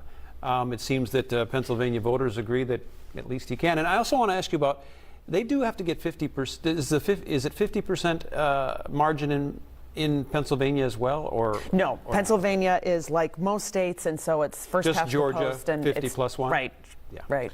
And in that Georgia race, that continues to edge closer and closer to a runoff at this point. 95% in, and Warnock, the incumbent Democrat, has 49.2%, and you have to get to 50%. Right. So that edges closer and closer toward a runoff on December 6th. On December 6th. And it looks like it is likely, it has not been called, that Ron Johnson will hang on to a Senate seat in Wisconsin. And then Arizona is still a toss-up, a democratically held seat. Nevada, democratically held seat, is a toss-up. So let's quickly talk about the balance of power there in the Senate as we start to get a couple of more races called. So it was 50-50, and Republicans looking to pick up some seats. So where do we stand right now? Well, Democrats picking up the Pennsylvania seat, and then Republicans could possibly pick up Arizona, Nevada, or Georgia, or none of those. And so it's still very much an open question as to which party will control the U.S. Senate. You could get a situation where it's 51-49 Democrats, 50-50 with Kamala Harris breaking the tie. You could get a situation where Democrats are down one, or you could get a situation where the runoff in Georgia decides everything. Right, and it's 51-49. Yeah. Right. So at this point, because of just how close these races are, it could go in any of those directions. Polling was really tricky this time around. It always is, and it's rarely reliable. But this time around, with all of these toss-ups, a lot of folks, I think, are surprised tonight by what's happening. And there was a lot of talk of a red wave. And again, the night's still young for some of these races, but we're just not seeing that. We're not seeing that, and I don't think it's so much because of any inaccuracies in polling, although that's a separate discussion. I think it's because the fundamentals really pointed to a better night for Republicans. That is a relatively unpopular Democratic president and a poor economy with voters most concerned about the economy. And so those factors alone, sort of absent any information about the candidates, those are the types of things that political scientists use to model election results that would have pointed to a bigger Republican wave than we've seen so far tonight. All right, well, let's bring it back here to Minnesota and take a look at some of those big races we have. Of course, the governor's been called. That's on the slate from about a half hour ago. Tim Walz retains his seat as the governor of Minnesota, beating Scott Jensen. All right, let's take a look at the Attorney General's race, which has been close, and we have 82% of precincts reporting. Now, Keith Ellison, the incumbent, has 51% of the vote. Secretary of State's office Steve Simon all but gave sort of a victory speech, although this one has not yet been called. He is in a very safe lead over Kim Crockett. In the race for Minnesota Auditor, Julie Blaha. Now, this is also a very tight race against the Republican Ryan Wilson, 81% reporting in. That one's still too close to call. The first congressional district, let's go down to southern Minnesota, 79% of the precincts reporting. Right now, the Republican Brad Finstad has a sizable lead with 55% of the vote. District 2, waiting on Dakota County, really put this one behind. Even Angie Craig's watch party shutting down here at midnight. With 90% reporting, though, right now, Angie Craig over Tyler Kistner by about 4 percentage points. You can see the differential there in the votes. Moving to District 3, Dean Phillips, he was declared the winner an hour and a half ago with 100% reporting in. All right, let's take a look at the 4th district. This was called for incumbent Betty McCollum. A sizable lead, 68% of the vote for her. District 5, Minneapolis-West Metro. This one called very early on, not surprising. Ilhan Omar will go back to Congress. And in District 6, that is the North and West Metro, St. Cloud, Tom Emmer also winning that race, retaining his seat in Congress. All right, the 7th congressional district in western Minnesota. This had been a longtime blue seat. Michelle Fischbach turned that, though she's the incumbent. And look at that lead right there. She wins this with 67% of the vote. District 8 to northern Minnesota now. Pete Stauber, the incumbent. This is a seat that's turned red in recent years, and with 68% reporting, it looks like he's going to hold on here. And the Hennepin County Attorney race there, Mary Moriarty declared the winner. She beat Martha Holton Dimmick there in a race that started out close, didn't end up that way now with 100% reporting in. And the Hennepin County Sheriff's Office, Dewana Witt, the projected and declared winner here, 64% of the vote for her, so she also wins by a large margin. All right, let's go back to Theo and Catherine right now. I want to ask you guys a little bit about some of the statewide races that we're watching here. Auditor and Attorney General. These are two races that the GOP was pretty confident that they could flip, and we're just not seeing that right now. What is going on in those two races? Well, I think in general, most people vote their party line. Most people vote for their party's candidates across the board. But in close and competitive races, enough people either split their tickets or there's enough drop-off where people vote for the gubernatorial candidate of their party but no one else on the ticket, that Democrats, I think, were pretty worried about the auditor's race and the attorney general's race. And as we can see, certainly the margins are much tighter than they are with the governor's and secretary of state's race. But at the end of the day, I think we're in a very polarized era where people are, for the most part, voting party line, and the bigger than expected results for Governor Walz is really helpful down the ticket. Theo, break down some of those numbers for us. I know you have the ability to do that now in some of those areas, precincts, counties that maybe are coming in a little bit later. What do you have there? Yeah, so Keith Ellison's lead, and again, this is the kind of the marquee race statewide that we're waiting for still. Keith Ellison's lead continues to just sort of drip away, if you will, against Jim Schultz. It's now within 3 percentage points, and in raw terms, we're looking at about 62,000 votes or so. Where would those come from? Well, Dakota County still is got about 16% of precincts that are still out. But you see there, Keith Ellison is leading in Dakota County. Now, which precincts are those? Dakota County, the further south you go in the county, the more Republican it gets. So perhaps there are some Republican votes there. We also look at Olmsted County. That is Rochester. Again, a Democratic county. Keith Ellison winning there with 53%. with about 75% of precincts reporting. Then there's St. Louis County, again, another Democratic county. Only 63% of precincts reporting here. The Iron Range is typically the last to report in St. Louis County. It is becoming more Republican over time. And so the thought here is that even though Keith Ellison has a giant lead, a lot of that is in Duluth. And so perhaps Jim Schultz can capture some votes there. And then you talk about some of these other counties.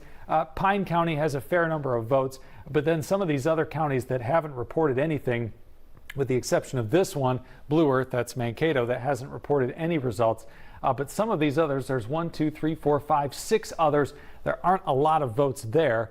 But the people who call these races are looking at this overall result here, 62,000 vote margin, Keith Ellison in the lead. And they're looking at these counties that are left to report: Olmsted, Dakota, St. Louis, where there's pockets of votes left, Blue Earth County, where they haven't reported any results yet, and some of the other smaller, heavily Republican counties, and saying maybe there's enough votes there, votes outstanding, for Jim Schultz to overtake Keith Ellison. And oh, by the way, while we're checking this, let's look at the auditor's race too, because Julie Blaha, the incumbent Democrat, has a lead that is now less than 50,000 votes over the Republican Ryan Wilson. And so if you're Republicans trying to salvage this night, your Republican governor candidate lost handily, you're looking at these two races and saying very potentially we could still overtake the Democrats in at least one of these two races, auditor or attorney general, or potentially both. You know, Theo, polling is so challenging and very difficult. And as you're watching these results come in, what are the surprises to you as you click on each of the counties? And what are the storylines that you're seeing coming out of Minnesota as we also deal with sort of nationalized elections across the country? Well, for how maligned the polls are, they got some things right. So 2 polls were conducted in Minnesota the last month. One had Governor Walz winning by 5. The other one had Governor Walz winning by 8. Governor Walz is currently winning by 10.5. And that margin will slip down a little bit. So the polls got the governor's race right. Now we talk about the attorney general's race. One poll had this a dead heat. The other one had Jim Schultz, the Republican, winning by 7 percentage points. It's going to end up, more than likely, as a dead heat. You know, it's so late, our camera has decided to go to bed back here. But anyway, so we're looking at potentially a lead for Keith Ellison over Jim Schultz that could potentially work back in the Republicans' favor by the end of the night. Interesting. And you can see what I can see, I think, Theo, and you can see that. Let's just talk about that U.S. House balance of power in the corner of the screen. That's what our viewers are looking at as well. We're seeing a bit of a divide there now, about 38 seats separating the Republicans and the Democrats. Is that spread happening about as predicted? Well, Republicans were expected, and they likely will, take control of the U.S. House. A lot of this work was done in 2020, even though President Biden, the Democrat, won the president's race. Republicans actually picked up a few seats in the U.S. House, and therefore they were really poised in a midterm, which always goes against the president's party, to take over control of the U.S. House. The big question is, since they're likely to do that, and still likely, even though by far fewer seats than the Democrats feared that the Republicans were going to take over the U.S. House. The big question tonight and in future days, because the counting takes so long in some of these states, Arizona, Nevada, and Georgia, where there could be a runoff, what happens in the Senate? Do Democrats maintain control of the Senate? And that's important, of course, because remember, the president might have another Supreme Court pick in his term left here. And so you obviously want the Senate. You don't want all of Congress against you if you're the President of the United States. Okay, so hang on here, Theo. We have a race that's been called the 1st Congressional District, and this is an interesting storyline here. You have Brad Finstad, who won a special election a couple of months ago, and he will hold on to this seat. We don't have the check mark there, but he's been called for this race with 54% of the vote right now. And this is one of those seats that we've been watching for quite some time because Jim Hagedorn had that seat. He passed away. And then again, we had to do this special election in August. And he won at that time, defeating Democrat Jeff Ettinger, who is a former executive at Hormel Foods. And that seat had been, that was Governor Walz's congressional seat at one point. It had been a blue area that has turned red. And so Brad Finstad, now the check mark's on there, the projected winner for House District 1 in Minnesota. And Tim Walz won his last race in this congressional district. You make the good point that he represented the district for more than a decade. He won this last race in 2016 very narrowly and decided after that he was going to run for governor. And that essentially made the race a toss-up. In 2018, it was very close. The Republican won, flipped that congressional seat, held on in 2020. That was Jim Hagedorn. He died. Brad Finstad takes over the Republican mantle in Congressional District 1. And you can see here, it's no longer a swing state. It is a heavily Republican seat. And there are new results in House District 2 as well. We're now up to 96% of precincts reporting, and maybe a little bit more as well. Angie Craig still holds a lead. This is very similar percentage to what we saw last time we were back here over Tyler Kistner. What is left? Again, we look here, and it's Dakota County, still the only county that is left in this congressional district, and only 7% of precincts are left in Dakota County before this race will be finalized. Will those be in yet tonight? We don't know. But this race is getting very close to 100% of precincts in. It was very close. 2 years ago, Angie Craig won by about 2.5 percentage points. The expectation was it was going to be even closer this time. Republicans thought it was going to be an excellent flip opportunity. You heard Angie Craig earlier in the newscast saying potentially $35 million got spent on this race, which is by far shattering the record for a Minnesota congressional race. The old record was $22 million, so $35 million is way bigger. And if these results hold, it's a hold for Democrats. Angie Craig would maintain the seat, but there is still some votes out there left to be counted in this, so we have no call yet. All right, we are standing by. We're still with you. Good morning, by the way. Thanks for sticking with us. Oh my gosh, it's here. Wednesday. It is Wednesday. Yeah, we knew this would be a late night, maybe not so much for us, but here we are. Thanks for being with us. We really appreciate it. We are just waiting on, I guess, a couple more races to be called here before we sign off for the night. One of them is CD2, which you just took a look at. And also, we want to take a look at that AG's race. So if you could put up the numbers just to see where we are here. Theo just broke this down for us, but 86% now reporting. Keith Ellison trying to fight to hold on to this seat here at 51%, and you can see the differential between the votes right there. But again, this is one of the races that we are watching. The auditor's office as well.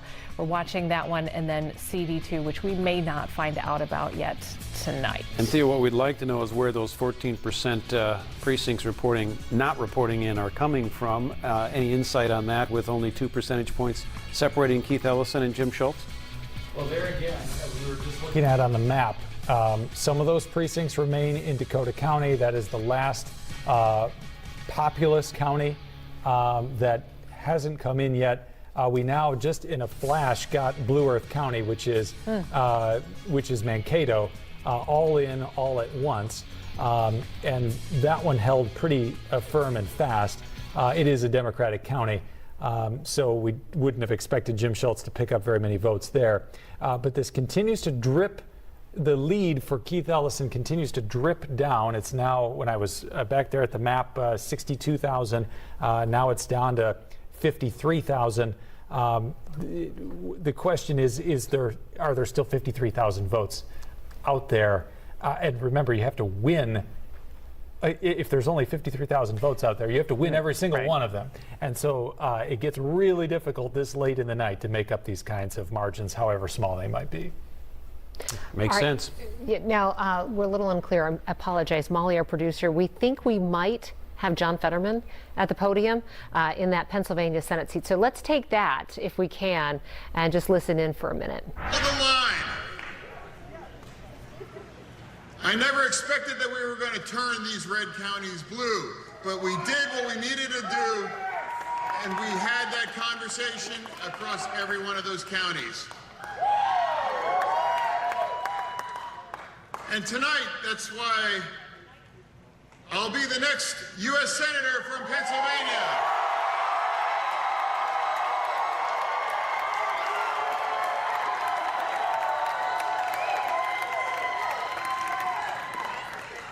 Thanks to all of you. All of you. Thank you so much. It made us grateful right now. And I want to thank, of course, all these supporters all across Pennsylvania, all in this room, all across the nation, everyone that chipped in $10 to help us get here. Thank you.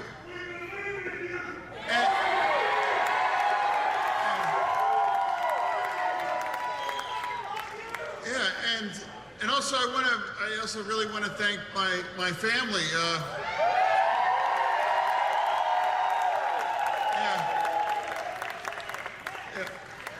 My mother, my father, Carl, Susan, my brother Greg.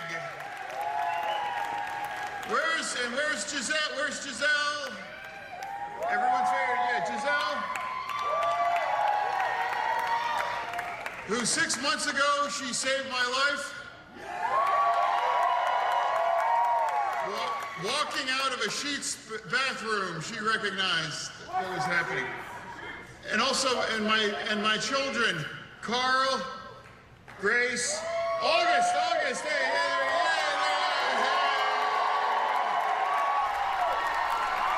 All right, you're listening to John Fetterman, who has been called the winner in that contentious race in Pennsylvania. This race called to the surprise of a lot of people tonight who thought this one, well, we wouldn't know the results until maybe tomorrow or later.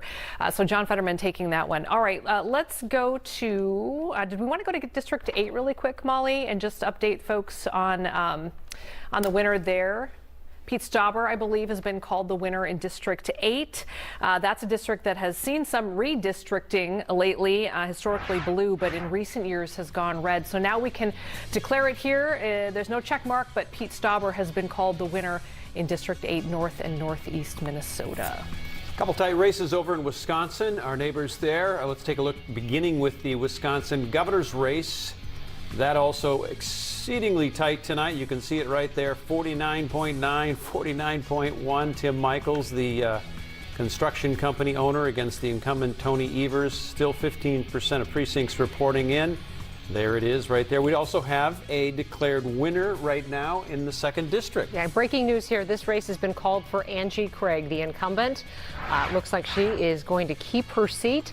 And this is a big win for the Democrats that Angie Craig would keep this very competitive seat. So let's bring in Theo and Catherine on this. Here we are.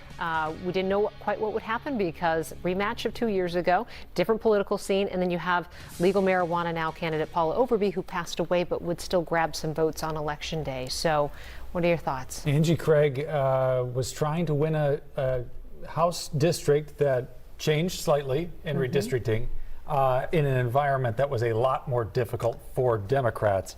And she is going to win if those margins hold up. And if we could put them back up on the screen, that'd be great. She's going to win by a margin that's right around, if not slightly better than she did in 2020. So all this money got spent in this rematch between her and Tyler Kistner. She beat Tyler Kistner by 2.3 percentage points last time around, and it looks like she's going to do slightly better than that this time. Right, which is remarkable given that the context has changed. It's no longer a presidential election year, it's a midterm election, which hurts the party of the candidates of the party of the president in a swing district, and yet she's improved in terms of the actual vote share. I mean, running as an incumbent is helpful. Certainly you have name recognition, but with so much money being spent, both candidates were well known to voters with all of those ads. One thing that really, I think, helped her was she was able to take the crime issue off the table because she was police endorsed. Yes. The Minnesota Police Officers Association, the statewide union, endorsed her in this race, and that allowed her to take that issue off, which was a bad issue for Democrats. But she was able to take it off the table, and maybe that was the differentiating point. Well, and she tried to insulate herself from a partisan tide with bipartisan work in Congress, and it paid off with the endorsement and with, I think, probably some swing voters and independents voting for her, even in a Republican year. This is shaping up to be a really good night if you are a Minnesota Democrat. Yes. You win the governor's race big, Secretary of State's race big. You get this, you hold this seat in Congress that was very much in jeopardy.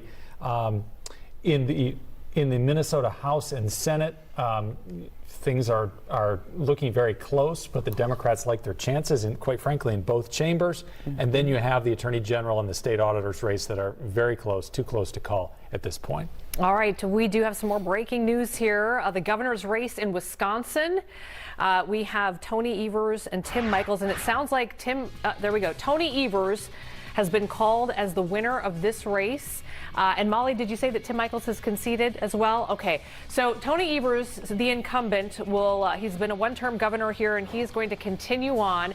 51% of the vote, and that's with 92% reporting. But boy, this was a toss-up going into this, Randy. Yeah, this was a race where a lot of money was spent of his own money by Tim Michels, the Republican challenger, and you can see he did work himself into a very tight race with the incumbent governor, Tony Evers. Wisconsin is one of those states where it's teetering on blue and red with every election. It seems like, at least recent history has it that way. This was one that many Republicans around the country thought would turn red in terms of one of those governor races. It will not happen. Tony Evers retaining his seat as the incumbent Democratic governor in the state of Wisconsin. We also have a very tight Senate race over there as well. Let's take a look at that Senate race in Wisconsin. Ron Johnson, the incumbent, 51.6% of the vote right now, with 84% reporting. He's running against Lieutenant Governor Mandela Barnes, and so we'll continue to watch to see if there's a projected winner, or if this gets called for one of the candidates. Catherine and Theo, as we start to get more, especially national races called, and we're looking at trends, the nationalization of elections that we've seen in recent years, are you noticing that still states have their own personality and they're just maybe not going to go the way of, elections of the past and maybe what some people expected? Before I'll let you answer that question, but I've just been on the phone with the Scott Jensen campaign, and I'm told that Scott Jensen is coming in to make what we can assume is a concession speech. So okay, perhaps we'll get to that in a bit. Time frame on that? I don't know the time frame, but there's the text from the powers that be. Anyway, sorry, there's the update. Didn't mean to step on everybody there. It's okay. For planning purposes, it's good to know. Yeah. Thank you. This late, we could all use as much help as we can get. You were talking about national trends, and can states buck those national trends? And, today we kind of saw a national trend that we thought we were going to see at least a Republican ripple, if not a wave, across the country. And we didn't see that all across the country. We really didn't see that, which is surprising. But then we do have many swing states. So Wisconsin just reelected a Democratic governor, and it's poised to reelect a Republican senator. And so these states that are very narrowly divided between the two parties, the candidates, the campaigns, sort of what the incumbents do in office, really does matter despite the importance of these partisan ties. And we did just get a race call finally in the Secretary of State's race from the Associated Press. Okay. Good Steve to know. Simon declared the winner in that race. Widely expected because he's up by double digits, but there you go. I'll be interested to see what independent voter numbers look like, because did they show up with races being so close and split results like we're seeing in Wisconsin there? It'll be interesting to see what the independent voters did across the country. Right, and what turnout was like more generally. So worth noting, if you're a Wisconsin voter, and it didn't take very many of these types of voters, but some people voted for Tony Evers, the Democrat, to be reelected as governor, and then voted for Ron Johnson, the Republican, to be reelected to the U.S. Senate. That's and it again doesn't have to be very many in races that are this close, but there are still some of those voters. Right, and those are two very different candidates if you think about their policy views and their strong partisanship. But that also suggests that there is something about incumbency that still does give candidates a boost. They're known to voters, they have accomplishments to run on, and perhaps that sort of feeling of security with incumbents was at work just around the margins. All right. Well, we are still here tonight because we're holding on, waiting for the results of a couple of the big statewide races here. One of them is Minnesota Attorney General. So I don't know if we have any updated numbers here, but let's check in. 89% reporting. Theo, I can't remember where we were at here most recently, if that's gone up or not. But Keith Ellison, the incumbent, holding on here. And I guess the question was, are there enough votes still out there to make this up for Jim Schultz? This is going to be really close. So probably 12, 14 minutes ago, it was 62,000. Then the next time we put it up, it was 54,000. Now it's 47,000. So it keeps dripping away. And the question is, are there enough votes out there for Jim Schultz to overtake Keith Ellison? It's going to be really close. Where are those votes now, Theo? Can you tell in terms of where the vote totals are breaking down? Yes, so Dakota County still has some votes outstanding. And then after that, you look just at smaller counties. Pine County probably is the biggest of the small counties. Norman County, which is north of Moorhead, Grant County in the western part of the state. Those and then down in the southeast part of the state, there's a few counties that are still out as well. But there aren't many votes out there, but the margin isn't very big either. Yeah, but you're still talking about 47,000 votes separating the two, right? If my math is correct on that. That's a fairly sizable number for what's left out there, yes? And you'd have to assume he's going to take them all if he were going to stay competitive in this? Yeah, and as we were just talking about, that's the problem, is once you get this late in the night, you basically have to win all the outstanding votes by huge margins in order to be able to overtake the leader at this point in the race. And we know Dakota County is leaning toward Ellison at this point. Yes, but part of the county is more Republican than others. And so, the people who make these races want to know where in the county those votes are still. So if they're in the more Republican southern part of the county, then perhaps, there's still a chance for the Republican Jim Schultz in that race. It's just that close. And the same thing with the state auditor. The state auditor's race, by the way, is even closer. It's a 36,000 vote margin and hasn't been called yet either. All right, let's reset, shall we? We've had a lot of races called. We're still waiting. It's a new day. It is a new day. Scott Jensen may take the stage in a little bit too. Waiting for him. So let's bring you up to speed. If you're just joining us, you're just waking up in the middle of the night and turning us on. Thanks for being with us, by the way. Tim Walz will continue to be your governor for the next 4 years here in Minnesota. This was called probably about 45 minutes ago. 53% of the vote with 89% reporting, but Tim Walz will continue to be governor. In the race for Attorney General, that has not been called, with 91% reporting in. It is very tight, something like 47,000 votes separating the two of them right now. And the Secretary of State's race, this has been called for incumbent Steve Simon. And the Minnesota Auditor's race, this is another one that has not yet been called, but is getting closer and closer. I'm sorry, Molly, go ahead one more time.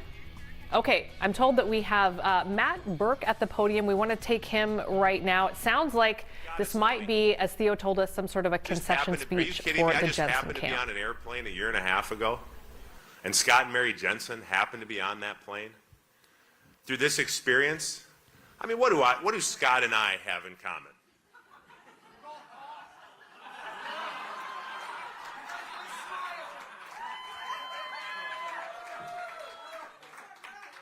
I'm fairly young, quite attractive. Scott is old and not. I guess you know we do have in common? You know what? We both have great wives. That's what we have in common.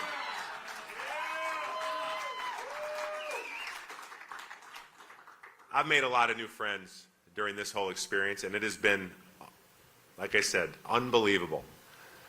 A lot of friends that I'll have for a long time. But I know for sure I made one friend, two friends that I'll have for life. Scott and Mary Jensen. So it was all worth it.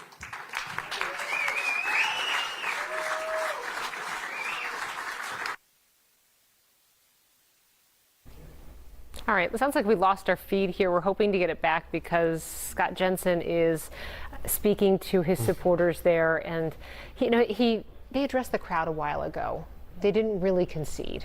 They said they were disappointed, and we have sound back. Let's listen in. We shared the common appreciation for the fact that in 2020 he and I had a chance to work together to pass the insulin safety net bill.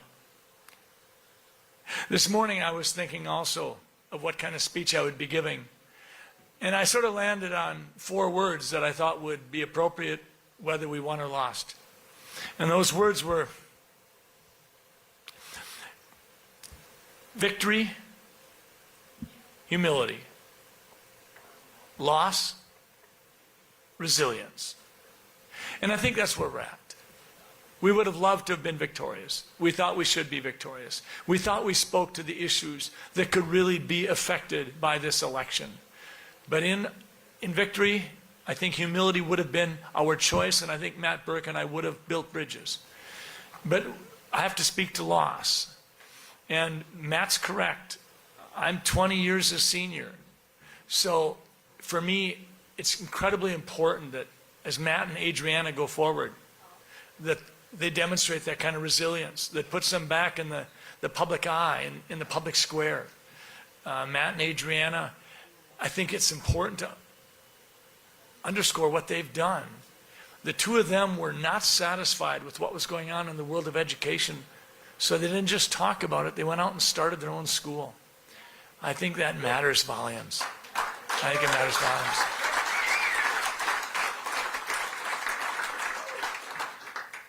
But I am also, as Matt spoke, I am so grateful to all of you.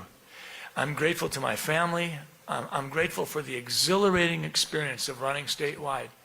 I learned about myself. One of the things I learned about myself is sometimes when people give so much and you can't understand why they're willing to commit so much to you, it put a lump in my throat more often than I would have thought.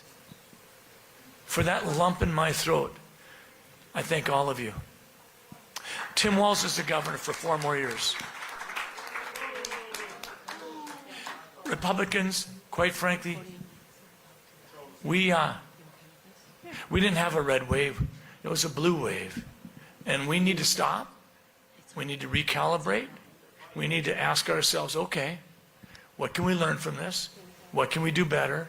How do we go forward? I am convinced that when it comes to looking at the two parties and ask the question, which party elevates the Constitution of the United States and the Constitution of Minnesota and says that has got to be our guiding light, I believe it is the Republican Party.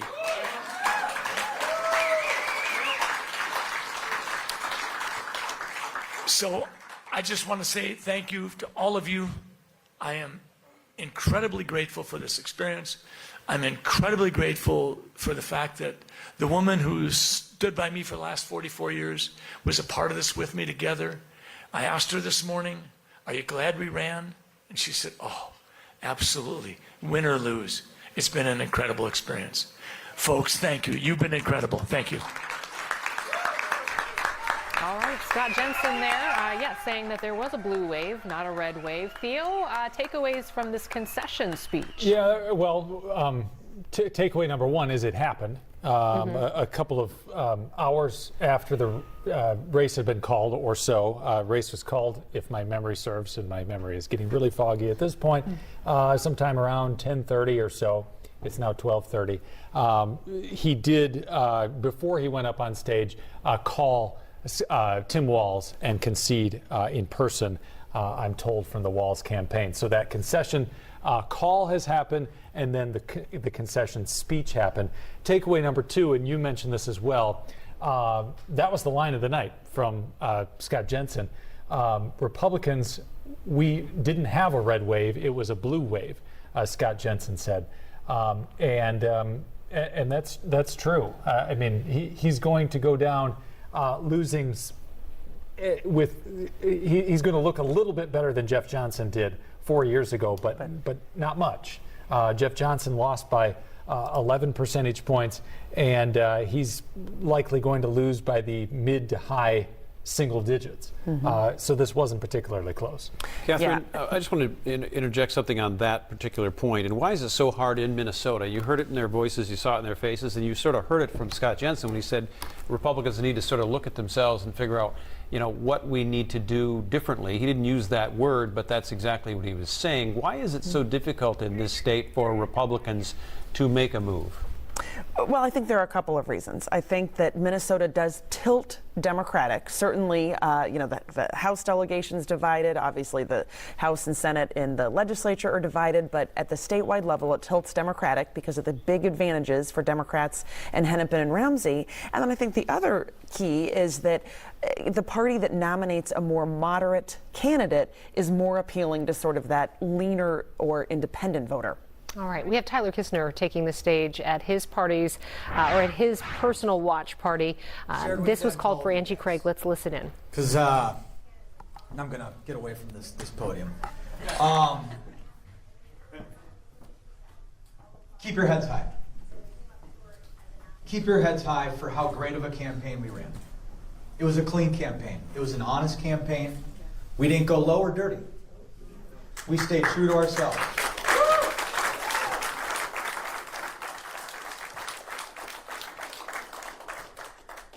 Each and every one of you, whether you were my own family or we were strangers 2-3 years ago, you put in just as much effort as a father and a wife would give to their own children or give to one another. As someone would give to their own family, you gave to me. You gave to my wife and our kids for this campaign, for this effort. It wasn't for Tyler Kistner. It was for the values we were trying to fight for. Amen.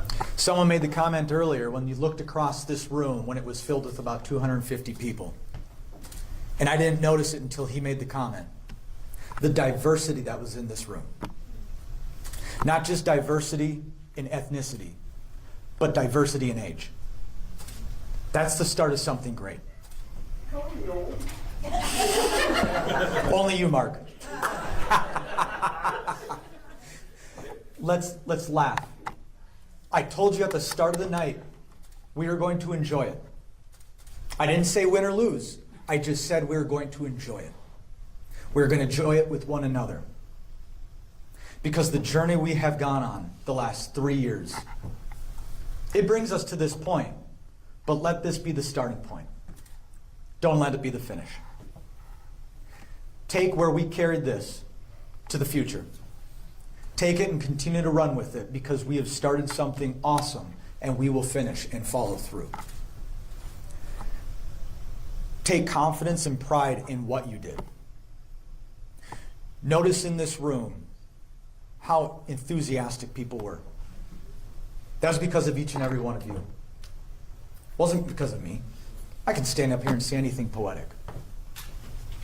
But it's what you did to impact the lives of so many. I will continue to do everything I can to continue to impact lives. For me, it wasn't to be a congressman. It was to be a resource to those around me. I will still continue to do that, just as I'm asking you to continue to be who you were for this campaign and who you were for your community. I cannot stress how much I love each and every one of you.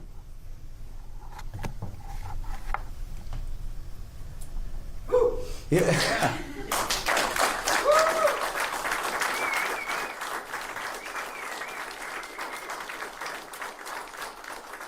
Just because this campaign is over does not mean our relationship is over. Nope. We will continue to push forward. We will continue to push for greatness. Ladies and gentlemen, you have a wonderful night. Continue to just say your prayers and give the glory to God, because ultimately He will have the victory in the end. God bless you. All right, Tyler Kistner conceding this race in CD2 here to Angie Craig. The most expensive congressional race in Minnesota history. So much money poured into this race. A hard-fought battle all the way to the end.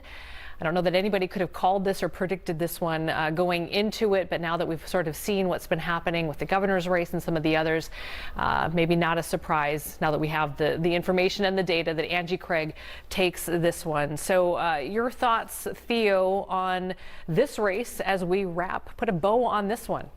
Well, it's a tough one for the Kistner campaign because you don't like to lose, and you don't like to lose twice in a row to the same candidate. And the second time by a wider margin than the first time. So that's thought number one.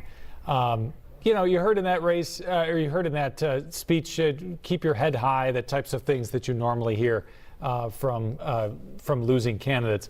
By the way, at the same time that was happening, we heard a concession speech from Kim Crockett in the Secretary of State's race, which has now been called for the Democrat Steve Simon. And so perhaps at this late hour, we should say that there are really two races left that we're paying attention to, the Attorney General's race and the Auditor's race, both of which are statewide and both of which are within about 45,000 votes or so. As we put up the latest numbers, Keith Ellison's lead has now shrunk to 41,000 votes. And then if you put up the auditor's race, this one's even closer. The incumbent auditor is leading by just 30,000 votes at this point. So these two are both too close to call. The Attorney General is especially a high-profile position. And so, you know, both sides, Democrats have had a great night to this point. They want a clean sweep. You heard the governor say earlier, we're not going to lose any of these statewide races. Republicans want to be able to salvage something, and so they're hoping for a win in one or two of these remaining races. As we look at those state offices, there is a lot yet to be said about what's happening nationally. Balance of power in the U.S. House, balance of power in the U.S. Senate. Those are also still very much up in the air tonight as well. Maybe we can pull up the larger screen of balance of power. Let's start with the U.S. House on balance of power, and I'll have Catherine have you weigh in on that one as well. This is exceedingly tight as well, and most folks didn't think it would be this tight. Although the races that were the four races in the U.S. that people thought would be tight were exceedingly tight, and we may not know at least one of them until weeks ahead. That's right. That's right. And also, it's unlikely that we'll know Nevada until tomorrow, the Senate race there with the Democratic incumbent trying to defend her seat. So the Senate, we still don't know. And control of the House, it's, you know, so earlier in the night, Republicans had picked up to 4 or 5 seats. Now that number is going down a little bit as Democrats are making gains as well. We should note that number is 218, right? The number two. Right, right. So the majority is 218. And of course, many of the races on the West Coast are the ballots are still being counted. The results are still coming in.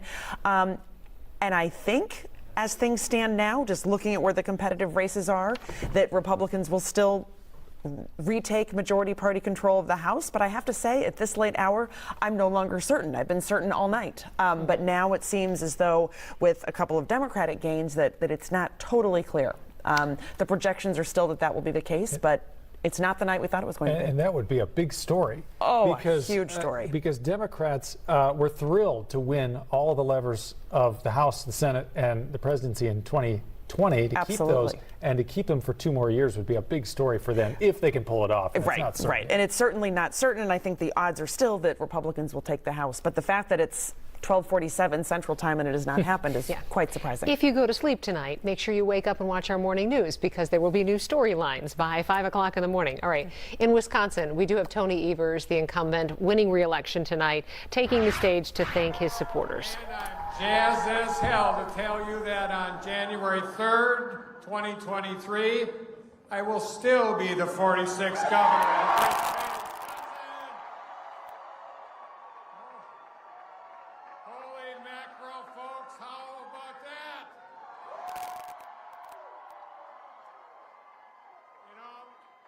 I stood here on this very same stage 4 years ago to the day, I believe, and I made a promise to the people of Wisconsin that I would never make promises I couldn't keep, and that I always work for you. Over the past 4 years, I've worked hard to keep those promises and trying to do the right thing. That's who I am, folks, and that's what I've always been. Some people call it boring, but you know what, Wisconsin, as it turns out, boring wins.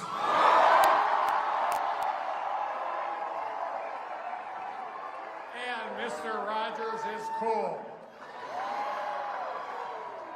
Now, the truth of the matter is that I was standing here 4 years ago on the stage and tonight because of you. All of you here, the many watching from home, and all the folks today and all over the past few weeks from every corner of the state who went out and voted and who volunteered and made phone calls, knocked doors, and brought their friends and family and loved ones to the polls too. For the last 4 years, you have welcomed me into your homes and your small businesses, to your farms, your classrooms, your churches. You've talked to me in hospitals and factories and campuses and on street corners. I'm so grateful for you for the grace and kindness and compassion you've shown me. Frankly, tonight, this victory isn't really about me at all. It's about each of you. Today and over these last few weeks, yes, you showed up for me and Democrats up and down the ballot, but you didn't just show up. You showed up for each other. You showed up for the reproductive rights and the freedom for you. The freedom for you and your neighbors to make their own health care decisions without having to ask me or any other elected official. You showed up for working families who are worried about the economy and rising costs. Who's going to make sure that they can put food on the table? We are. You showed up for our kids, for our educators and staff in our public schools. Because you believe, as I do, what's best for our kids is best for our state. You showed up for LGBTQ folks and trans kids who want to be safe who they are in our state. You showed up for conservation, for clean energy, to take climate change seriously in a future that doesn't treat protecting our environment and good-paying jobs like they're mutually exclusive, because they're not.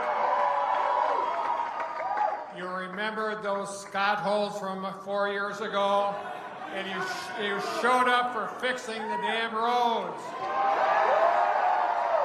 expanding access to high-speed internet, and continuing to invest in our state's infrastructure. And perhaps most importantly, you showed up because you saw our democracy was on the brink of existence, and you decided to do a damn thing about it. You've never stopped showing up. You've never stopped believing in the work we could do. You've never stopped fighting for the future we want to build for the state and for our kids. Thank you from the bottom of my heart. Thank you. I also want to thank these folks.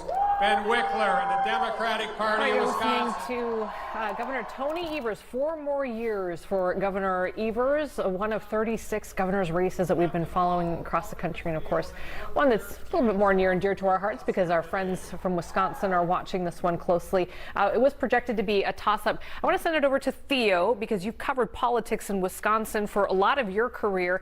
Talk a little bit about this governor's race, and then also we don't have a winner yet in the U.S. Senate race in Wisconsin, Theo. Yes, that's right. So Tony Evers, I covered him for several years when he was state school superintendent in Wisconsin, and then when he became governor in 2018, he pokes fun at himself. He called himself in his victory speech boring, but boring wins, he said. This is a man who plays euchre on election night before he goes to his election watch party. And importantly, it's a man who's had 4 years battling the Republican-controlled legislature, the Assembly, which is Wisconsin's House, and the Senate as well, heavily Republican. and he will be doing that again in his second term now. You mentioned the fact that the Senate race still hasn't been called in Wisconsin. It is leaning the Republican direction so that the incumbent, Ron Johnson, will win over the Lieutenant Governor, Mandela Barnes. Because Mandela Barnes ran for Senate, Tony Evers has a new running mate, a new Lieutenant Governor, State Representative Sarah Rodriguez, for his second term. Barnes looks like he's going to be on the losing end to Ron Johnson, the Republican incumbent, in the Senate race, but it hasn't been called yet. Right, that's the way it looks. With 93% of votes in, there's about a 2 percentage point difference. So, Wisconsin, always tight. 4 years ago, it came down to a very, very small margin, even later into the night than this. You know, a lot of people thought that it was going to be extremely close. Again, it was pretty close, but enough of a margin to be called on election night, or at least pretty close to election night. All right, well, let's bring it back to Minnesota, because we still have two races that we're watching here. The Attorney General's race here in Minnesota still very, very tight. You can see it there, 93% of the precincts reporting in. It has not been called. What do we have, about 30,000, 33,000 votes separating the two of them. I'm surprised you can do math this early in the morning. I'm impressed. I think it might be 41,000. Oh, see, there you there's go. Theo weighing in, right? Yes. Carry the Timmons. Roundabout, right? And then, of course, the auditor's race, Julie Blaha, the incumbent there, but boy, that one's tight as well.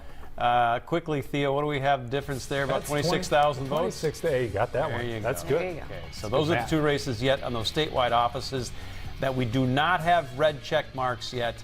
We are inching ever closer, though, as you can see those precincts in the 90s now on those two races. We're going to see if we can stay on the air until some of those get called. You know, we talk a lot about the big races and the big picture, but I also want to just kind of take it down to the local elections really quick, too. I mean, for anybody who's watching right now, check out and see who won your city council seats, your county commission, your school board. Referendums. Referendums. We are seeing a lot of changes in political strategy in a lot of those races, too, and it's important that we pay close attention to our local races. It was a common theme on school board that you had groups running as a pack of 4 or 5 in many districts, including my own district. I know people who went to vote today just because of the school board elections. They didn't really care about anything else. So we are definitely seeing the local races sort of take on more of an identity. And become very politicized. You have the, in a lot of these races, when you talk about these slates of candidates, you have the conservative parents group versus the teachers union backed group. And it gets very contentious in a lot of these districts. And it can be a strategy to move on to higher office, you know, when at the local level, and then you move up. Scott Jensen was on the school board for 10 years in the 2000s.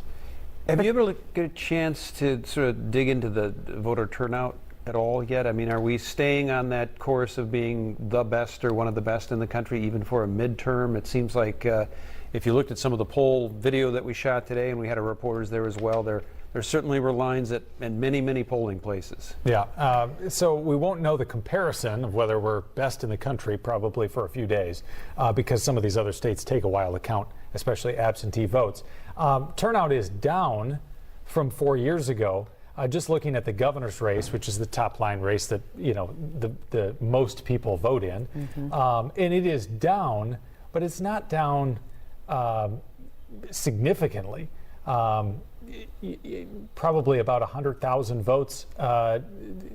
Tim Walz is getting fewer than he did in 2018 on the Republican side, pretty similar. But overall, you know, pretty similar turnout to 2018. Quite strong. And 2018 was Minnesota's record for a midterm election in terms of turnout. Also, I wanted to ask you guys about, I guess, redistricting. We saw some of that, and I'm curious if there were areas where that played a role tonight or not. Well, of course, in the statewide races, there's no redistricting, but in the legislative races, yes. In Angie Craig's district, this was a slightly changed district, but not significantly so. And so that certainly didn't sway the results, I don't think, tonight. The state legislative races, That's where the redistricting really came into play. You saw a number of member matchups, where two incumbents had to go against each other because they were drawn into the same district. And then you had some other districts which became significantly more Republican or significantly more Democrat. And the incumbent then had a much tougher race in some of those. And we're seeing some incumbents knocked off in the state legislative races. We can't quite call balance of power yet, but that'll be something that probably shakes out in the morning as well. That's right. We also saw a number of retirements of incumbents who were placed in the same district at the state legislative level. But because Minnesota had this 3-judge panel who did redistricting instead of a partisan redistricting because of the divided government, many of the districts where the numbers worked out actually stayed pretty similar, especially at the U.S. House level. Let's take a look at some of those Minnesota Senate races that you guys are referencing. Of course, the balance of power, as you also note, races in the Senate, of course, now held right now by Republicans in the Senate. But in District 3 there, it's an open seat. Andrea Zupancic against Grant Hochschild. That is the race that is still very, very close as well. And again, 67% reporting in. That's up in Ely. Yeah, there's a lot of rural precincts there that still have to come in. Yep. And the 14th District St. Cloud area, this race was called for Eric Putnam pretty early on. He's the incumbent, the Democratic candidate on the ticket. District 35 is really interesting. This is the Coon Rapids, Anoka area. Jim Abler and Carrie Rayrauer. And if I remember correctly, I thought that Jim Abler was called the winner in this one. So I'm wondering. But is that within the margin for a recount? That's my question. Yeah, to Theo, are we looking at a possible recount here, or? I promised I was going to do the math earlier, and I didn't get around to it. It's okay. So we'll come back around to this one. Well, those extra seconds that you have. Yeah, so we'll get back to you on this one. All right. District 36, Roger Chamberlain, the incumbent Republican there, Heather Gustafson, and Heather Gustafson, the Democrat, winning that seat. Now, that is a confirmed win for a Democrat. All right, let's go to the east side, the Afton Cottage Grove area. Look at how close this is, with 100% of the precincts reporting, about 300 votes separating Judy Seeberger and Tom DePel. So that's an open seat, and I guess we'll have to wait and see. Yes, we will. That's and that'll within be the range. That'll be a Democratic hold there if those results pan out. All right, staying within the Minnesota legislature here, District 3A in the House now. Rob Eklund and Roger Scraba battling it out. 68% of those precincts reporting very slim margin, 376 votes. And in District 3B, that's up there in Two Harbors, Mary Murphy, DFL incumbent versus Natalie Zelenzakar. There, again, Two Harbors up there right now. That one also very, very close, only 2 percentage points separating them. In the Hibbing area, 7A pitting two incumbents against one another. You have Spencer Igo, the incumbent, leading, though, with 53% of the vote. 7B shows us David Lislegard and Matt Norrie. Another one of these races up in the Iron Range that we're watching that could potentially swing the balance of power here in the Minnesota House right now. David Lislegard with 51% of the vote. District 11A, that's the Moose Lake Cloquet area. It's an open seat, by the way. Jeff Dotseth, GOP versus Pete Radasevich. Again, that one is very, very close. We're looking at these things, and boy, there's not much separating many of them. 14B, this race has been called for Dan Wolgamott, the incumbent. He won with 54% of the vote. 18A now to North Mankato St. Peter. Jeff Brand has been called the winner in this one. Minnesota House District 23B, Patricia Mueller, GOP incumbent versus Tom Steen. This is on the Austin area. Mueller winning that one by 10 percentage points. Here's another race that's been called. Matt Norris, the Democrat, winning in District 32B, the Blaine area, with 51% of the vote. Minnesota House District 33B, this is Stillwater. Josiah Hill, this was an open seat, and he has taken this one. In 35A, that's Coon Rapids, Anoka. Zach Stevenson, the declared winner. He's a Democrat, and he is the incumbent. All right, let's take a look at 45A. This is the Orono Mound area. This is an open seat. Theo. So we just found out, as you're rolling through these, that House GOP leader Kurt Doudt has called the speaker, the DFL speaker, Melissa Hortman, to concede. So Democrats will keep the Minnesota House. It looks like at this point that it's going to be somewhere in the order of about 70 to 64, which is the same balance of power that it was for the past 2 years. But again, Democrats will keep the Minnesota House. The Senate, we don't have for sure yet. It's going to be very close one way or the other. Okay. All right, so many close races there. Wow. Well, that's a very interesting note. I mean, it changes the dynamics. It basically means that Minnesota politics remain as they have been for the last cycle anyway, and that'll bring to the full. Well, unless the Senate flips, but in your perspective, it doesn't look. It's going to be close. We haven't seen all the races called yet, and so therefore we can't make the call. But if the Senate does flip to the DFL, it'll be a 34-33 margin, the thinnest that it can be, and that would be only the second time this century that one party has controlled all three levers of state government. So we'll have to see. That'll be a storyline to follow tomorrow. We thought we might have this race called by the time we went off the air, but it's not looking likely now. Let's look at the Attorney General's race. You have Keith Ellison running for re-election. He has 51% of the vote, 94% of precincts reporting, but I mean he has a very slim lead right now. We're still waiting for some precincts. Yeah, about 40,000 votes separating the two. Again, 94% reporting in. We may not know this one until tomorrow morning. Dial us up online. We'll be there. We're going to continue to update all of these races. We appreciate you being with us here at 1:05 in the morning. It's been a long night, a lot of surprises, and we didn't see sort of the red wave that we thought we might see. Even Scott Jensen himself admitted that at the podium tonight. But we still have a couple more to go, including that AG's race. State Auditor and the AG's race still yet to come. But we're already into the 90% reporting in, so likely by the morning, those two races will have been called as well. Yes. Catherine Pearson, thank you so much for being with us tonight. We'll see you on the morning news. Up till for a couple more hours, because who knows how long they'll take to actually call this race. So, we'll wait till all the numbers come in before I declare final victory. But I do believe that this time. Truth has prevailed over the lies, over the character assassination,